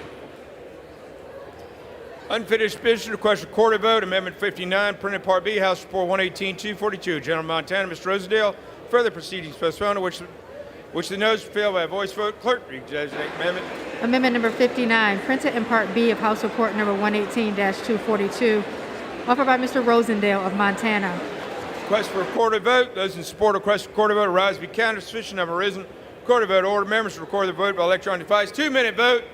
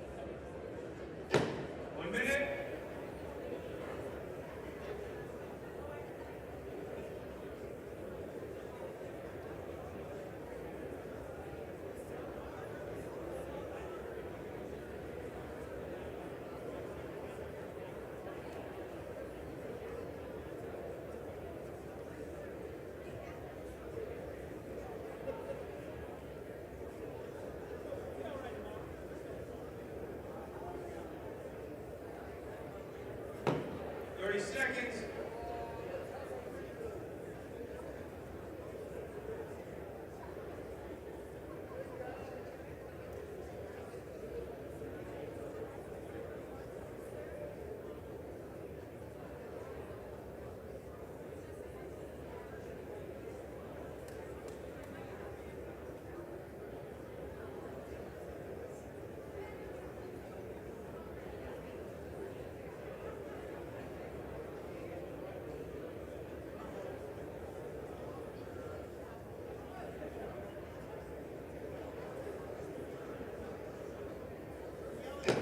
All members voted. Any member wish to change their vote?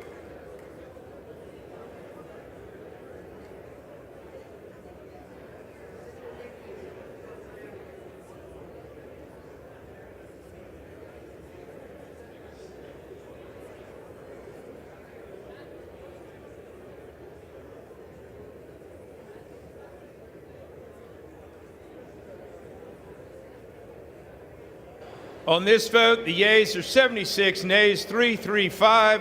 The amendment is not adopted. The unfinished business request recorded vote, Amendment 60, printed Part B, House Report 118-242, Gentleman, Texas. Gentleman from Montana, Rosedale. Further proceedings postponed, which the noes prevail by a voice vote. The court will redesignate the amendment. Amendment number 60, printed in Part B of House Report number 118-242, offered by Mr. Rosendale of Montana. Recorded vote has been requested. Those support of recorded vote rise to be counted. A sufficient number of original recorded votes is ordered. Members record their vote by electronic device. This will be a 2-minute vote.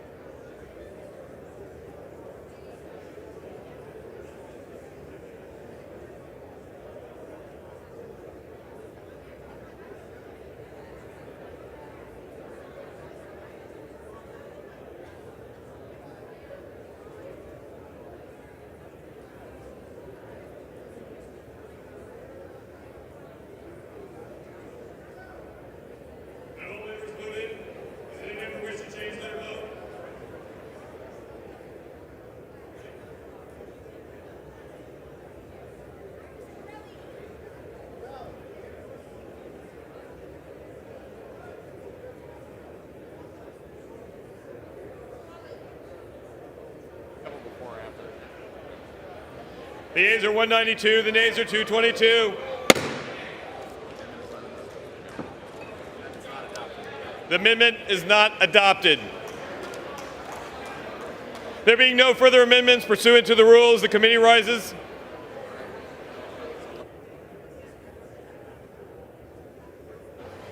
Where's she from?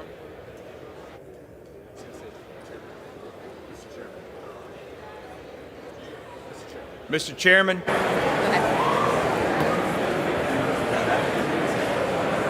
Mr. Speaker, the Committee of the Whole on the State of the Union has under consideration H.R.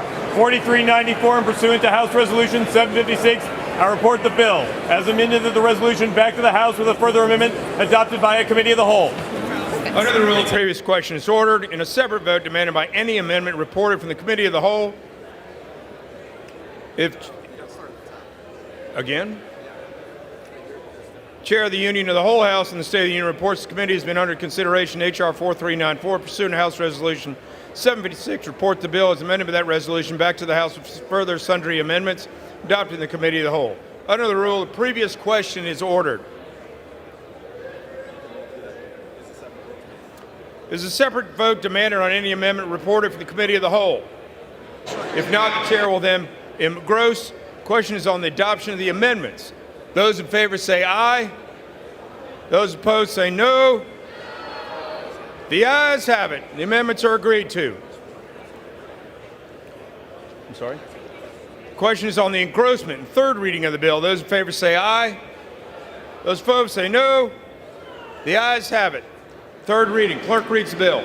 A bill making appropriations for energy and water development and related agencies for the fiscal year ending September 30th, 2024, and for other purposes. For what purpose is... Okay.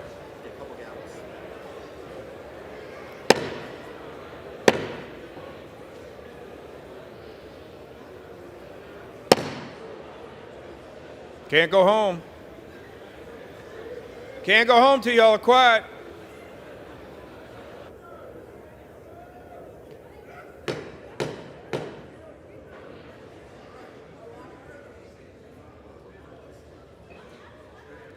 For what purpose does the gentlewoman from Florida seek recognition? Mr. Speaker, I have a motion to recommit at the desk. Clerk will report the motion. Ms. Castro of Florida moves to recommit the bill H.R. 4394 to the Committee on Appropriations. Pursuant to Clause 2B of Rule 19, the previous question is ordered on the motion to recommit. The question is on the motion to recommit. Those in favor say aye. Those opposed will say no. Noes have it. Ask for the yeas and nays. The yeas and nays are requested. Those favoring a vote by the yeas and nays will rise. Sufficient number having risen. The yeas and nays record. Members record their vote by electronic device. This is a pursuant to Clause 9, Rule 20. Chair will reduce to 5 minutes minimum time electronic vote on a question of the passage. 5-minute vote.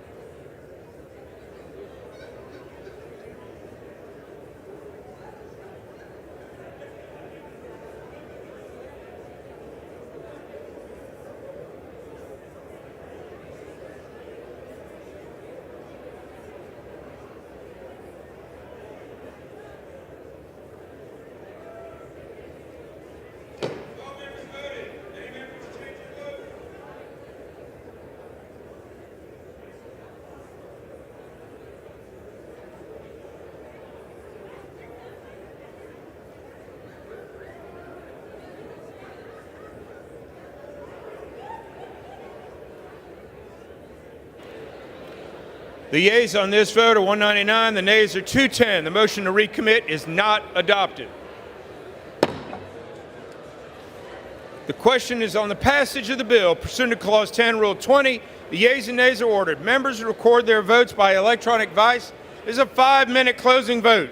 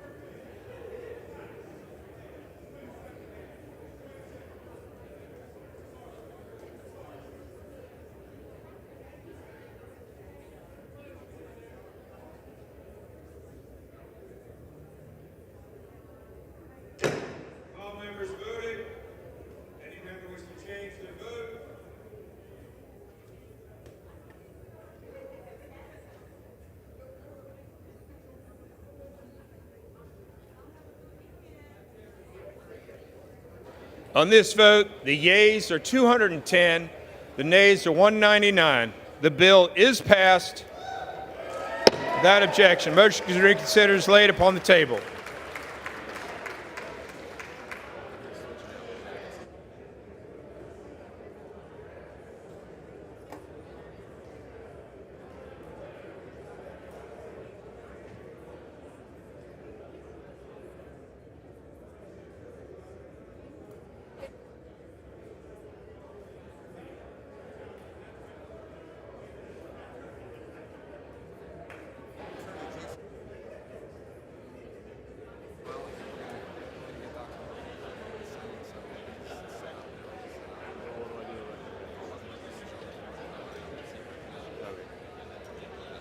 Gentleman is recognized for Just without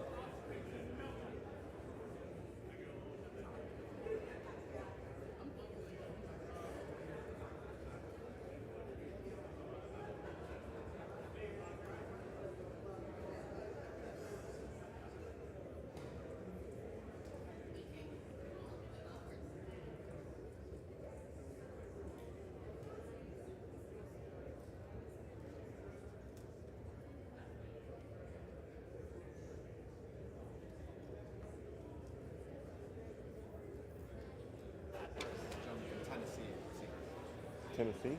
Where's Tennessee? For what purpose does the gentleman from Tennessee seek recognition?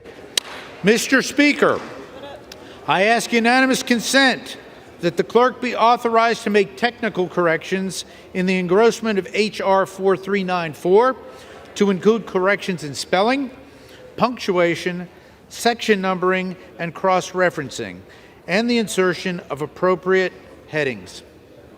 Without objection. Thank you.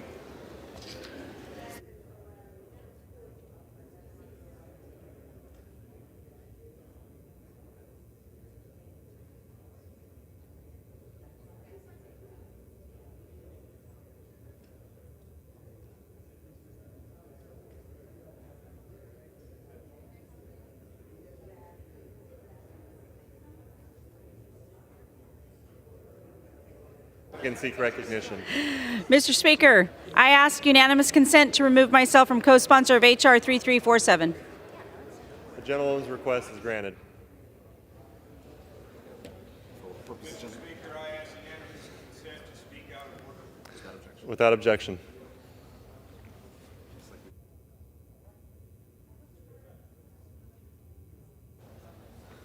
I forgot what Lori told me she was.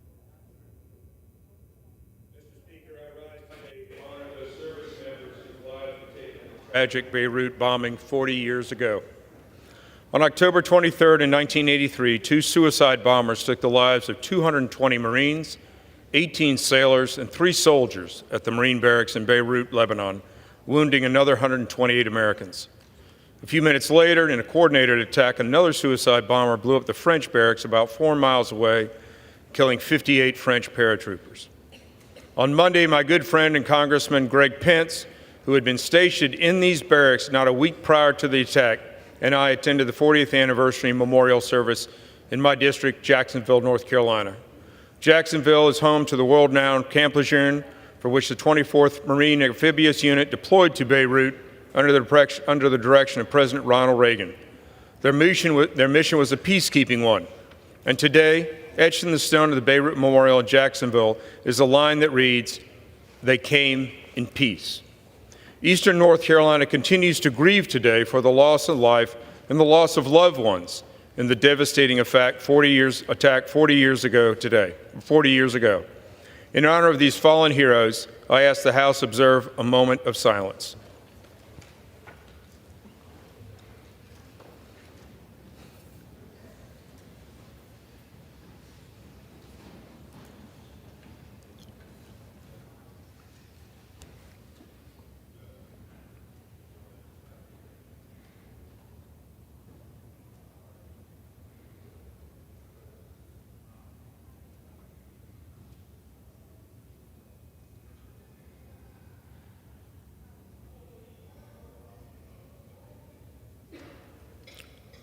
Thank you, and I yield back. For what purpose does the gentlewoman from Vermont seek recognition? Mr. Speaker, is this on?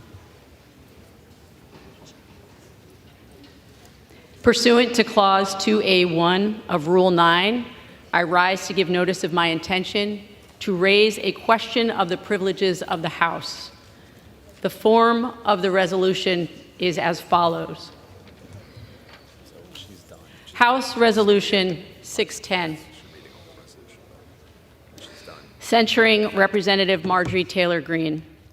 Whereas Representative Marjorie Taylor Greene has repeatedly fanned the flames of racism, anti-Semitism, hate speech against the LGBTQ community, Islamophobia, Asian hate, xenophobia, and other forms of hatred.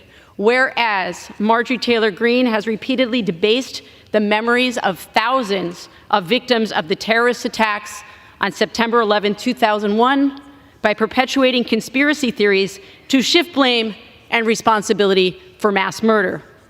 Whereas Marjorie Taylor Greene has repeatedly assaulted the foundation of our democracy by perpetuating conspiracy theories related to the January 6th attack on the Capitol, which sought to halt the peaceful transfer of power.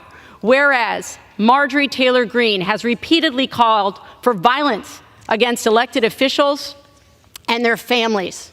Whereas Marjorie Taylor Greene has repeatedly espoused anti-Semitic rhetoric and conspiracy theories, including through inflammatory evocations of the Holocaust. Whereas on May 20th, 2021, Marjorie Taylor Greene said that the mask mandate in the House of Representatives was akin to Jews being put in trains and taken to gas chambers in Nazi Germany. Whereas on May 25th, 2021, Representative Marjorie Taylor Greene tweeted, quote, "Vaccinated employees get a vaccination logo just like the Nazis forced Jewish people to wear a gold star." Whereas on February 26th, 2022, Representative Marjorie Taylor Greene appeared at a white nationalist event that was condemned by the Republican Jewish coalition as, quote, "appalling and outrageous that a member of Congress would share a platform with an individual who has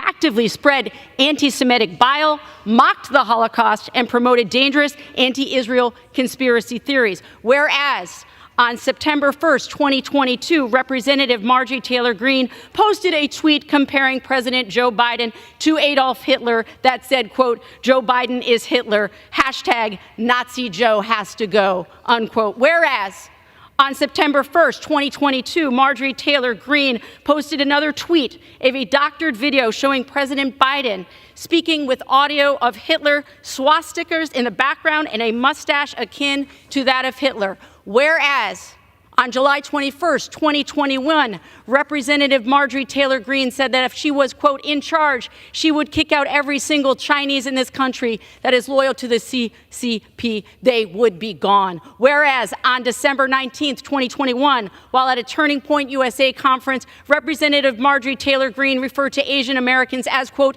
"yellow people," a slur that has been historically used to malign the Asian American community in the United States. Whereas Representative Marjorie Taylor Greene has a history of perpetuating LGBTQ hate speech, including through her use of offensive posters in the halls of congressional office buildings beginning on February 24th, 2021. Whereas on November 22nd, 2022, Representative Marjorie Taylor Greene tweeted that an LGBTQ California state senator was, quote, "a communist groomer," unquote, an offensive slur that has been used to stoke fear and incite hatred of LGBTQ Americans. Whereas on March 7th, 2023, Representative Marjorie Taylor Greene again referred to members of the LGBTQ community as, quote, "groomers," and spouted anti-trans rhetoric on the floor of the House of Representatives. Whereas on June 1st, 2023, the first day of Pride Month, Representative Marjorie Taylor Greene tweeted a photo showing an anti-trans poster that she had displayed in the hall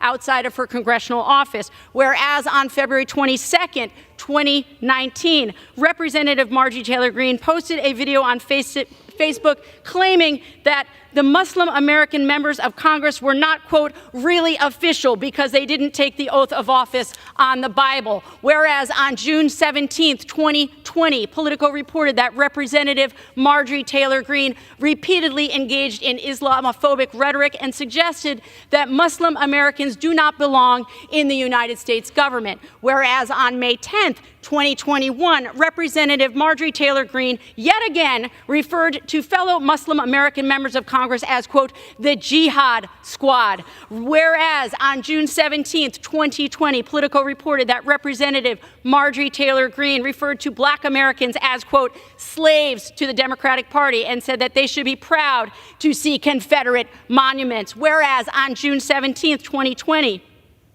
Politico further reported that Representative Marjorie Taylor Greene stated in a video, quote, I know a ton of white people that are as lazy and sorry and probably worse than black people, unquote. Whereas on May 18th, 2023, Marjorie Taylor Greene compared being called a white supremacist to a person of color being called the N-word, a vile racial slur. Whereas on January 28th, 2021, a video of Representative Marjorie Taylor Greene resurfaced in which she used a harmful and offensive slur targeting Americans with disabilities with the National Down Syndrome Society called, quote, heartbreaking and unacceptable. Whereas on November 1st, 2018, Representative Marjorie Taylor Greene denied the attacks on September 11th, saying there was, quote, a so-called plane that crashed into the Pentagon, and, quote, it's odd that there's never been any evidence to show a plane at the Pentagon. Whereas on November 17th, 2018, Representative Marjorie Taylor Greene peddled a vile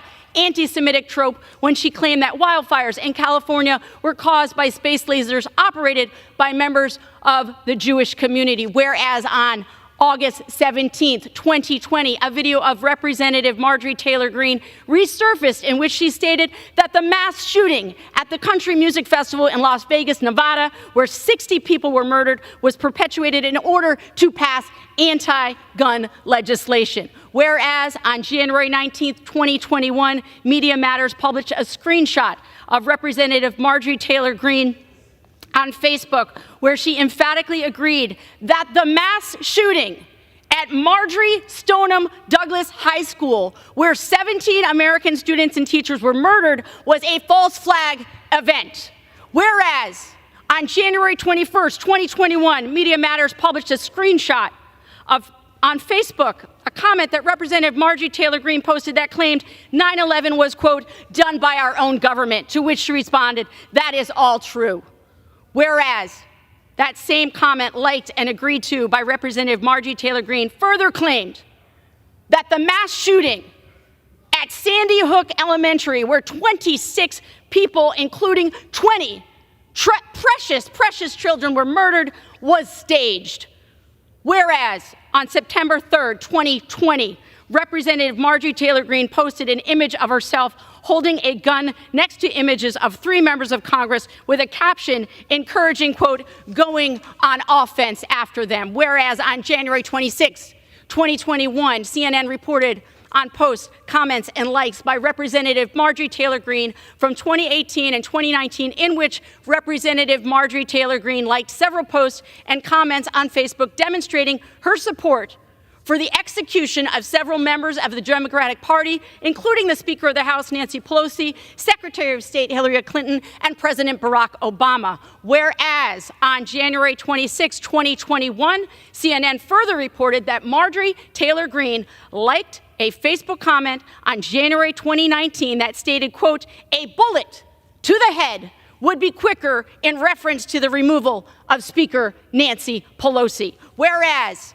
on January 26, 2021, CNN also reported that deleted videos showed Representative Marjorie Taylor Greene calling for the execution of Speaker Nancy Pelosi and stating that she was, quote, a traitor to our country, that she's guilty of treason and should suffer death or she'll be in prison. Whereas Representative Marjorie Taylor Greene has perpetuated the big lie related to the 2020 presidential election by espousing conspiracy theories and by threatening and inciting violence. Whereas on October 26, 2021, Representative Marjorie Taylor Greene downplayed the actions of those who participated in the January 6 attack on the Capitol and said, quote, "If you think about what our Declaration of Independence says, it says to overthrow tyrants." Whereas on November 4th, 2021, Representative Marjorie Taylor Greene went to visit those incarcerated related to the January 6th attack on the Capitol, in which she referred to them as, quote, "the Patriot wing of the D.C. jail." Whereas on November 10th, 2021, Representative Marjorie Taylor Greene referred to those who participated in the January 6th attack on the Capitol as, quote, "political prisoners of war." Whereas on December 10th, 2021, Representative Marjorie Taylor Greene said that if she had organized the January 6th attack on the Capitol, quote, "we would have won. Not to mention, we would have been armed."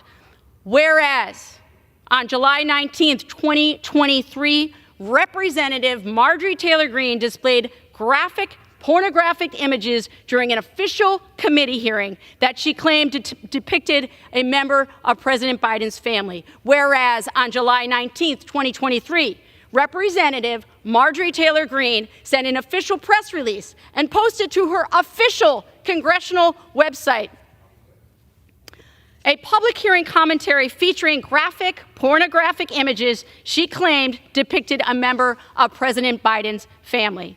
Whereas members of Congress have promised to always have the back of Marjorie Taylor Greene, no matter the extent of her vile and hateful behavior, now therefore be it resolved that Representative Marjorie Taylor Greene be censured. Representative Marjorie Taylor Greene forthwith present herself in the well of the House of Representatives for the pronouncement of censure, and Representative Marjorie Taylor Greene be censured with the public reading of this resolution by the Speaker. Under Rule 9, a resolution offered from the floor by a member other than the Majority Leader or the Minority Leader as a question of the privileges of the House has immediate precedence only at a time designated by the Chair within 2 legislative days after the resolution is properly noticed. Pending that designation, the form of the resolution noticed by the gentlewoman from Vermont will appear in the record at this point.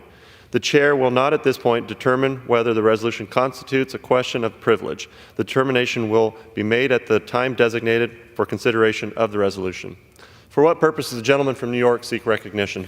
Mr. Speaker, pursuant to Clause 2A1 of Rule 9, I rise to give notice of my intent to raise a question of the privileges of the House. The form of the resolution is as follows: House Resolution 773. Providing for the expulsion of Representative George Santos from the House of Representatives. Whereas George Anthony DeVolder Santos, known as George Santos, was elected to represent New York's 3rd Congressional District in the House of Representatives on November 8, 2022. Whereas after Election Day, it was revealed George Santos lied about a significant portion of his background, including his education and previous employment. Whereas George Santos has a long history of misrepresenting his and his family's connections to major events, including the Holocaust, September 11th terrorist attacks, and the Pulse nightclub shooting. Whereas on May 9th, 2023, George Santos was indicted on 13 counts of wire fraud, money laundering, stealing public funds, and lying on federal financial disclosure forms to the House of Representatives. Whereas a federal grand jury indicted an aide to George Santos's campaign on charges of wire fraud and identity theft for defrauding potential donors by impersonating Speaker Kevin McCarthy's former chief of staff. Whereas on October 5th, 2023, George Santos's former campaign treasurer pled guilty to falsifying campaign finance records, including lying about a $500,000 loan that George Santos claimed to have donated to the campaign himself. Whereas on October 10th, 2023, George Santos was federally charged with an additional 10 criminal counts. Whereas the additional charges were serious in nature, including conspiracy to commit offenses against the United States of America, wire fraud, aggravated identity theft, access device fraud, false statements to the Federal Election Commission, and falsifying records to obstruct the commission. Whereas the indictment outlined a vast amount of evidence against Santos, including conversations he held with his former campaign treasurer outlining plans to commit the fraud he is charged with. Whereas these charges indicate that George Santos engaged in a serious financial fraud throughout his 2022 campaign for the House of Representatives. Whereas George Santos stole over $44,000 from donors by charging their credit cards without authorization. Whereas George Santos directly profited from his fraudulent actions, including transferring money to his own bank account to buy luxury items and pay off debt. Whereas George Santos engaged in election fraud throughout his 2022 campaign by deceiving voters regarding his biography, defrauding donors, and engaging in other illegal campaign behavior. And whereas as a result of these actions, George Santos is not fit to serve his constituents as a United States representative. Now there it be resolved that pursuant to Article 1, Section 5, Clause 2, of the Constitution of the United States of America, Representative George Santos be and hereby is expelled from the House of Representatives. Under Rule 9, a resolution offered from the floor by a member other than the majority leader or the minority leader as a question of the privileges of the House has immediate precedence only at a time designated by the chair within 2 legislative days after the resolution is properly noticed. Pending that designation, the form of the resolution noticed by the gentleman from New York will appear in the record at this point. The chair will not at this point determine whether the resolution constitutes a question of privilege.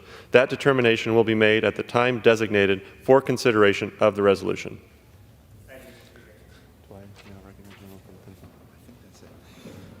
GT.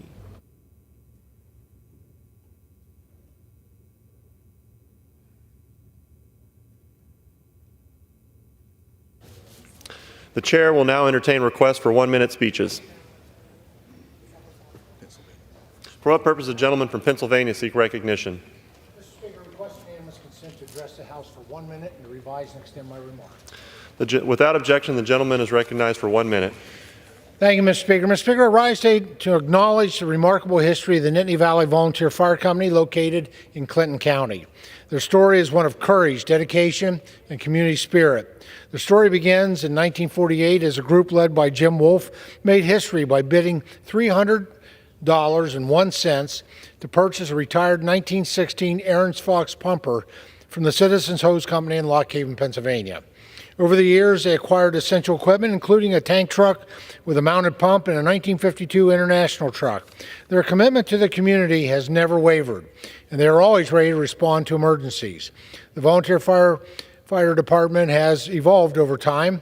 Today, residents only have one number to call, but in the beginning, calls were directed to the Mabus home, which was directly next to the fire station.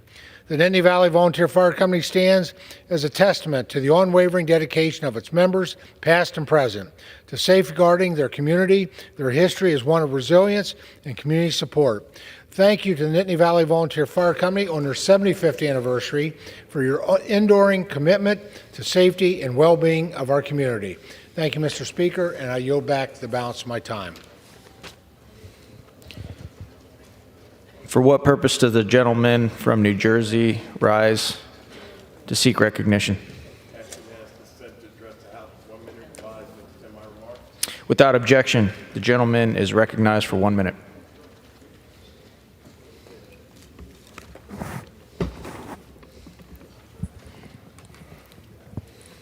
Mr. Speaker, I rise today to discuss the new House Speaker, Representative Mike Johnson.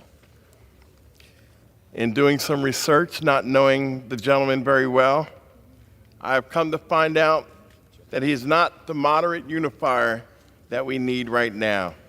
Speaker Johnson was a key player in Trump's plot to overthrow our democracy. He worked to justify the tragic January 6th insurrection, an attack that threatened the lives of my House colleagues, Republican and Democrat alike. Speaker Johnson wants the government to control a woman's right to her health care decisions. He wants the government to control who Americans can marry. And he wants the government to ban interracial marriage. Then he wants to slash funding for Social Security, Medicare, and Medicaid, and deny critical health care to vulnerable seniors. Americans reject these extreme agenda items, yet Republicans voted for him Your time has expired. to the People's House Once again, they're putting politics over the American people. And with that, I yield back. For what purpose does the gentleman from Georgia rise to seek recognition? Ask unanimous consent to address the House for 1 minute to revise and extend my remarks. Without objection, the gentleman is recognized for 1 minute. Mr. Speaker, I rise today to recognize October as American Pharmacist Month. As a pharmacist myself, I want to recognize pharmacists' contributions to our healthcare system and to our communities. Pharmacists play a crucial role in our communities. Over 90% of the U.S. population can access a pharmacy within a 5-mile radius of their homes. For many, they are their main access to health care. 90% of COVID-19 vaccinations, 60 to 70% of flu vaccines, and over 80% of overall vaccines in the U.S. are administered in pharmacies. It's no wonder that pharmacists are the most trusted and accessible healthcare professionals in the nation.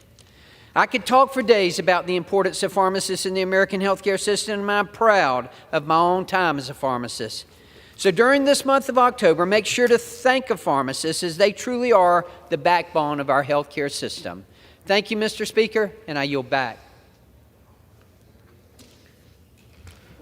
For what purpose does the gentleman from North Carolina rise to seek recognition? Mr. Speaker, I ask for unanimous consent to address the House for 1 minute to revise and extend. Without objection, the gentleman is recognized for 1 minute. Mr. Speaker, I'm so glad we have reopened the House, and there's much work ahead of us. We're just days away from a government shutdown that could disrupt essential services that our children, veterans, military families, and seniors rely on. The American people are counting on us to deliver a bipartisan farm bill that uplifts farmers, producers, and communities across our nation. We must also address security at our southern border and our more than $33 trillion national debt. Above all, we must remain committed to the safety and security of the American people.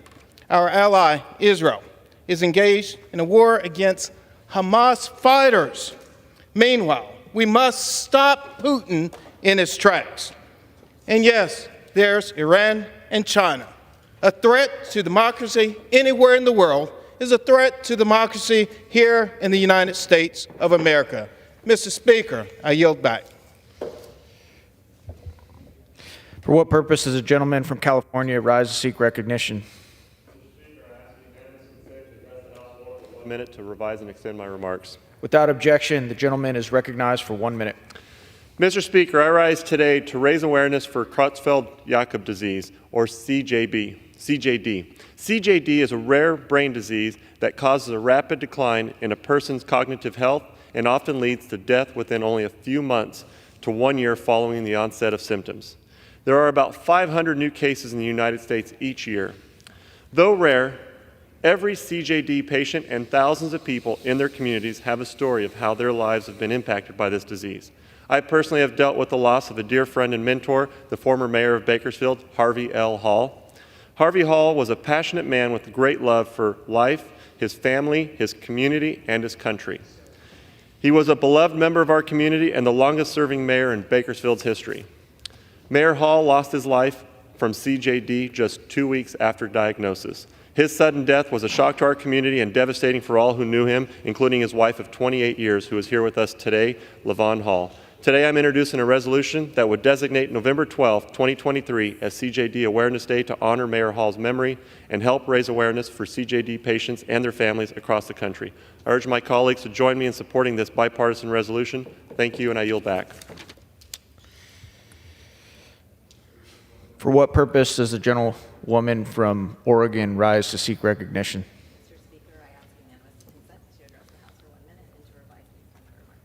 Without objection, the gentlewoman is recognized for 1 minute. Mr. Speaker, I rise today out of deep sadness, frustration, and anger. Last night, we witnessed yet another mass shooting in Maine that claimed the lives of at least 18 innocent people. These tragedies have come to define daily life in America, but it doesn't have to. We need to pass common sense gun safety legislation that a majority of Americans support, including expanded background checks and a federal assault weapons ban. At the same time, we need to address the mental health crisis in our communities by expanding access to care and ensuring more people can get the help they need. There are many solutions to this problem and no time to waste. So I urge my colleagues on both sides of the aisle to join me in saying, not one more. No more lives to be taken and families irreparably broken by gun violence. And no more thoughts and prayers without action. I yield back. For what purpose does the gentleman from Tennessee rise to seek recognition? I ask unanimous consent to address the House for 1 minute to revise and extend my remarks. Without objection, the gentleman is acknowledged, recognized for 1 minute. Mr. Speaker, today I rise to remember a fallen officer from Tennessee, Sergeant William Cherry of the Macon County Sheriff's Department. Sergeant Cherry passed away following a head-on collision that occurred while he was conducting a routine patrol on July 29, 2023. Those who worked alongside him described the sergeant as a leader and mentor. They say he wore the badge with honor and that he truly carried out his oath as a law enforcement officer. Sergeant Cherry cared deeply about protecting his community, especially protecting children from potential harm.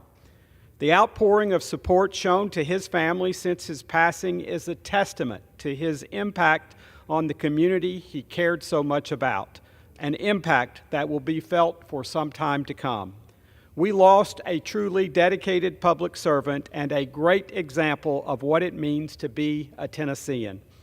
Mr. Speaker, I extend my deepest condolences to his wife and daughter. Thank you, and I yield back.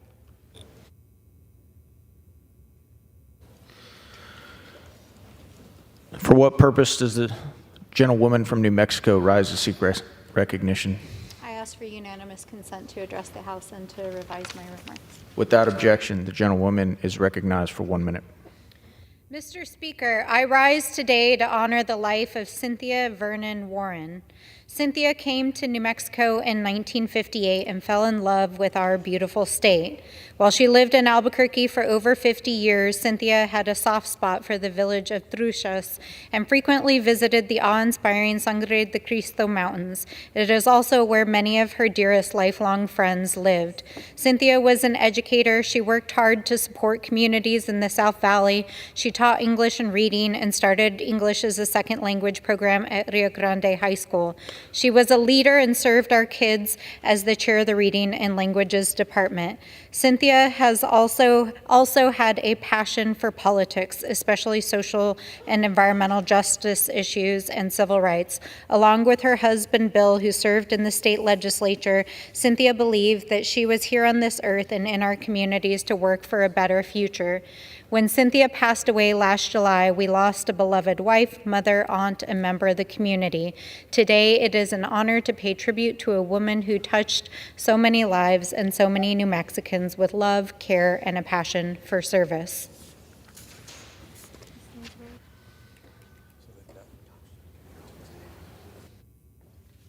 For what purpose does a gentleman from Texas rise to seek recognition? Seek unanimous consent to address the House for 1 minute to revise and extend my remarks. Without objection, the gentleman is recognized for 1 minute. Mr. Speaker, I rise today to honor the life and the legacy of Mr. Jim Henry. Mr. Henry's legacy is one of true innovation and foresight. His pioneering work in the Permian Basin oil fields, and particularly in the Wolfberry Play, laid the groundwork for the shale revolution that reinvigorated the entire region. His dedication, expertise, and tireless efforts transformed not only the industry, but the lives of countless families throughout America and beyond.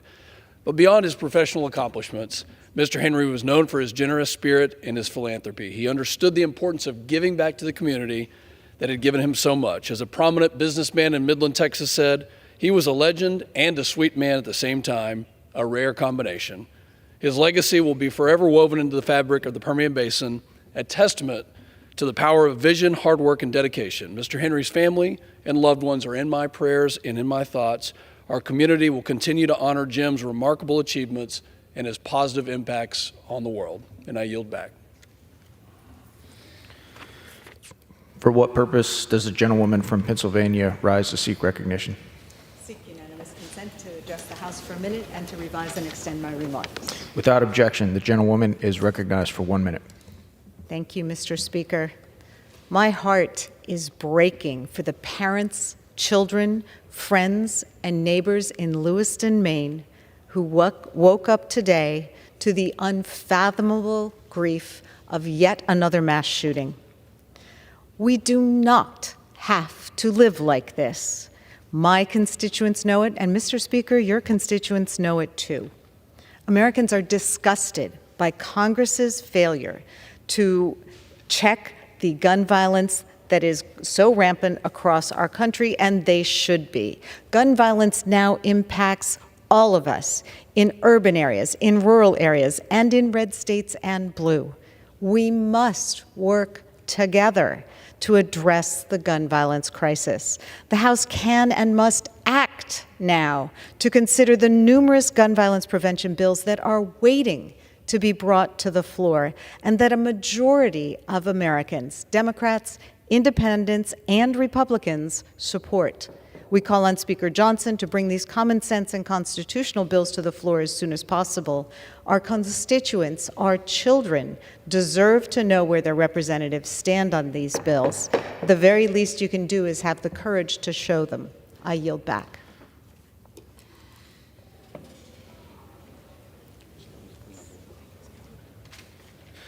For what purpose does the gentleman from California rise to seek recognition? Seek unanimous consent to address the House for 1 minute and revise and extend remarks. Without objection, the gentleman is recognized for 1 minute. Thank you, Mr. Speaker. A recent study that has taken over 10 years by the University of Idaho has shown that cattle and sage grouse can indeed coexist. There's been a great battle for many years over the sage grouse habitat in western states, including my own district in Northern California, and the interaction of cattle on that, whether grazing is appropriate or not. Well, it's found that during the study, not only is there no net negative effect for light to medium grazing, but that it actually can be a positive benefit in helping to move about the soil and to increase the insect biomass that is important for the grouse itself. So the idea of it being a negative has been dispelled by a very long and comprehensive study on that. So this goes to show that what mankind can do with interaction in nature can be very positive. Grazing is also very well adapted to keeping fire safety as a plus in our forested areas as well. We need more to be done by the U.S. Forest Service to have grazing be part of the solution for wildfire in western states. I yield back. Louisiana. For what purpose does the gentleman from Louisiana rise to seek recognition? I ask unanimous consent to address the House for 1 minute and to revise and extend my remarks. Without objection, the gentleman is recognized for 1 minute. Thank you, Mr. Speaker. I rise today to honor the life of Maureen Rosary O'Donnell Sherman, who peacefully departed this world on the eve of her 90th birthday. Maureen's life was dedicated to love, devotion, and service. Her journey began as a secretary at Loyola University, where fate led her to the love of her life, Rags Sherman. Their union in 1959 marked the beginning of a lifelong partnership, and her unwavering support defined the legacy of the Sherman family in New Orleans baseball. From the start of the Delgado Community College Athletic Department to her tireless leadership of Rags' New Orleans Boosters, Maureen became the beloved First Lady of New Orleans baseball. Maureen's life of service extended to the city of New Orleans, where she worked for over 3 decades in various roles at City Hall. Her dedication as a secretary to 3 mayors underscored her commitment to public service. Maureen's life touched everyone she encountered, and her mama wisdom, faith, hope, and joy left a lasting mark on our hearts. We love you. We miss you. May you rest in peace. I yield back.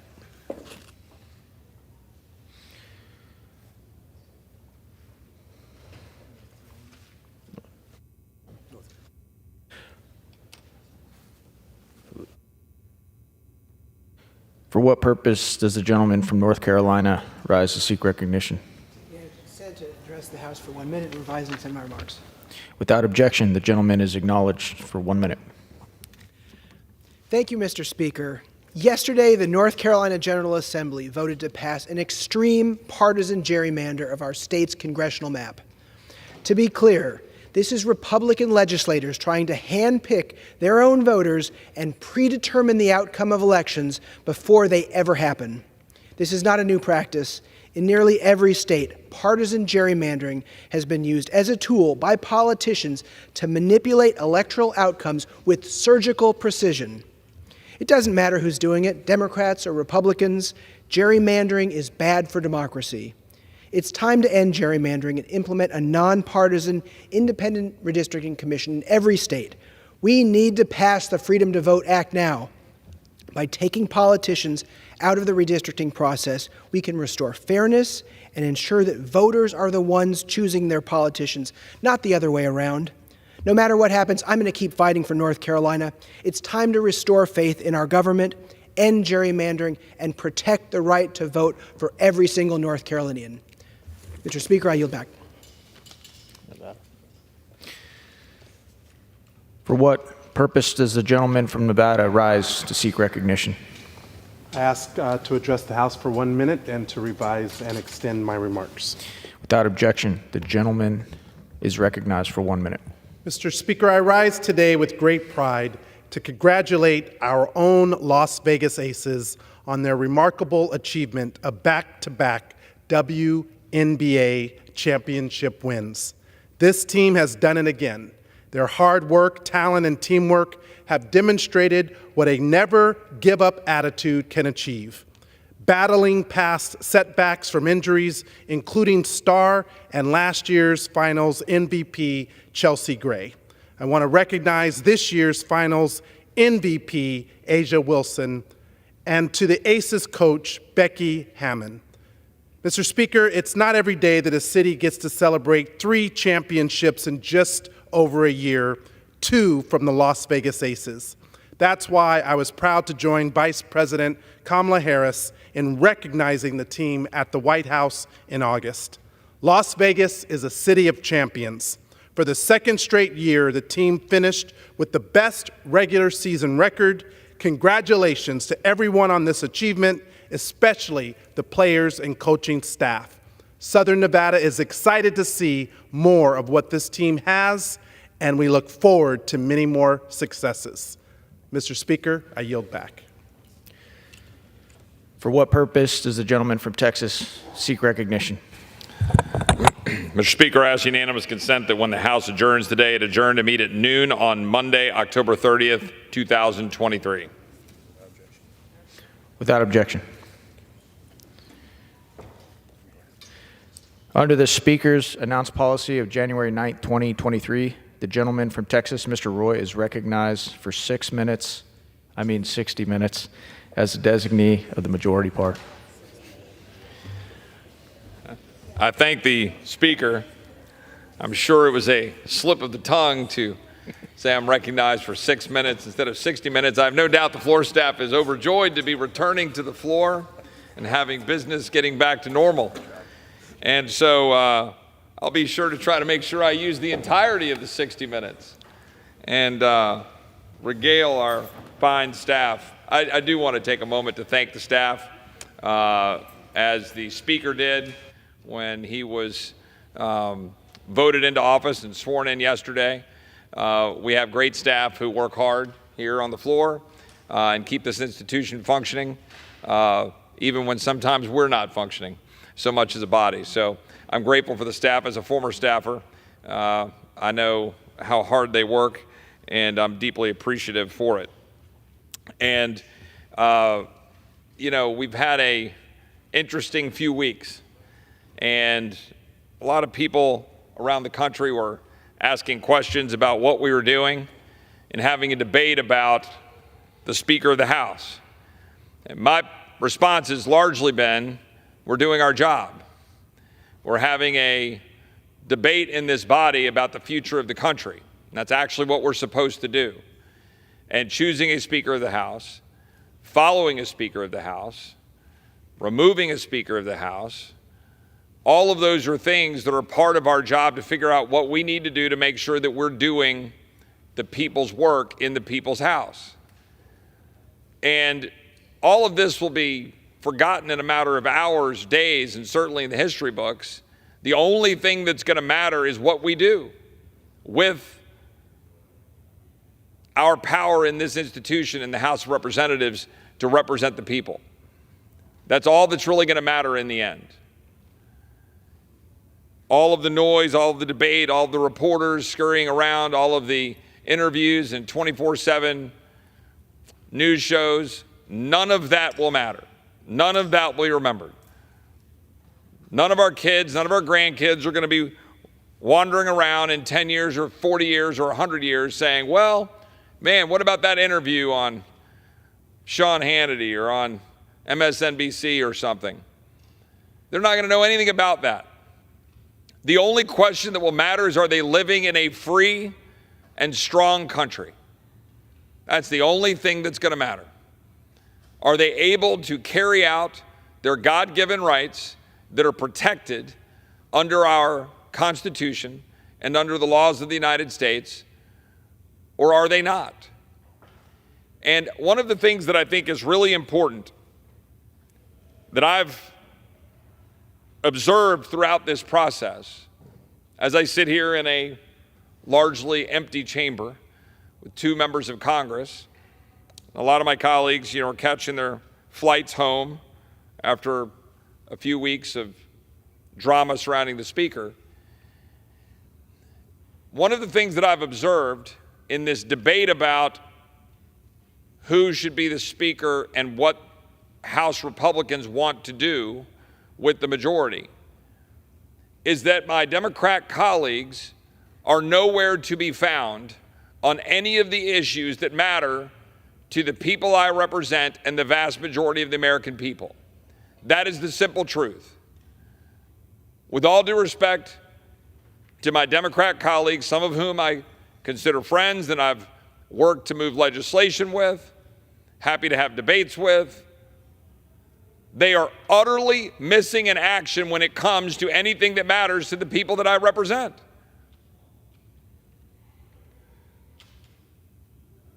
$33.5 trillion in debt, $2 trillion a year in deficit spending, and my colleagues on the other side of the aisle, and frankly, a decent number of my own colleagues on this side of the aisle, are completely missing in action when it comes to figuring out how to stop spending money we don't have. When it comes to open borders, my colleagues on the other side of the aisle not only won't sit down to figure out solutions, they're actively working to thwart any possible path to doing what we need to do to secure the border of the United States. And the American people, particularly the Texans that I represent, are looking with abject horror on the utter and complete failure that is this body and the Senate and the White House's response to wide open borders. And in fact, their active engagement in creating the environment where our borders can be exploited. So again, just to be very specific, the American people that I talk to and my constituents that I represent, they want us to stop spending money we don't have and to stop racking up debt. My colleagues on the other side of the aisle refuse to do anything about it. The constituents I represent, the American people I talk to, want us to secure the border of the United States and stop the endless streaming of fentanyl into our communities, the empowerment of cartels, the empowerment of China, the destruction, the murder, the mayhem, the deaths of migrants, the deaths of our own citizens, all for wide open borders that are directly contrary to law. The American people want us to stop it. My Democratic colleagues refuse and in fact are all too happy to participate in the human smuggling chain that is decimating Americans and migrants. That is the truth. It is generally, observably speaking, an undeniable truth. My Democratic colleagues will not respond to the constituents that I represent or the American people I talk to who are asking for our military to focus on its core mission rather than be turned into a social engineering experiment in a uniform.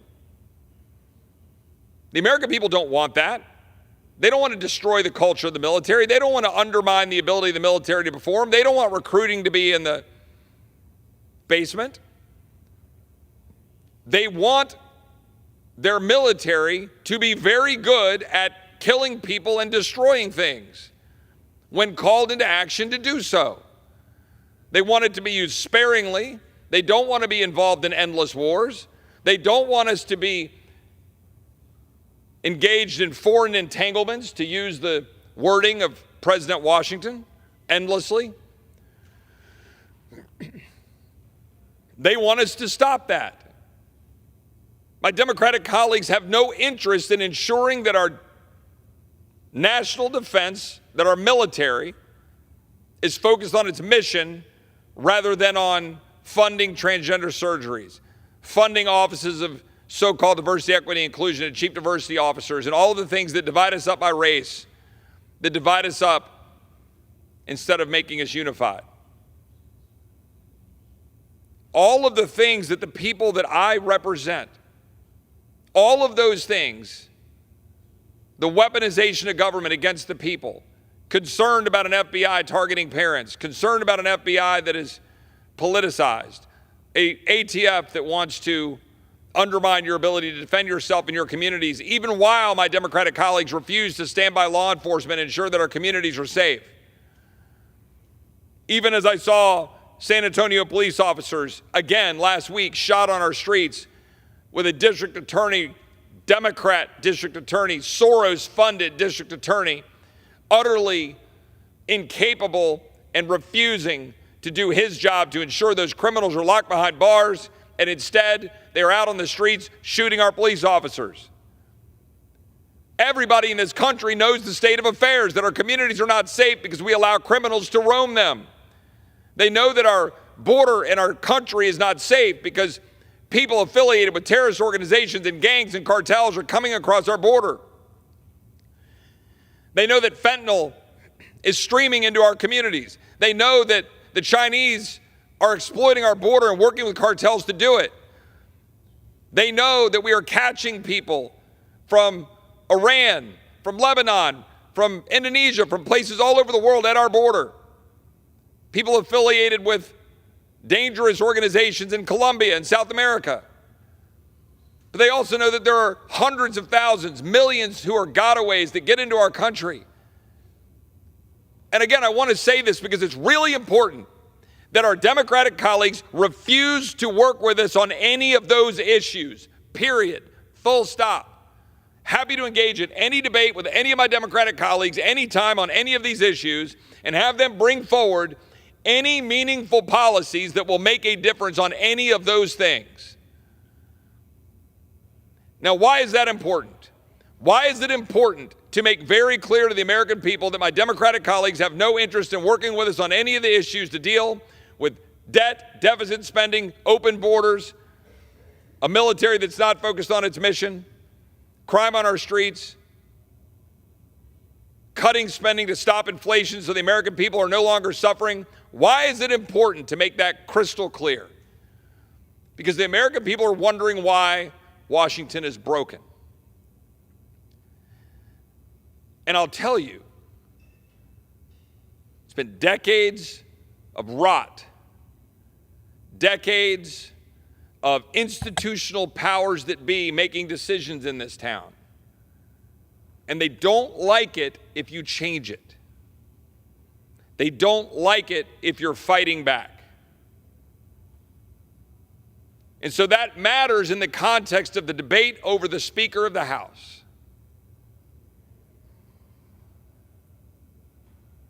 The 221 Republicans in the House of Representatives, a thin majority, are having a full and open debate in front of the American people about the future of this country. I have strong disagreements with a number of my colleagues in the Republican Party. But the debate that is going on in the Republican Party is the debate that is going on across this country, but it is a debate being fully ignored by my Democratic colleagues. They are not a part of it. I listened to the minority leader speak from the rostrum before the newly elected Speaker of the House spoke yesterday. I heard the minority leader Jeffries talking about all of the things the Democrats have done to save this country this year. How it was Democrats who stepped in his words, at the brink of so-called default in June. It was Democrats who stepped in at the brink of so-called shutdown in November. It was Democrats who stepped in the speaker's race, by the way. Keep in mind that my Democratic colleagues, when they say they are saving things, they're driving the train for $4 trillion of increased national debt and a continuing resolution to keep this government going at a $2 trillion deficit. That's what my Democratic colleagues are championing as being saving this country. Somebody explain that to me. Somebody explain to me how that's what the American people sent us here to do. So for my Republican colleagues, what are we going to do to change it? 8 of my colleagues vacated the chair. What that means is they called the question on the Speaker of the House. Lots of my colleagues on this side of the aisle, many Republicans across the country, stood in violent disagreement with those 8. I didn't vote alongside those 8 at that moment. I thought we should try to finish it out for another month or two under the structures we had put in place in January to change this institution, to put more conservatives on the Appropriations Committee, to put more conservatives on the Rules Committee, to have more engagement, all of which led to very good legislation. The strongest border security bill we've ever passed in H.R. 2. The strongest national defense authorization bill that we've ever passed that would repurpose and refocus the military on its mission rather than being woke and engaged in social engineering. A strong limit, save, grow bill that would have modestly increased the debt while transforming spending in this town. We did that. We passed 4 appropriations bills in a town that never passes appropriations bills any longer. We did that. But those 8 stood up for a reason. And they should be proud that they stood up for that reason. Because those 8 stood up for change. You see, the status quo in this town is going to destroy this country. The status quo, continuing to do the same thing we've done over and over and over again, is going to change this country and destroy it. I have a 14-year-old son, I have a 12-year-old daughter. I know my friend from Tennessee behind me and my friend from Arizona in the chair.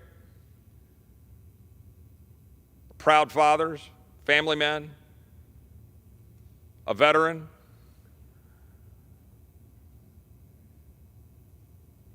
We want to save this country for our kids and our grandkids. And my question for my colleagues on this side of the aisle as we elect a new speaker and we have 220 united behind that speaker is, are you going to unite behind that speaker to change this town and change this country? Yes or no? Now's the time. I'm tired of all the empty rhetoric about unity.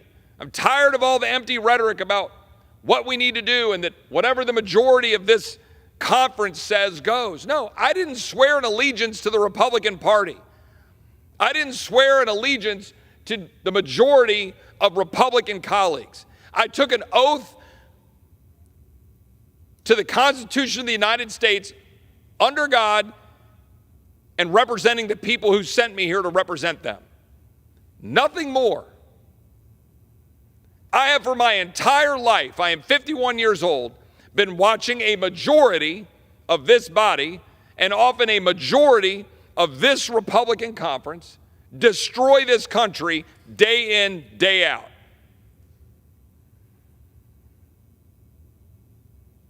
Genuine question I've asked to my colleagues, to which I generally don't get much of a response.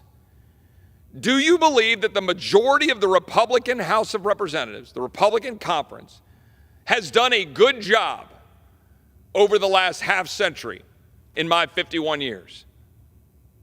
Has the majority of Republicans, have we stood up to cut spending, or have we instead increased spending and increased debt? Everybody knows the answer to that question.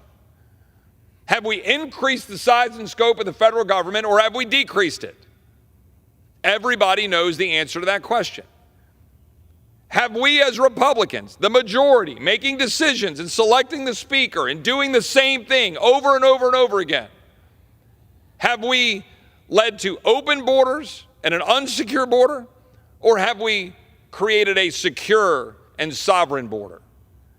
Have we sided with the Chamber of Commerce and cheap labor and all of the lobbyists in town? Or have we stood with the people to say that the border should be secure so that we're safe?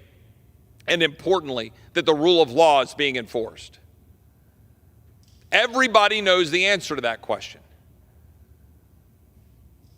Have we engaged constantly in putting ourselves in foreign entanglements endlessly without clear mission and without clear end?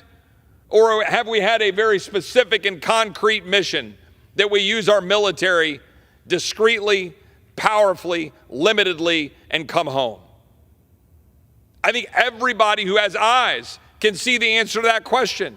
The number of our own members who are missing an eye, wearing a patch, a man without legs, a man without an arm, battle scars from generations of endless conflict as long as I've been alive. Are we a country that believes that we are supposed to declare war and have a Congress that stands behind that and gets in and out? Or do we believe we should have endless conflict? Again, I ask, majority of Republicans have put those policies forward. More debt, open borders, a military that has lost its way, its focus, and engaged in endless conflict, expanded the federal government at exponential levels. Just today, trying to be a team player, many of us who strongly oppose continued funding of programs, agencies that we don't support because they're vastly out of their constitutional role, the Department of Energy and all sorts of programs. We voted for a bill to try to move the ball forward as a team, trying to cut spending and get appropriations bills so we can change this town. Met with abject resistance from this side of the conference saying, no, we're not going to keep cutting spending. We're going to oppose your amendments cutting programs and spending. We're not going to do the work that we said we would do to balance the budget, limit the size and scope of government. We meet resistance every day within our own party. So how, pray tell, can we save this country if half of the body has no interest in being sovereign, no interest in having a secure border, no interest in cutting spending, no interest in having a defense that is mission focused instead of being woke and socially engineered? And half of the body is only slightly less. How can we do that? And I'll tell you the answer. The answer is that some of us are going to continue to force change in this town. When this Congress began, there was a debate about the speaker. We forced change through rules. We demanded that we could read the bills. We demanded that we would have more representation on the committees. We demanded that there would be single subject legislation. We demanded that we would get appropriations bills done. Only 4 times in my lifetime, in 50 years, have we passed all 12 appropriations bills, rather than letting deals get cut in smoke-filled rooms. And it worked for a while, and we made this place better. But as usual, the powers that be circled, and so more change is needed. So now we have a new speaker. And the question before us is what we will do with that. I believe we have to be very clear. I believe we need to tell the administration, Senate Democrats, House Democrats, Senate Republicans, and indeed some in our own conference. We need to tell them very clearly that it is a new day and that it is time for the American people to be represented. It is time for this town to no longer roll over the American people for their own interest, special interest, or just sheer laziness. Specifically, House Republicans must stand athwart the Biden administration and Senate Democrats, with the help of Senate Republicans, objective to force through a massive supplemental bill for funding for Israel, Ukraine, Taiwan, and allegedly the border of some $100 billion or any other number. Instead, House Republicans should send over a standalone Israel bill, fully paid for. There's a novel concept, fully paying for something. Under no circumstances should the House Republican Conference allow legislation to get to the floor of this House that is not paid for and that is not focused entirely on Israel with respect to this package. We should stand by Israel. It is in our interest, but it is not in our interest, or frankly Israel's, for us to continue to borrow money we don't have to fund it. So we should pay for it. The second thing we should do is continue to move appropriations bills, but not for the sake of it.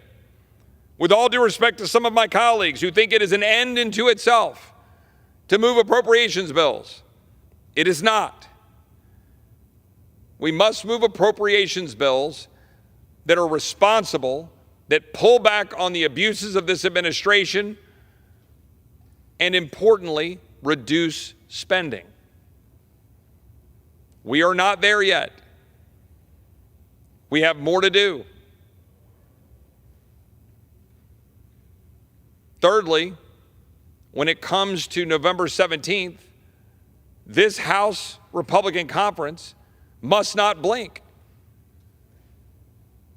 The fact that funding expires in 3 weeks means we should get our job done to get appropriations bills passed, and any stopgap spending measure should be short and focused on forcing the Senate and the White House to come to the table and cut spending.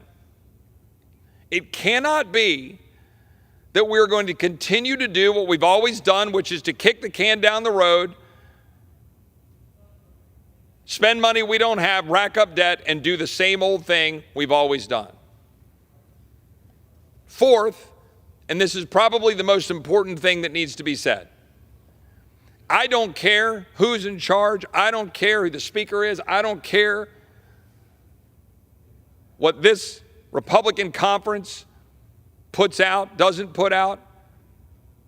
We have an obligation as Republicans who campaign on securing the border, who go on TV and do interviews and go to our constituents and do mailers and do fundraisers talking about securing the border, to fully and completely secure the border. And under no circumstances should we allow a single dollar to even be considered for Ukraine, if at all, Certainly not without having done our job to secure the border, which means, let me be very clear, for everyone in the Senate and all of my House colleagues, Democrat or Republican, a secure border starts with H.R. 2 and every component in it, and I don't want to hear all of your excuses about what the Senate will take or not take. Otherwise, take your Ukraine funding and shove it. I am sick and tired of this place doing the same old thing. And again, it does not matter who's in the chair. It does not matter who's in the Senate. It does not matter who's in the White House. We have an obligation as members of this body to do our job. Because as I said before, we are a massively divided country and a massively divided House of Representatives representing that divided country. And there are people in this country who are suffering as a result. There are people in Texas who are taking it on the chin with tens of thousands of people pouring into our communities. Hospitals getting overrun, schools getting overrun, police losing their lives, getting overrun. Cartels empowered, fentanyl pouring into our communities. And I am sick and tired of it. And I'm glad that some of my colleagues have finally awakened in New York and elsewhere because, oh, you've got 100,000 people suddenly. Well, guess what? We've had millions pouring through Texas. My friend from Arizona in the chairs had millions pouring through Arizona. And all we do is give lip service to it. We talk about securing the border. All my colleagues running around, Chip, come to me, tell me, what do you think the Democrats will actually take? That's what's wrong with this place. It's not about what they'll take. It's about doing the right thing.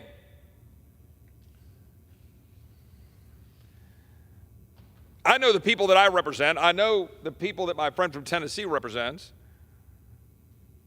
I know that the people that my friend from Arizona represents are sick and tired of words. And yet all we really have as members of Congress are words and our vote. So we use our vote the best way we know how to shape the direction of this country. And sometimes that's not easy. Sometimes you do have to compromise to figure out how to make it work in a legislative body. That's fine. But the words we use matter. When the Speaker of the House, my friend Mike Johnson, took the oath yesterday and then spoke to the American people from the rostrum, he spoke very eloquently about our motto, "In God We Trust." He spoke very eloquently about our constitutional principles, about what it means to be an American, about our founding. We have an obligation as members of this body to fight for the American people who send us here. There are 330 million Americans who will rely upon the 435 of us to fight for them, to fight to defend and uphold all of the values that are represented by the flag hanging behind my friend from Arizona.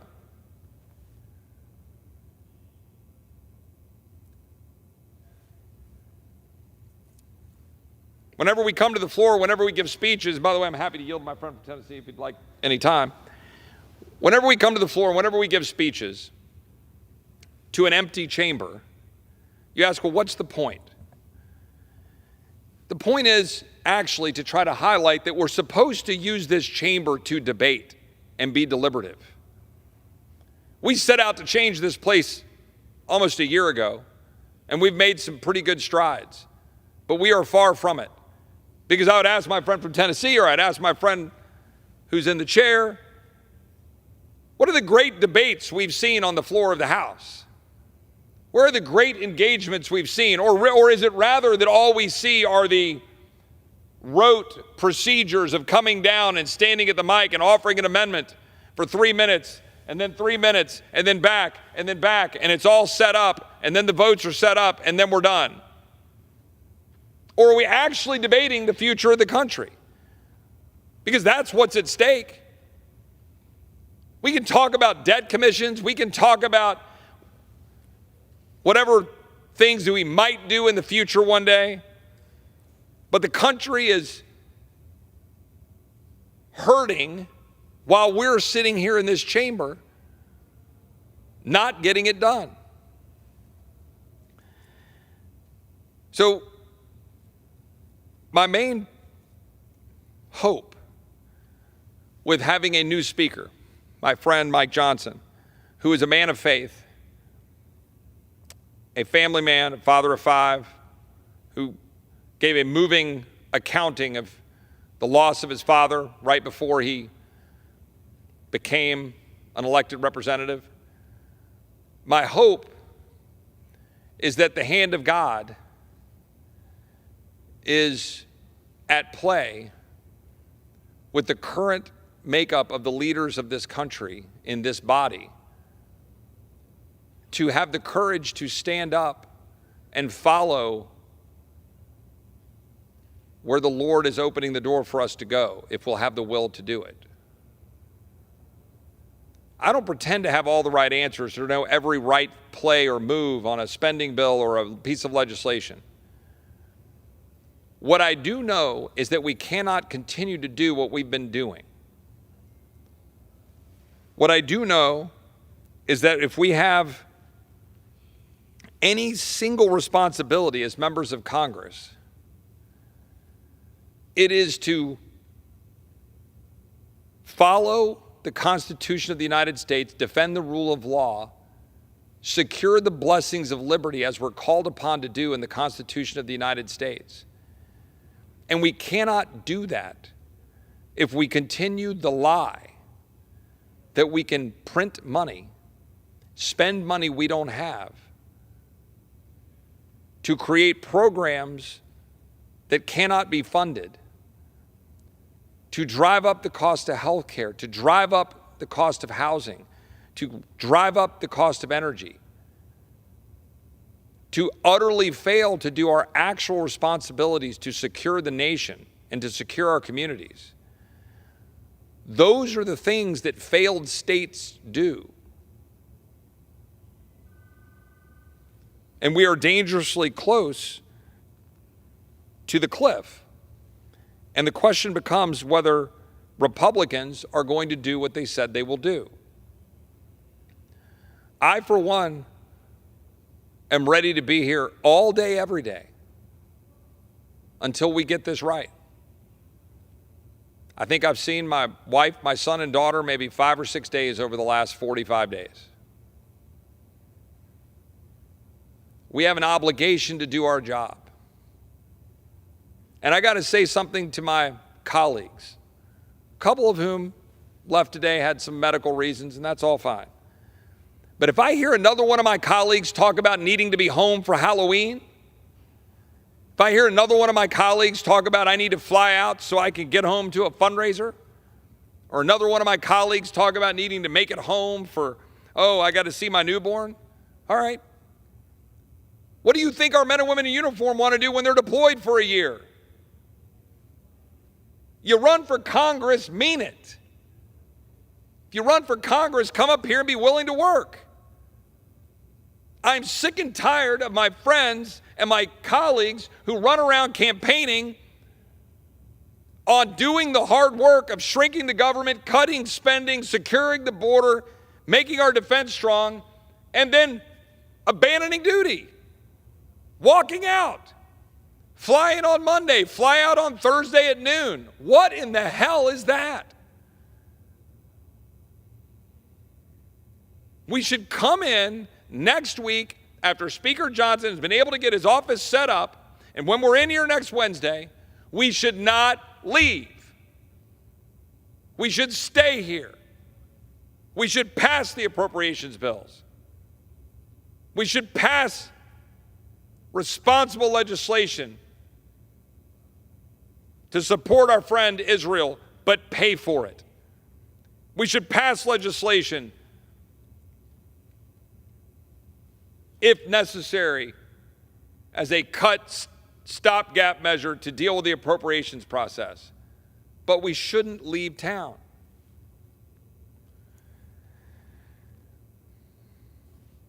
I cannot go home to the constituents I represent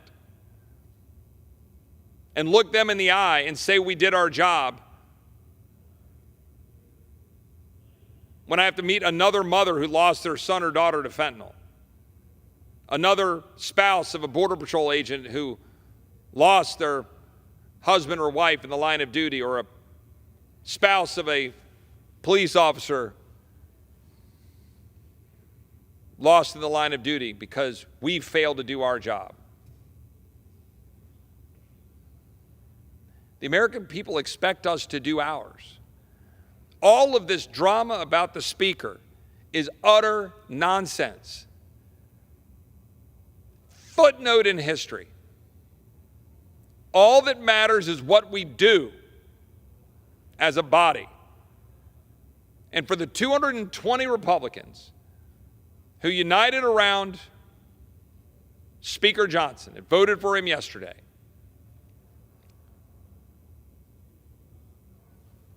that is only as good as uniting to actually carry out conservative policies that the American people sent you here to carry out. That's it. Otherwise, it's all a show. And today, we did the opposite. We funded programs we campaign against. We spent more money we don't have.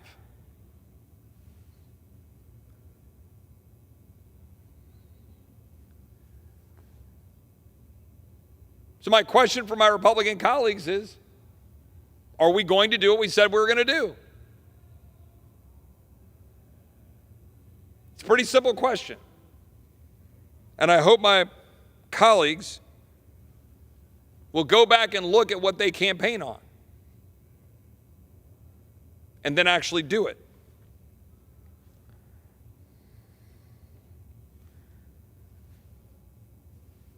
One final point that I think merits observation. We have conflict in Israel.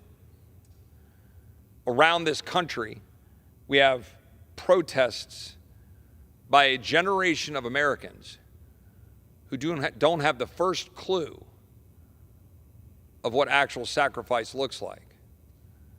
Don't have the first clue of what they're talking about with respect to what was wrought on the Israeli people by the barbaric acts of Hamas. In this country, we are enormously blessed, but we have foolishly funded an education system that allows for individuals to spend their time advancing radical, hateful, anti-Semitic, uninformed, ignorant, hateful nonsense in the name of free speech.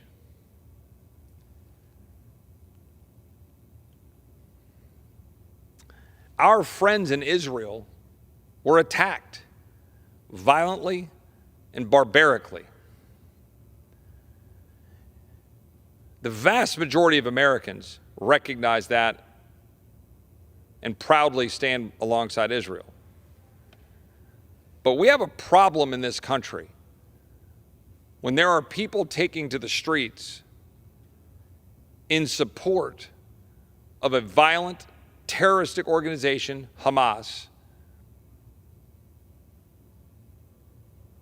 in the false name of apartheid, in the false name of the supposed need for a two-state solution. The fact of the matter is, our friends in Israel, Israelis, our Jewish friends, have been on that land for millennia. I will not blink in standing alongside Israel. It is in our national security interest to do so. It is also the right thing to do. But if my colleagues think that we're going to save this country through sheer force without recognizing the cultural rot eating away at our own children, whether it's through electronic devices or our own education system, then they are mistaken. We cannot continue to fund the destruction of our own country. And yet that is what we do every single time we vote to perpetuate a broken education system and to fund the very programs that are funding the very rot that is destroying us from within. Some of our greatest leaders have observed that we will not be defeated by a foreign enemy, but we will be defeated from within. Our great calling, in my opinion, as members of Congress today, this generation of leaders, is to stand up in defense